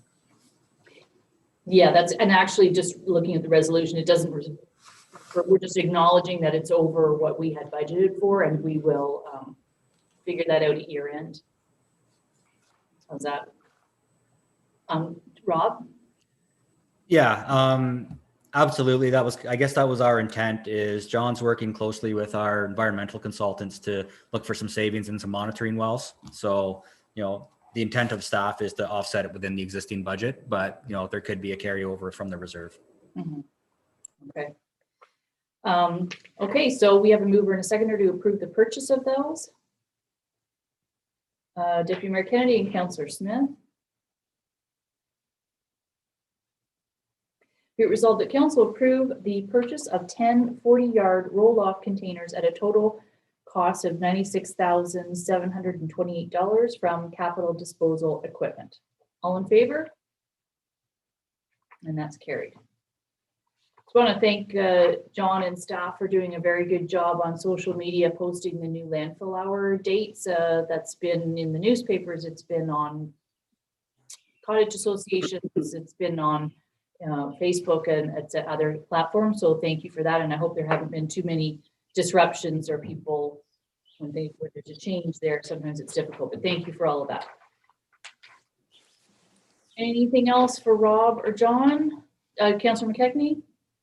Yeah, this is for John. I'm just wondering, there was an issue with the backhoe at the landfill sites, I believe in Guildford and Halliburton. Have they been resolved? Yes, both of the backhoes at those two sites have mechanical issues, and they've been reported to the garage and are scheduled to be fixed this week, I anticipate. So have they been able to close those bins up or? Yeah. Thank you. Okay, thanks for that. So there you go, gentlemen. We'll see you later or not later. And we'll move into building and bylaw. And I'm not sure. Yeah, I didn't think Carl was available. He's out working. So we do have the building permit activity report, and the numbers say a lot. It's just an incredible amount of building permits already, and I don't see that slowing down anytime soon. Even though the cost of lumber is expensive, people are continuing to invest in their properties. So is there any questions? Or again, with Carl not being here, you can direct your question to Tamara or Mallory and they can be forwarded. Okay, if not, then I just need a motion to receive the building permit report. Councillor Clark, and seconded by Councillor Wood Roberts. Be it resolved that council received the April 2021 building permit activity report as information. All in favor? Okay. One of these years, MPAC will get caught up with this incredible surge and it will be good.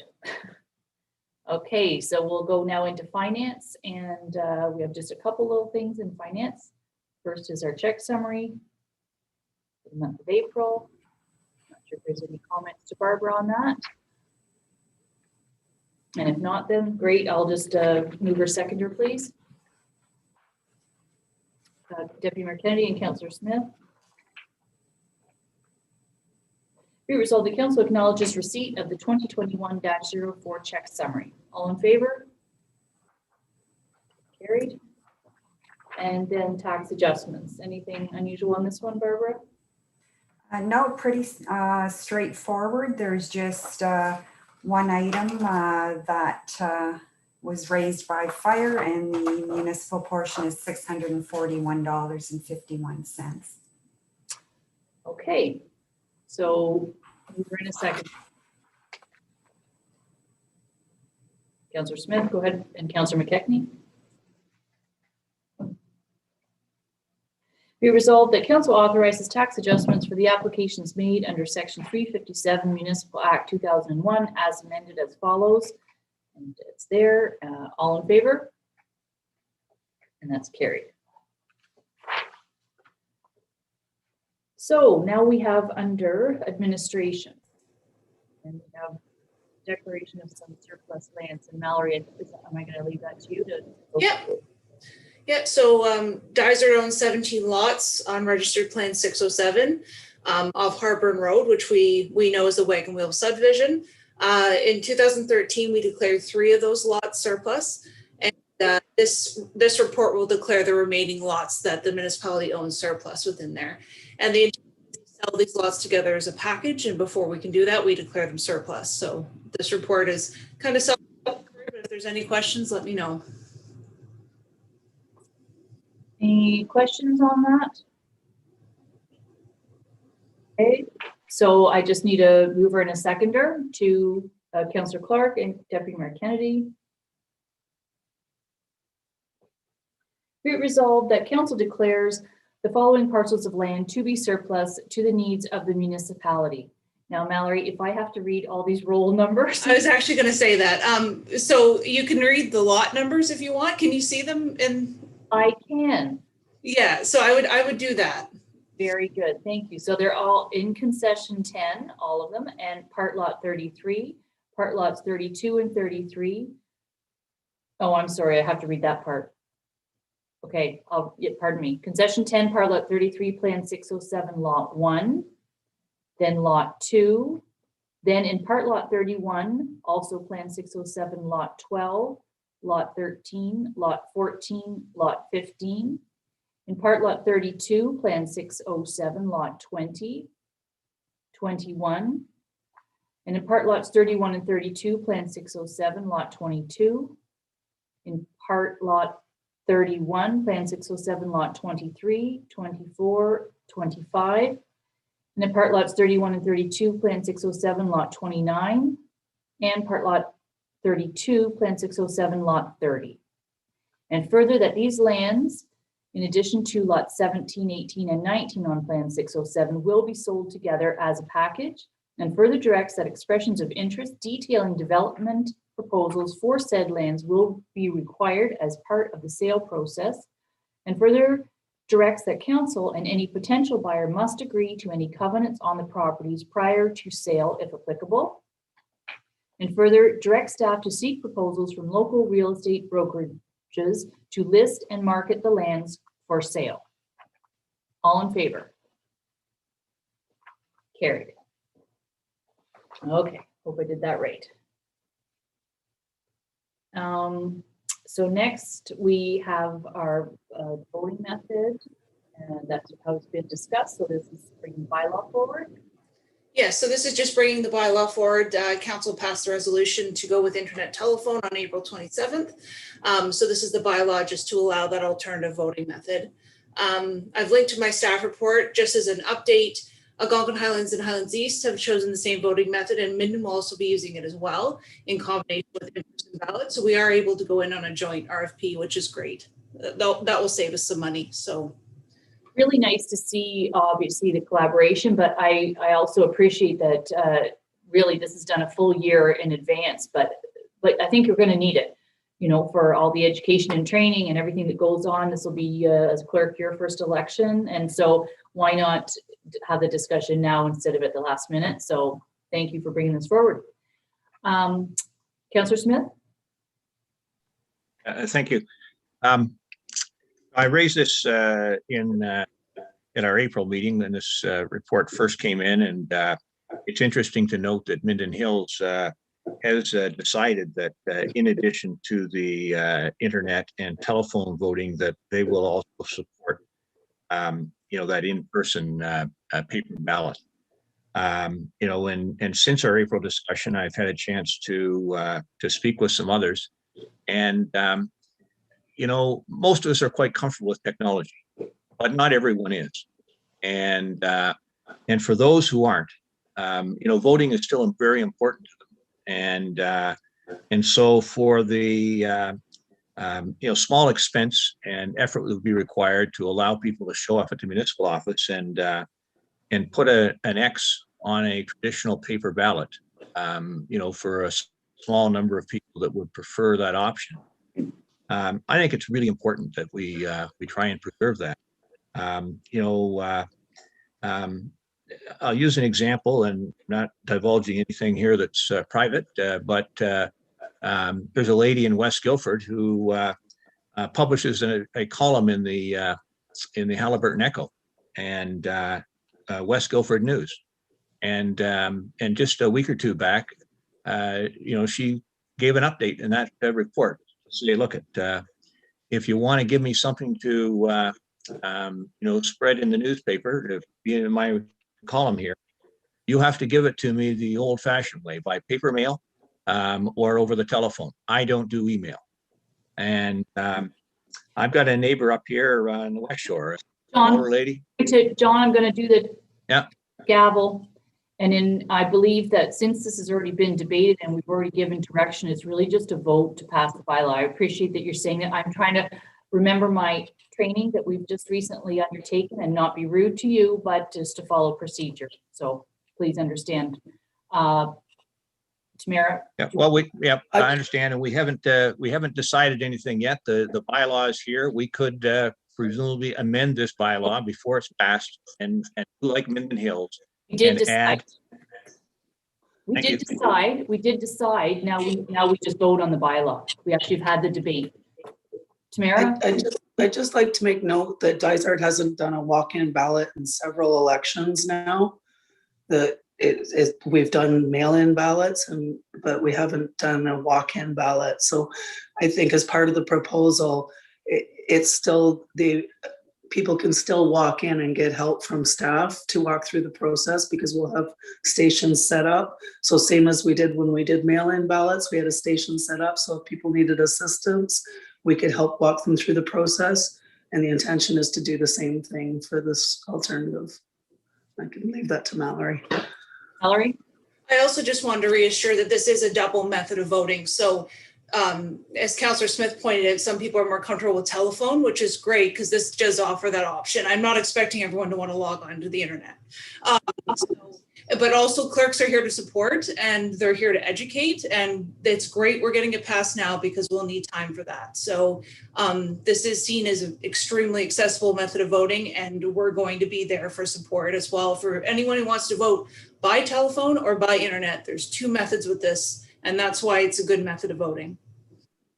Okay. Well, it's interesting that we want to follow Minden Hills in terms of when people can set off fireworks. But we don't feel the same way about providing the privilege of voting the same way. Thank you. Well, we have debated this, and now we are just passing the bylaw. Or not passing the bylaw, you can vote however you would like to vote. But I do need a mover and a seconder to get that vote on the table. Moved by Councillor Clark and seconded by Councillor Wood Roberts. Be it resolved that bylaw number 2021-46, being a bylaw to provide for the use of an alternative voting method for the 2022 municipal and school board election, be read a first, second, and third time, passed, signed, and the corporate seal attached hereto. Does anyone want a recorded vote? Yes. So Mallory, if you could do that for us, please. No problem. Councillor Clark? Yes. Councillor Donaldson? Yes. Deputy Mayor Kennedy? Yes. Councillor McKechnie? Yes. Councillor Smith? No. Nancy, oh, sorry. Councillor Wood Roberts? Yes. Mayor Roberts? Yes. Okay, that carries.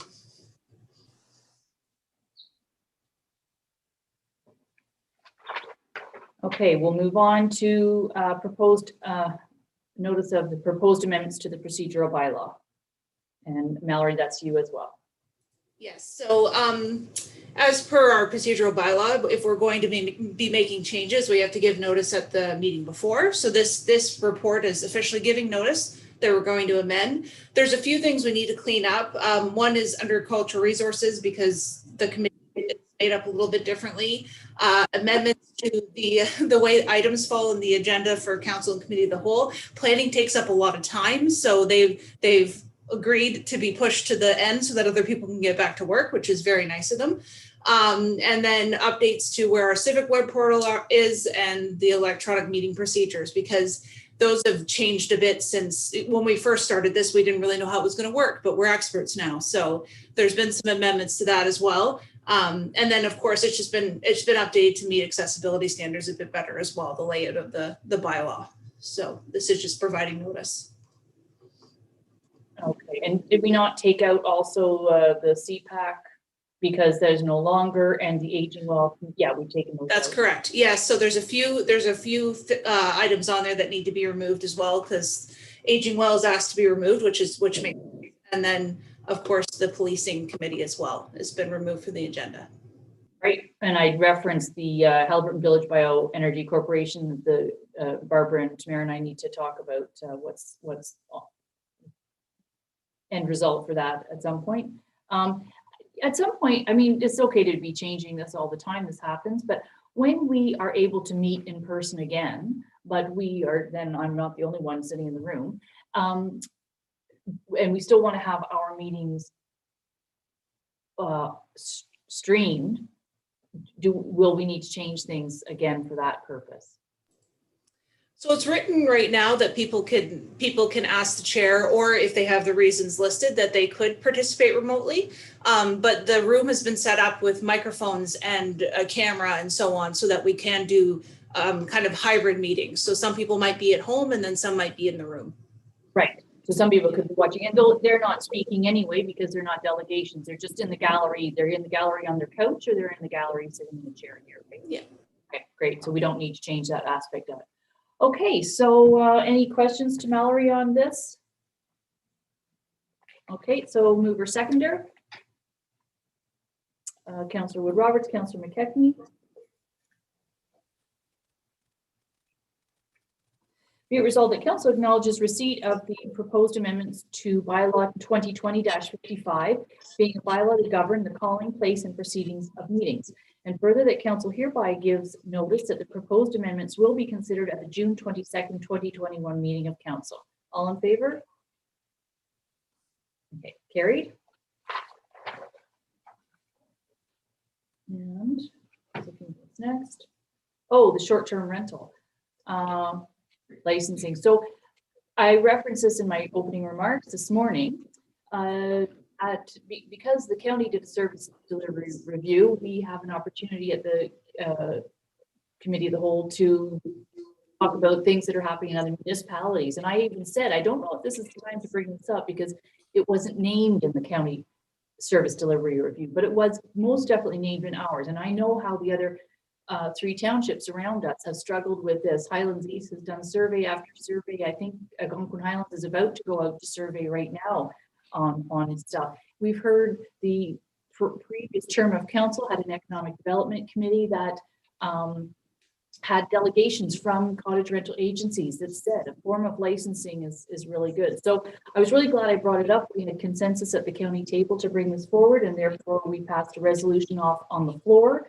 And the resolution on the floor was to bring this back to all the local municipalities to, when I say to delegate the responsibility, it's for the investigation and all of what would be involved in creating a licensing program. Each local municipality will, so each of you county councillors, you're not giving up your right to have a say, you're not giving up your opportunity to have an opinion on this. It is so that the county can undertake some of those initial investigative things, what are needed, like in terms of zoning or anything like that. So I don't know if Deputy Mayor Kennedy, if you want to add anything to that. Just, I think it was a big sigh of relief when you brought that up, Madam Mayor. From around the table, everybody's tried to tackle this elephant and come up short. And the conflicts between lower tiers with lakes that cross boundaries is a big issue. And I'm looking forward to moving this initiative along quickly and hopefully having something drafted even by the end of the year. Well, you know, and who knows what the time frame may or may not be on that, but I just want to assure when we're saying that a countywide review, it does not negate that every councillor here will still have an opportunity, and we won't be passing anything unless this works for Dysart too. I know, Tamara, you've done an awful lot of research with the iHost situation. That might be a good way to go.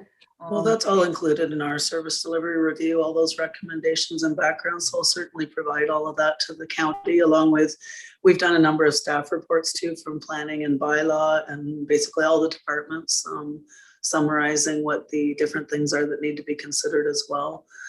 So we'll forward that information, because I think part of the recommendation is that bylaw and so forth be involved to make sure that everything complies with the various zoning bylaws and official plans. And Algonquin Highlands is going ahead with their survey right now, so it's going to be right up to date information. Yeah, we said go ahead. Surprised how much information we have at our fingertips just to put it together, and we may not agree on all of it, but I foresee a backbone, and then each of the lower tiers may have some individual, side things on it. Yeah, but as local councillors, all of you will have that opportunity. And here's an example of where we could never really bring it up, because at the county table, we still have to stick to procedural bylaw. It's not on the agenda. I suppose it could have made a note of motion, but it really tied in nicely when we were talking about the county service delivery review and hours.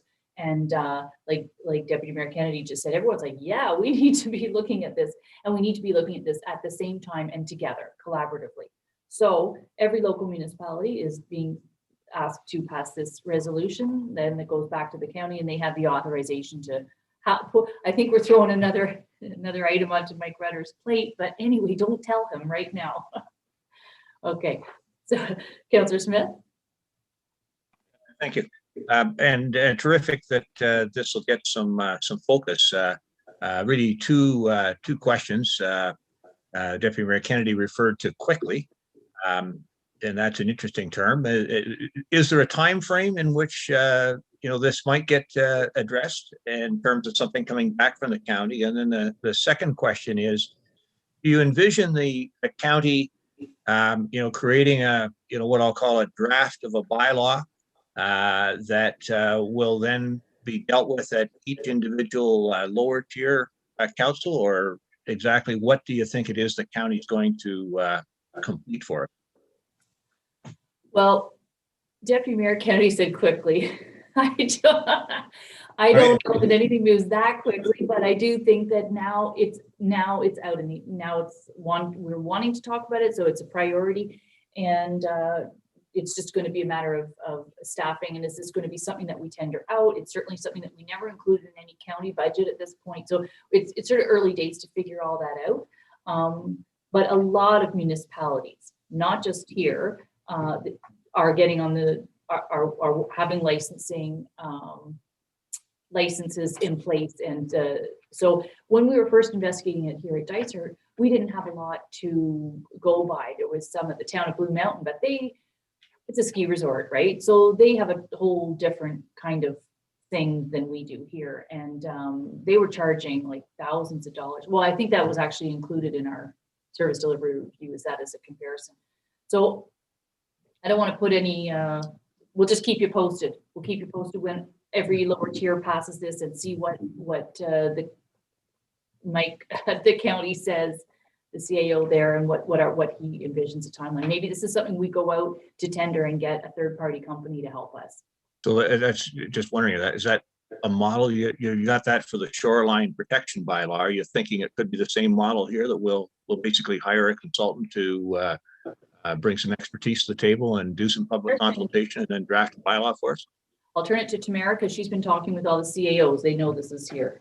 I just think it's a little premature to know yet. I think we should just pass this resolution to show the intent and let them work through that, because if we presuppose it might get a little confusing what the process is going to be. But we've certainly done an awful lot of research that includes all the things you're talking about, and we'll be passing that along as part of our recommendations. And I know one of our next steps here if we pursued it at our level solely, was to have iHost come back and do a presentation to us so we could work through some of those details, because that is one of the third-party companies we were looking at to help us administer and run 24-hour complaint systems and so forth. So I would certainly recommend to the county that that be a step that the intermunicipal working group maybe look at, is at least inviting them maybe to do a presentation as part of their work through of it. Okay, well, just to finally comment, there is an urgent need for something here. And the decision could be, we're not going to have any controls, but there's an urgent need to make a decision.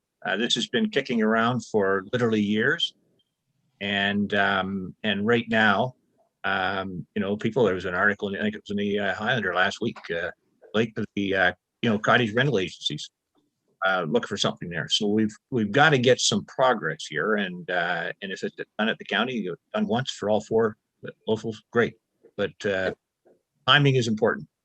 And so when you say that, Councillor Smith, when you say done once, we will have input into it. It's not just going to the county without you and Councillor McKechnie and Councillor Clark all having some input into it. We will, that's why I don't think anything happens too quickly. And the do nothing, that it was not an option. Everybody nodded, yes, we need to have something. Every mayor and deputy mayor agreed to that. So I can't imagine that the do nothing approach, but making sure that you have input and not just say, oh, the county's going to look after that, and then we don't like the result. That's not how this is going to work. But, perfect. Thank you very much. Okay, Councillor Clark. If we can do anything, perhaps push county that they have to deal with this on an urgent basis. This should have been done a couple of years back, and us going into this pandemic without having these rules in place has been a real problem. Airbnb has just been making a mockery out of the whole system. The local rental agencies have been following the rules. They've been doing what they're supposed to be doing. But with groups like Airbnb and no controls in place, it's a free for all, and it's just destroying our neighborhoods. This has got to be a priority. We can't sit back and just mull this thing over for another year. That's stupid. Yep. And we've got to move it forward. Thank you. I concur. There we go. So I do need a mover and a seconder to pass this resolution as on the table, and Councillor Smith and Councillor Wood Roberts.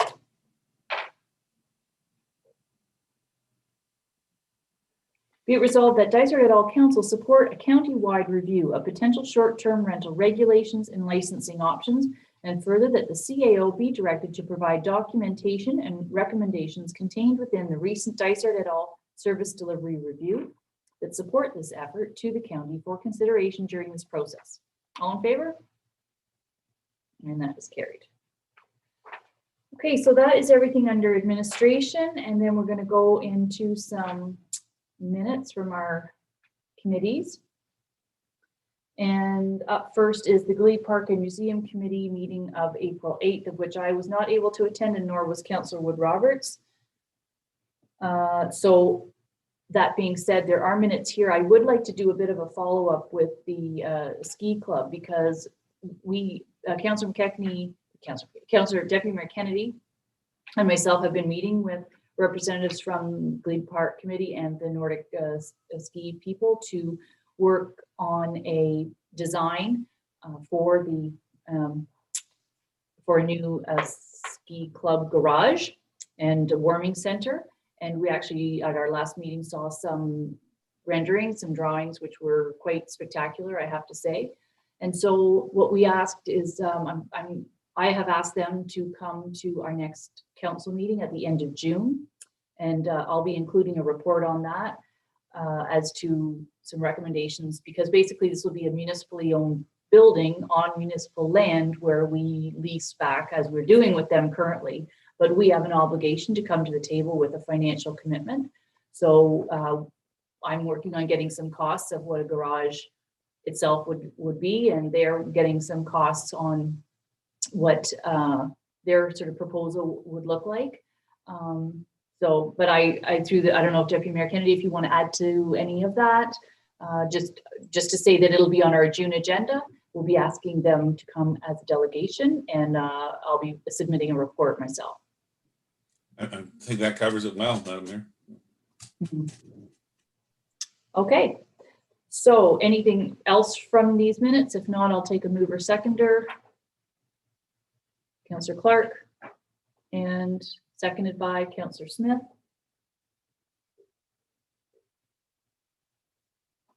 Be it resolved that council acknowledges receipt of the minutes of the April 8th, 2021 Green Park and Museum Committee. All in favor? Okay, carried. And next we have the Cultural Resource Committee.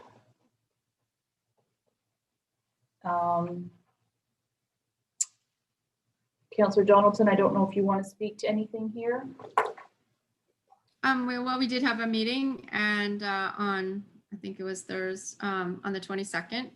And we've been having, because I'm on the subcommittee for, what we found out was there was no policy about the murals. And so we've met twice and we have, I think, one more meeting before our next cultural meeting to kind of get something concrete about the mural policy. And let's see if there's anything else. Is there anything else that happened in that meeting? Just that the murals is a big one because I'm on the subcommittee. Yeah, so the public art policy was also a subcommittee. It's funny because the Cultural Resource Committee had an issue with quorum because some members changed and whatnot, and we didn't meet, and then COVID and different things. So we almost didn't meet for a year and a half, and we're supposed to meet every other month. And we had a special meeting in January, then one in February, regularly scheduled, and now all of a sudden there's like 3 subcommittees out of there. So it's funny how things all of a sudden speed up. There's also a subcommittee regarding the Sam Slick Park, and they'll be coming back with a report on that. And public art policy, we only met once, but we did do a full review of the public art policy, and we'll be bringing our recommendations back to the Cultural Resource Committee. So all of these subcommittees, they don't do anything but do the investigative research and then take it back to the Cultural Resource Committee, which then will make a recommendation to council. So the council makes the decisions. We are having our next meeting, I'm not sure if it says the next meeting date there, but we did bump it up. It says next meeting, June 24th at 10 a.m. and we have changed that to June 10th at 10 a.m. And the purpose of that is so that any recommendations from there can be on the June 22nd council meeting. And so that's a point to pay attention, and that's about it. Lots going on. Okay, so mover and seconder to receive the minutes. Councillor Clark, Councillor McKechnie. Be it resolved that council acknowledges receipt of the minutes of the April 22nd, 2021 Cultural Resource Committee meeting. All in favor? Okay, carried. And committee memberships vacancies. Mallory, you've got that. Yeah, so Jeff Isles brought this report forward. So there's 2 new representatives being recommended to be appointed to the committee. And then in June, I'll bring forward the new appointment bylaw so that we actually have, this committee has really done some shuffling so that we actually have all of our members listed on our bylaw, which will be good to get that updated. So it's just to appoint them through council.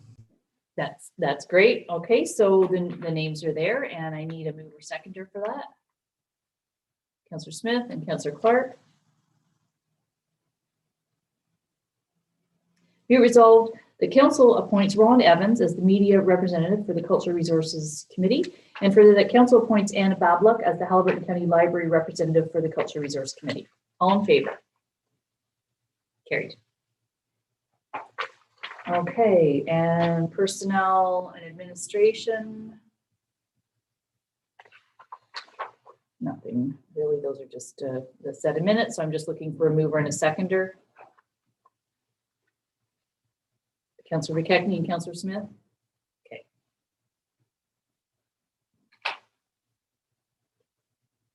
Be it resolved, the council acknowledges receipt of the minutes from the May 11th, 2021 Personnel and Administration Committee. All in favor? Okay, carried. And that is the last item in our open meeting. But before we adjourn to go into closed, I just want to thank somebody who has been covering our meetings for quite a number of years right now. And it's Joseph Quigley. is with the Highlander, and he is leaving to a new position in Newmarket. So Joseph, we wish you all the best. And you've put in some long days like we have and done a lot of reporting on council meetings, and he's going to be reporting on the Newmarket council meetings there. So wish you all the best, Joseph. And with that, I need a mover and a seconder to go into closed. And Councillor Wood Roberts, Councillor Clark. Be resolved that council adjourn its regular meeting at 2:32 p.m. to discuss matters pursuant to section 239-2 of the Municipal Act 2001 as amended pertaining to a proposed disposition of land in the Township of Dysart, Harborne Road and Industrial Park, and a proposed disposition of land in the Township of Harcourt, Elephant Lake Road. All in favor? And that is carried. So we'll just take a minute to switch our cameras off for a sec while we go into closed.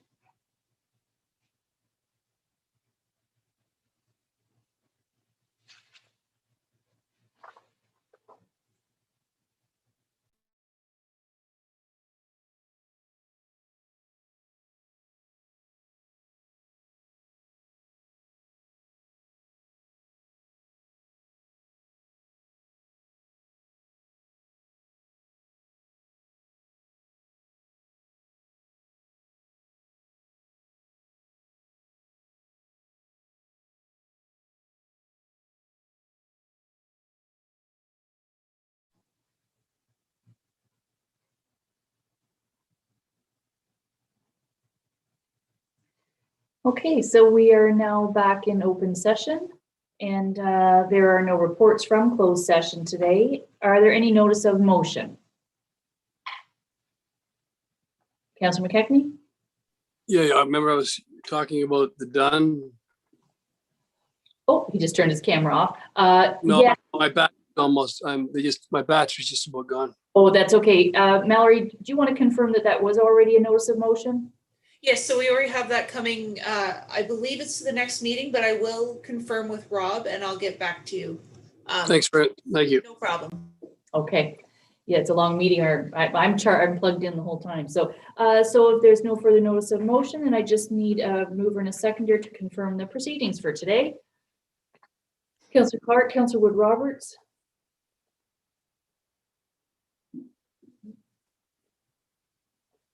Be it resolved that bylaw 2021-47 being a bylaw to confirm the proceedings of the regular council meeting held on May 25th, 2021 be ready first, second, and third time, passed, signed, and the corporate seal attached hereto.